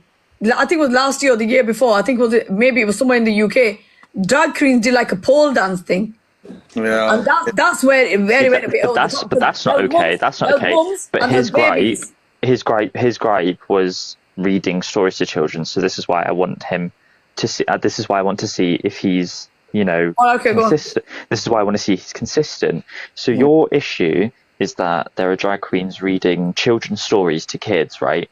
But this is the thing: Christmas pantomimes, the widow's dame is essentially a drag queen, and they're part of a children's story. Yet you're going to sit here and say that's okay, but a drag queen reading a book to children that are for kids isn't okay. Well, it's not so much the drag queen reading the book to the children; it's what the drag queen is. Did you like that gift? Okay, but this is the thing, though. But this is the thing: if drag queens are reading, if drag queens are reading stories that are informative to children, or they're just reading like a fairy tale to children, that's fine. Be wearing a bikini. Okay, guys. Okay, right. The point is, first of all, right, we're talking about tolerance. I think we've spoken about this. It's gone from wearing dog masks to kids, men and women in kids' nappies and whatever. The point is, right, that if you want to do something that's that unusual, keep it in your home, for God's sake, yeah? No one needs to go outside dressed up and whatever else and sucking their thumbs and behaving weird. You don't need to do that. You are very, very influential, especially to young children. Maybe I'm being hypocritical, and actually I'm. Yeah, Bobster. I would just say if you have an issue with drag queens reading children's stories to children, just don't go to a pantomime ever again. No, that's too. I love my drag queens. That's unfair. I'm talking about what they're wearing, and it's online. You can see where they're like Rez has talked about. Some of them are wearing bikinis and doing pole dances in school halls, right? It's. I just don't agree. That was too much. Bobster, have you been to a pantomime within the last few years? But you know the difference between Riley. Pantomimes are normally for families, and they're not like that. This thing that we watched was like a show of drag queens with a pole dance. They were pole dancing, literally with a pole in the middle. In front of kids, yeah, that's bad. Yeah, 100%. But this is the thing, though. You got to know. Do you not hear all the adult jokes that get said in pantomimes, though, that are quite provocative, that are quite, It's only adults that will get them, majority of them. Kids will not. But it's in front of kids, though.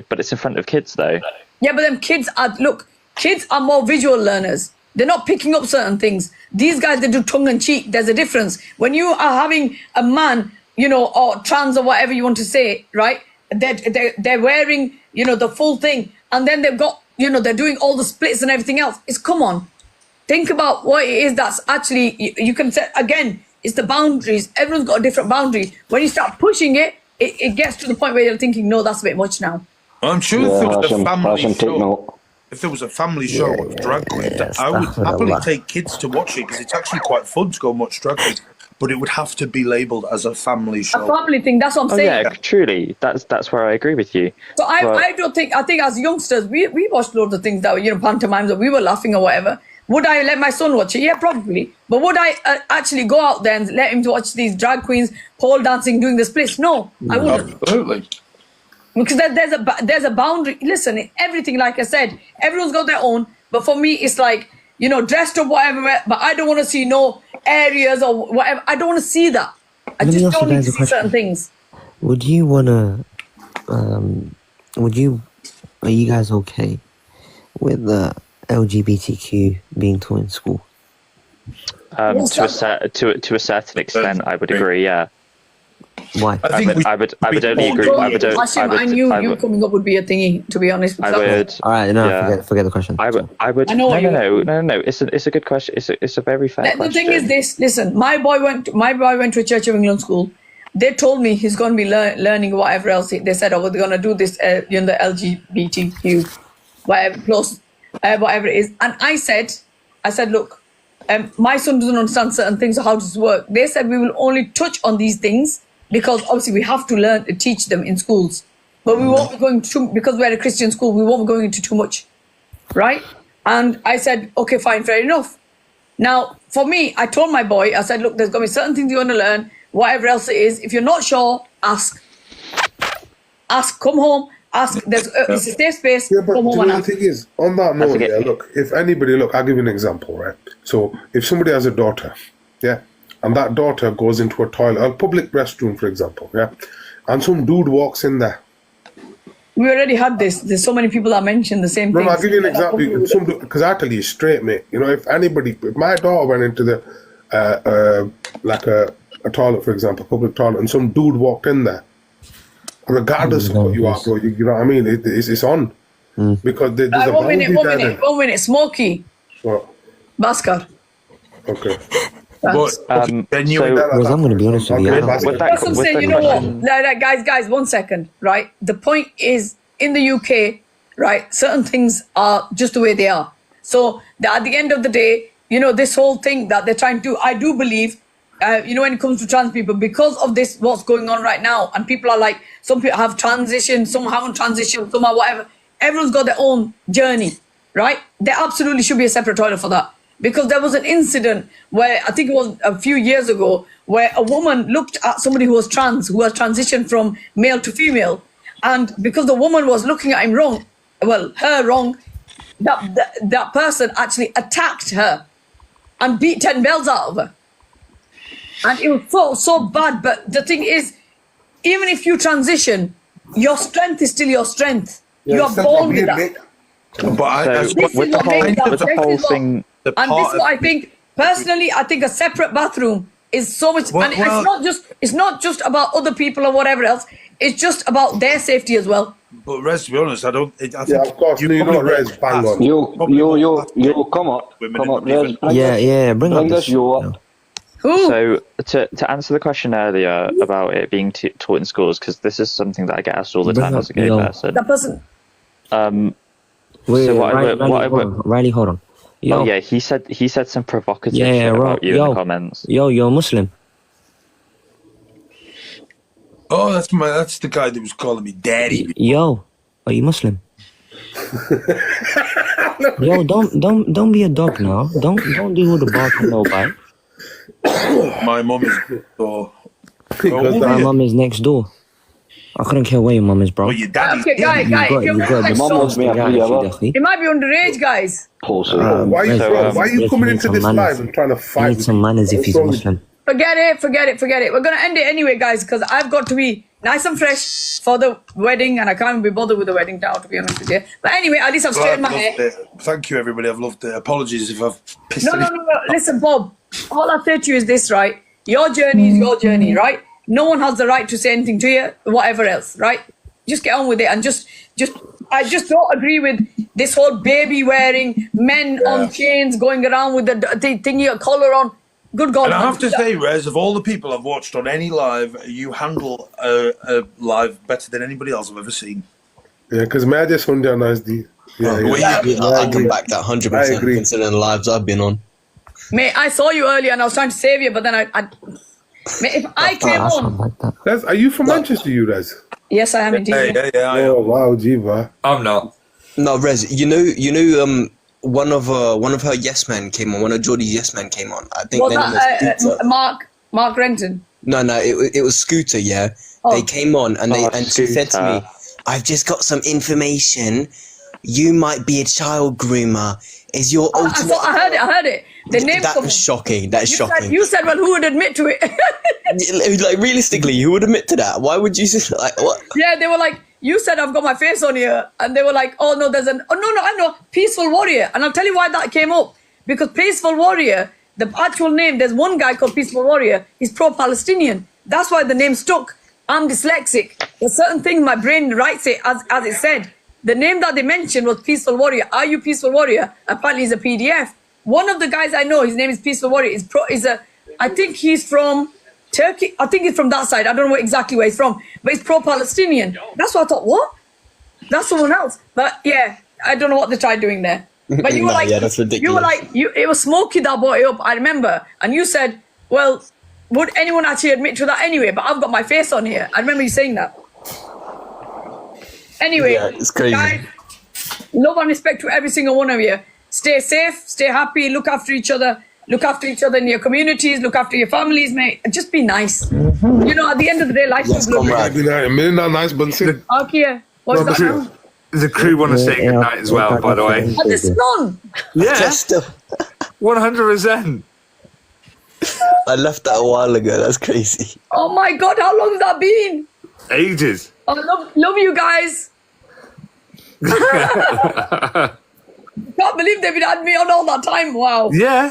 Thank you very much, guys. Love and respect. Honestly, love and respect. Can they hear me as well? Podilla, mon Dios. Right, Smokey, you're not allowed to come back on after that. Why? Smokey, you're not coming back on after that. Sorry. I wasn't saying. No. Them people are people from our side. Oh, right, okay. So what have you just done? I don't know. So then, do you know what? That's just, you know what? I can't be bothered with you lot. I swear to God. That was the funniest thing. No, that's not funny, Hashim. It's pathetic. And if you can't tell the difference, then you know what? You guys won't be allowed back on either. Where's he apologizes? I'm sorry, man. Maaf kar de yaar. No, Smokey, you come in like, I'll not say his name, right, in case he's watching. You come in like somebody else I know, and I've told him off as well. Listen. Come on, learn to be better. Come on, man. It's all right. No. Your language there was absolutely disgusting. Don't say, come on, man. Don't say that to me. If that language is disgusting, I'm a woman. What the hell are you trying to say? The mouth you've got to use it now and again. Do not do that again. Well, okay. No. Don't say, that's it, finished. Finish that off. Dude, anyone use that language in front of me, you're going to get it. Okay. So don't even ever do that again. Listen, I always get it anyway, so it's like... Oh, yeah, you're a bichara. Obviously, you have to have a bichara. What were we saying the other day about the nikah and all the rest of it in front of people? Baskar, yeah? People are going to start saying things. Behave yourself. Anyway, Hold on a minute. What are you trying to do? Allah behave. Right? The thing is, right? Bichara, these people are here. Listen to what I'm saying. People are watching us, and you guys are doing this. Is that his new account, by the way? That's someone else. It's not Lucky. Oh, all right. I was about to say. I was trying to explain to you, this is Smokey, this is a different person. Yeah, it's like being at school, man, because I'm getting told off by the teacher. Sorry, miss. You know how many people are coming for me as it is, Smokey? Yeah, well, tell him come. What you only come online. Smokey, behave yourself. You're hidden behind something. So don't come here with that. What the hell, man? Are you joking? No, yeah, I'm joking. Okay. Anyways, But joke elsewhere.